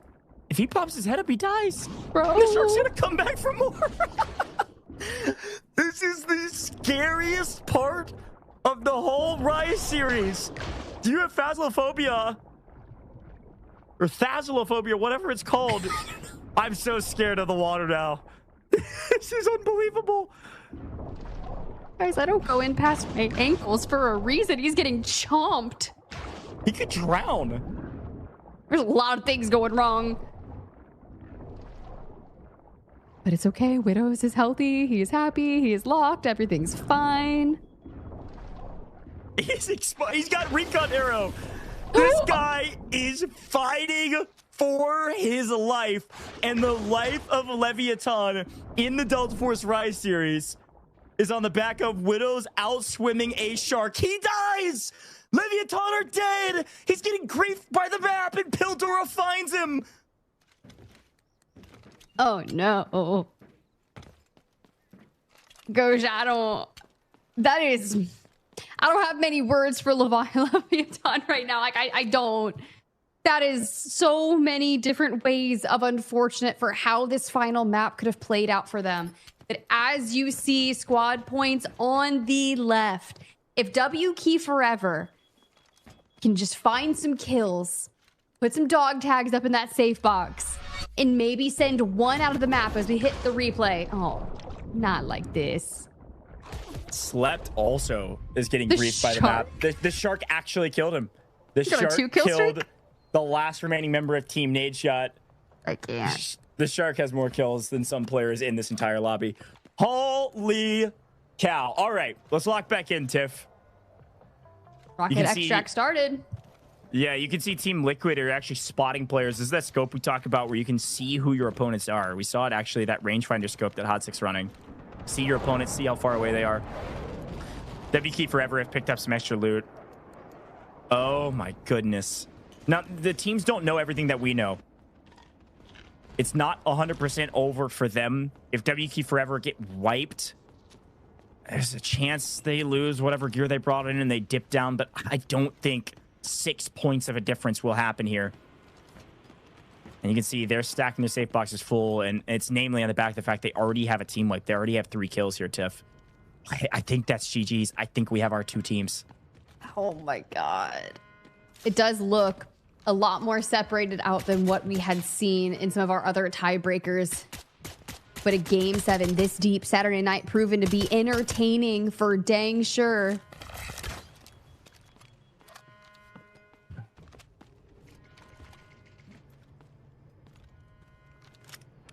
I am flabbergasted. Insane. Here goes Pure Loud. Insanity. Playing aggressive, gets punished for it. W Key Forever. This will assuredly net them second place. 2 bodies fall. The shark will eat one. They'll wipe the other. And Pildora will be last standing for his team. MW, again, they've got nothing to play for. Might as well send it. They send the house, and unfortunately, the house gets denied a bank loan. See you later. 1 player left. 2 teams left. I can't believe this. It really do be like that. It really... Stop. Yeah. Bro, we got megalodons on Space City. What a wild end of the day. I thought I had seen it all. 4 teams with a brick. And the shark ruining Leviathan's tournament. Ruining all the work that they put in. Could have solo clutched it up. I don't know. We've seen it before. It was possible. Getting griefed by the map. The rest of this is semantics at this point. We know our top 2 teams. No question about it. Team Liquid find their way to some extra loot. W Key Forever actually getting out of the map as well. Doing their best here in the final 3 minutes to try to at least protect what loot value they can. Peaky may try to stay on the map and look for some kills, but the scores are way too far delineated. W Key Forever with a couple more kills. They've picked up 5 this map. Up by 9. Doesn't really matter what happens. They all get wiped, and they certainly are ahead of Leviathan. FX, they grab the brick, yes, but the hopes of them getting second place in this tournament were relying on them wiping the lobby because they had, frankly, a brutal day today. Dang. I feel pretty bad for Team Nadeshot because I feel like they were so heated up, ready to go. Ready to get themselves a brick. And just missed it by some mere moments over the course. That was the best Team Nadeshot I've seen. Aside from maybe their win in week 1, but again, that even wasn't very aggressive. It was just playing the objective correctly. Today, they were a totally different roster. You could tell they've been in the lab. They've been prepping for this moment. They got their shot, and they took their shot, and they were doing it. They were winning, but some really unlucky timings in some of these fights. And unlucky spawns, too. We needed a couple other people closer to FX down on the south side of this map, and everybody rotated up to mid. And even when the brick went down south, just the way the spawns worked, there was some early engagement that kind of kept people in place. It was a quagmire to rotate out. So everybody was just too slow. Oh man, what a dang day. And as everyone's still working through the final minutes of this map. I love that we got the x-ray of the shark through the map still too, honestly, is one of the most terrifying things at this point. Don't catch me in 30A at any point in time by the beach. I'm going to the beach next week. Stay out of the water. Facts. There you have it. Gonna extract here, gonna loot up at the very least. And we'll take a look at Pildora trying to, again, just look for some kills on the map. It's $50 if you get a kill. Might as well go for it. Pildora running towards Test Workshop to see what he can find, as Team Liquid going to send one out via Test Workshop yet again, just to protect some loot value, make sure they get first or second. You can see how close it was. I mean, WK Forever and Team Liquid tied up in total points as Mindo leaves the lobby, just to 100% make sure. And they actually scan Pildora here in the final 60 seconds as well. They'd like to find this kill just to 100% make sure that they get a top 2 position, but of course we know that that's going to be the case. There you have it. A little movement going in and a little 1v1. We connect, but don't get the 1v1. Precision gonna rack up another kill for Team Liquid. One more point going their way. And now the final 20 seconds as WK Forever. See ya. I think, somebody can correct me if I'm wrong, but at least in the matches I've casted, one, that was the most unique ending to a match I've ever seen. 2, that's the only time I've ever seen a team extract via rocket. So, hey, a couple of firsts here for the final map of the Survivor stages. We have now officially seen it all, but maybe I've said that before. Team Liquid make it through to the finals. They did enough. Some incredibly clutch moments. Mindo 1v3s, Precision 1v multiples to stall out and steal the brick away to get their first brick. WK Forever did enough as well. Call it what you may, WK Forever had a great day. Made it all work, put all the puzzle pieces together, and still smiles for FX. They know they spoiled some other teams' days by grabbing that brick, but unfortunately they will not be joining us in the finals. MW, throughout the course of nearly 5 full weeks, did not grab one mantle brick throughout the course of all of these matches, but they showed great heart. And of course, Team Nadeshot, probably the saddest story after a great day today, will not make it to the finals as well. FX, best team because they got the brick, but other than that, not much else to write home about. Ton of damage, frankly, for only 1 kill. But only 1 kill and a brick means they will certainly not catch the top 2 teams. They were definitely trying to make the moves, putting their plan in play for the final map of the day, and you get the brick, you're halfway there, but those squad points needed to be found, and some early wipes in the prior rounds definitely cost them. As we look at our scoreboard, WK Forever grabbing 5 kills will be pretty nice to make sure that they stay inside that top 2. Yeah, great job. WK Forever took the game into their own hands. They played really aggressive. That 10-kill round plus brick was ridiculous. It's really what won them the competition, or at least got them second. So great job there. WK Forever Crab picks up, golly, 828 damage is a ridiculous number. And then Seabot's finding a ton of assists. But it's all WK Forever in the assist category because they had the most kills on the map. All right, as we filter through the rest of our top players there for round 7, WK Forever, that rocket extraction point is going to allow them to have a ton of assets earned, which just get them even more squad points to go for the tiebreaker. And as we inch closer towards the end here, our MVP is going to be Crab for round 7. Great job from Crab. Great job from WK Forever. Even if this went a slightly different direction, even if a different team grabbed that brick, WK Forever still had a great map to put themselves in a position to win today based on tiebreaker, right? They picked up a ton of kills. They found their way to extracting as well. Like, really well done from these guys. So GG's here for WK Forever, making it to the finals. Well earned and a great finish for them. And now we wait just to make sure all the math lands correctly, and I know that it certainly will, especially with WK Forever getting out of the map. Team Liquid also making it to the finals. Not sure who gets first or who gets second. It's probably pretty close, but it doesn't matter. There's no reward for being a little bit higher seed going into the finals. You just had to be top 2 today. So again, it's a bit somber for the final 4 teams that don't make it to the finals, as we see 4 more teams eliminated from the Delta Force Rise series. But Tiff, the exciting note is that we have our 6 teams for the finals. We do. We have our finals lobby, and everyone that's going to be playing on Sunday is guaranteed at least $10,000 for their team. That's crazy. But the chance to play for our first place at $60K. They've done it. They've survived the survival stage, and it has not been easy. Not been easy. We've seen a lot of firsts. We've seen a lot of nail-biter moments. This literally could not have gone longer. We went to the final buzzer on map 7. Really cool stuff. Everybody playing meta comps. Like, I don't know. Only time will tell what happens in the finals. Evil Geniuses, Space Station Gaming, haven't seen them in a little while. Obviously, the top dogs in group stages. And, of course, FaZe yesterday picking up a big win with Nightmare joining them in the finals. 6 teams. Best team today, though, got to be Team Liquid. They barely edge out WK Forever on the leaderboard with a kill point tiebreaker, funny enough, 34 squad points apiece, and then 22 versus 21 kills at the top of the leaderboard. Big congratulations from Team Liquid. Is it a surprise to see them in the finals? Absolutely not. Is it a surprise in this fashion? Absolutely. What a fun day, and congratulations again to our top 2 teams. And as you see, LEVIATAN there and FX both with the brick, but not going to have enough squad points to beat that tiebreaker. That's why we were talking about that round 7.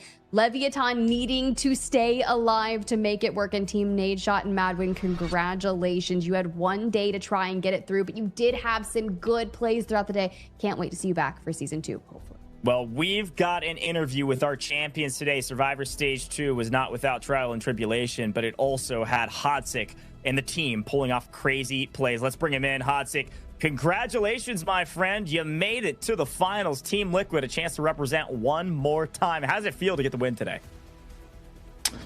Feels good. I mean, it feels like we shouldn't have even been here to begin with, but some unfortunate circumstances happened yesterday, and we try to clear up a bunch of things as much as possible and come in fresh today.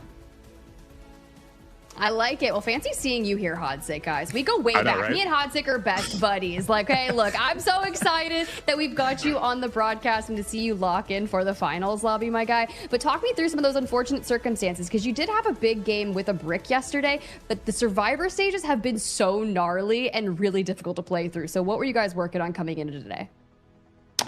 Yeah, I mean, it just felt like we were kind of all over the place, never really on the same page. And, you know, much like the Apex days, this game plays very similarly in the fact that as long as it does not matter how bad sometimes your play is, as long as you're all following it together and playing together. Yep. And it just felt like we were constantly all on different separate pages. And it's just, despite our best efforts, we got really close, but we weren't able to close it out. So made a couple changes, went back to the drawing board, and I think Precision played phenomenally today. I think he filled in that role as well really well. I think he kind of just meshes super well with us, so it felt pretty natural. Yeah, I mean, that was my question. Actually, I want you to hype up Precision, sure, but also talk about that roster change. Was that something that was necessary because Boy was unavailable, or was that a play to try to make the finals, thinking he may be a slightly better fit for at least this lobby? We've done, you know, Precision's been our sub for the entirety of the split. We've done several scrims with him here and there, and so we know what he's capable of and what he brings. And we felt like after yesterday, we kind of just felt like we needed a little bit more of what he brought. He's a little more vocal, a little more heads-on when it comes to making plays with me and Mendo and working off like utility and stuff like that. So yeah, it was a tough call to make for sure. I mean, shout out Boy. I mean, he's a phenomenal player, but we just felt like today this was probably the right call for today, and it seemed like it worked out. He played really well. Precision, I mean, this was his first literal game day, and he fragged out like a demon. Well, and that's what I was gonna say, Tiff, really quickly, is that Boy has had some pop-off moments throughout the group stages. So, you know, not saying anything bad about Boy. I think Boy's a fantastic player, like you said. I want to echo that. Really well done from him throughout the group stages. You all were top 5, right, through the group stages. But Precision today had some MVP moments. Quick follow-up. Talk to me about that brick round and that brick win. I mean, you hopped the brick at 0 seconds. Yeah, I was kind of like that. All that happened in slow motion to me. It was kind of like the Interstellar meme where the guy like is behind the wall, like screaming, "No, don't do it!" Because the whole time in our comms, Precision's up on there. I see him getting kills. I see him getting. Mendo said he couldn't get it when he was on his way back from his Tempest ropes, and Precision the whole time saying, "I can't get it, I can't get it." And I'm sitting there looking. I'm like, you could do it. You could get on it. I can hold you. He ended up not going on it. I'm glad I stepped up to go for it because otherwise we wouldn't have had it. So it was a pretty funny moment. But I mean, hey, he popped off. He did what he needed to do. He carried the space, and I just wanted to work off that.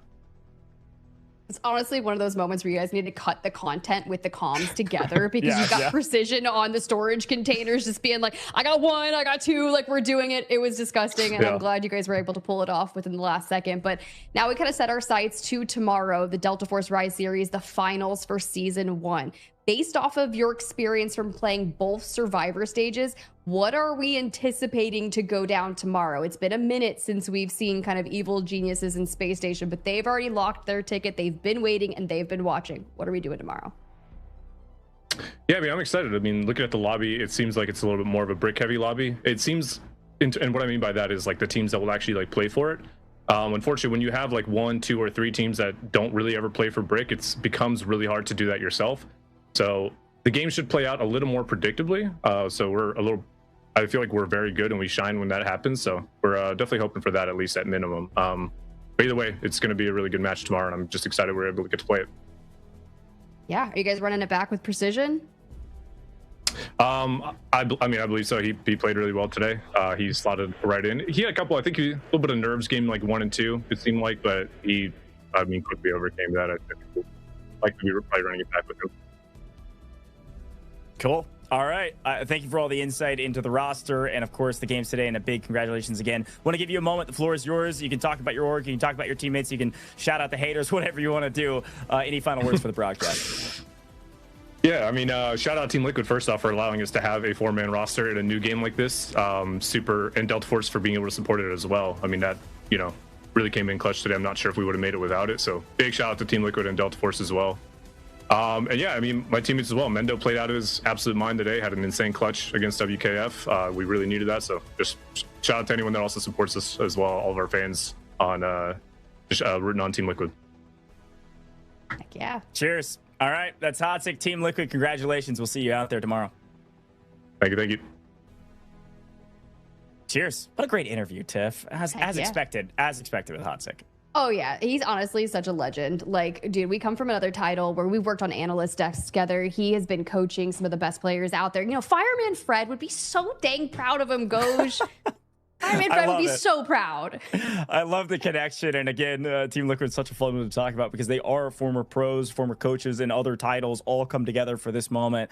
And they perform on main here in Delta Force, and they're making it into the finals lobby. Now, I am getting word we are going to talk to W Keep Forever as well. Going to get a read from when they're ready. We'll bring them in and hear what they have to say about the day as well, because they also had a pop-off day. And again, barely missed out on winning today by just a tiebreaker. That's how close it was. But we turn our eyes to the top players, and no longer do we have one player dominate every single leaderboard, but we do see Precision, Top Slayer, KD leader, and then Mendo also finding his way to the top. Precision is the match MVP. Talk about a substitute from heaven itself. My goodness, 12 kills, 4 assists, nearly 2,000 damage, and 8.5 million assets gained. Really well done from Team Liquid, and of course, Precision as an individual.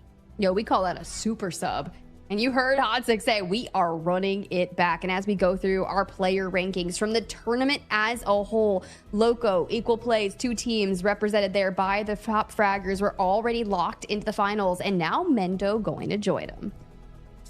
Yeah, we did see a member of Team Nadeshot there in the individual category on the day. So again, a shout out to them. You will not see them on these leaderboards because they did struggle through the group stages, but it was like a totally different team here on main stage and the Survivor stage too. But unfortunately, didn't make the cut. And you see Loco still topping the charts. Mendo slowly creeping up on him, having played a couple more matches than him. To see Loco still at the top of these leaderboards is pretty impressive stuff. Socio legend Leviathan, unfortunately, also not cutting or making the cut either. Top 2 position, and they will not make it, even though Socio had a great group stages. A fun look here. Mendo finally tops the charts in the asset gainers category. Kills all second, Equal Plays in third. So there's Team Liquid finally topping the charts here, at least on one of our graphics. Well, Goj, it's been an exciting day. And as we look at all of our players that are pretty much on the top of those lists waiting in the finals, we are setting up for such a good lobby tomorrow. I'm excited. It's going to be a lot of fun, folks. This is your last chance to earn some rewards today. Exclamation point giveaway. It'll get you entered into our 3,000 Delta ticket giveaway that's going on right now. And if you're watching on Twitch, YouTube, TikTok, or Facebook, all you have to do is type in exclamation point giveaway to enter. If you're watching on X, just repost the live stream. We'll announce the winners in chat like we always do on all of the main platforms. And if you're watching on X, we'll announce the winner in the comments under the live stream. Good luck out there, hopefully earning your rewards. While you're doing that and spamming your giveaway, we do have Crab, I believe, from W Key Forever. Crab, congratulations. You did it. You made it to the finals. How does it feel to make it to the finals lobby? Absolutely, it's amazing because everyone in the final lobby is a really strong team against. It's an honor.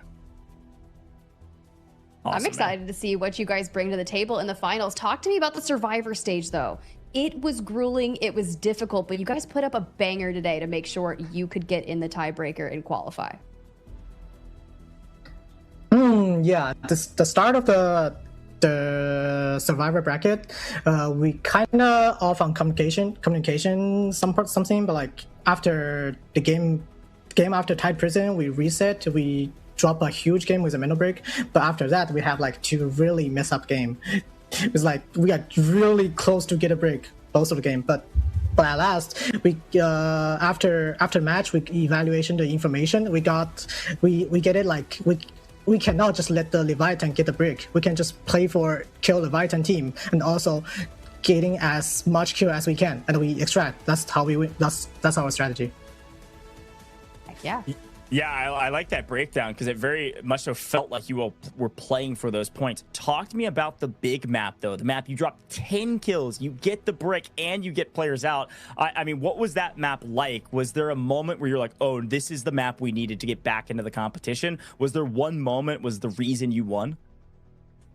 I mean, the comp we bring up is like, because after round 3, we feel like we are running T2, T3 spawn, so we are running a comp with a D-Wolf, Shepherd, and Uluru to get as much util as we can, because as soon as you have like so much util in your team, you can connect utility like better, except like you are running Tempest or just like gunfighting or something. So we are trying to communicate better with we put on Shepherd out and put D-Wolf out, sliding and make other team member to trade for D-Wolf. At least that's exactly how we played, and we actually get a break that game.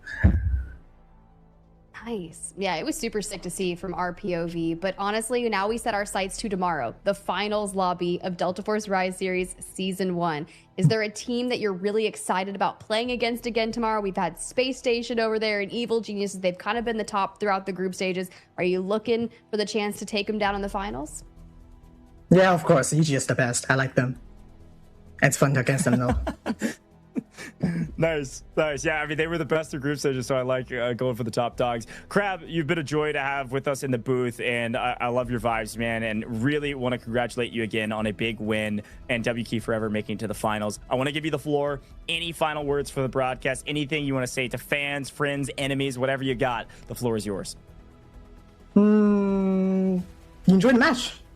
Just watch everyone play. Yeah, good luck, have fun. Good luck, have fun. I love it. Nice and simple, Crab. Thanks for joining us. Congrats again. Go celebrate. We'll see you out there. All right, peace. That's Crab from W Key Forever. A humble team. We respect it. Tiff, what a great day, and what a great finale of the Delta Force Rise series as we move towards the finals. Here's the final leaderboard and the 4 teams that got a brick, but only 2 that are moving on. Guys, here's the deal. After speaking to Crab, if you in chat are not rooting for W Key Forever tomorrow, I don't know what it is. I want you guys to make signs in your home, in your living room, wherever you are watching the finals. I want it to be, if Crab has one fan, I am one of them. And all of you guys are uniting, okay? That is hilarious. Here's a look at the pricing. We do see that MW pick up 2,500, Team Nadeshot 2,500, and then FX, hey, cash respecters, FX and Leviathan, they picked up a brick today, which means they doubled up on their money today. Still $5 grand going to them just for making it this far and getting 7th and 8th place. So a great job there getting their bricks and therefore earning an extra cash. But the top 6 earning a whole lot more. Even getting last tomorrow means you get 10 grand. And we have our final lobby ready for us. the final match, a single match difference of you getting potentially 10K for getting last or 60K for first, Tiff. This is it, the final 6 teams. It is about to be here, guys. Tomorrow is going to be so action-packed with all things Delta Force, so I hope you guys are ready. It's been a long weekend, but it is finally here. The finals, August 9th. Oh, dang. Oh, dang, Goj. That's tomorrow. This is it. Last chance for these teams. You can take a look back and all the winners from all of our other matches throughout the course of all of these group stages, survivor stages, everything in between. But tomorrow is all that matters. Half our teams eliminated, half our teams still in it in the final lobby. Tiff, this is it. Any final words for the broadcast before finals tomorrow? Congratulations to every team that is not going to be in the finals tomorrow. You guys played your heart out throughout a grueling 4 weeks of groups and, of course, the survivor stages as a whole. But for the teams that are competing, y'all, I hope you guys get some sleep. I hope that adrenaline is not still pumping through. You got to rest up, focus up, hit some VOD reviews, maybe play some games in the morning. I don't know, have a good breakfast, treat yourself well, because it needs to be a show tomorrow. I'm excited. I love it. All right, folks, this is it in the words of the great Crab from W Key Forever. Good luck. Have fun out there. Watch the final match. It's going to be a ton of fun. As a quick reminder, we couldn't do it without you, the viewer. I will see you same time, same place tomorrow in the evening for Americas and in the mornings for EMEA, who will walk away as the champion of the Delta Force Rise Series Season 1. You're going to have to wait and find out. We'll see you then.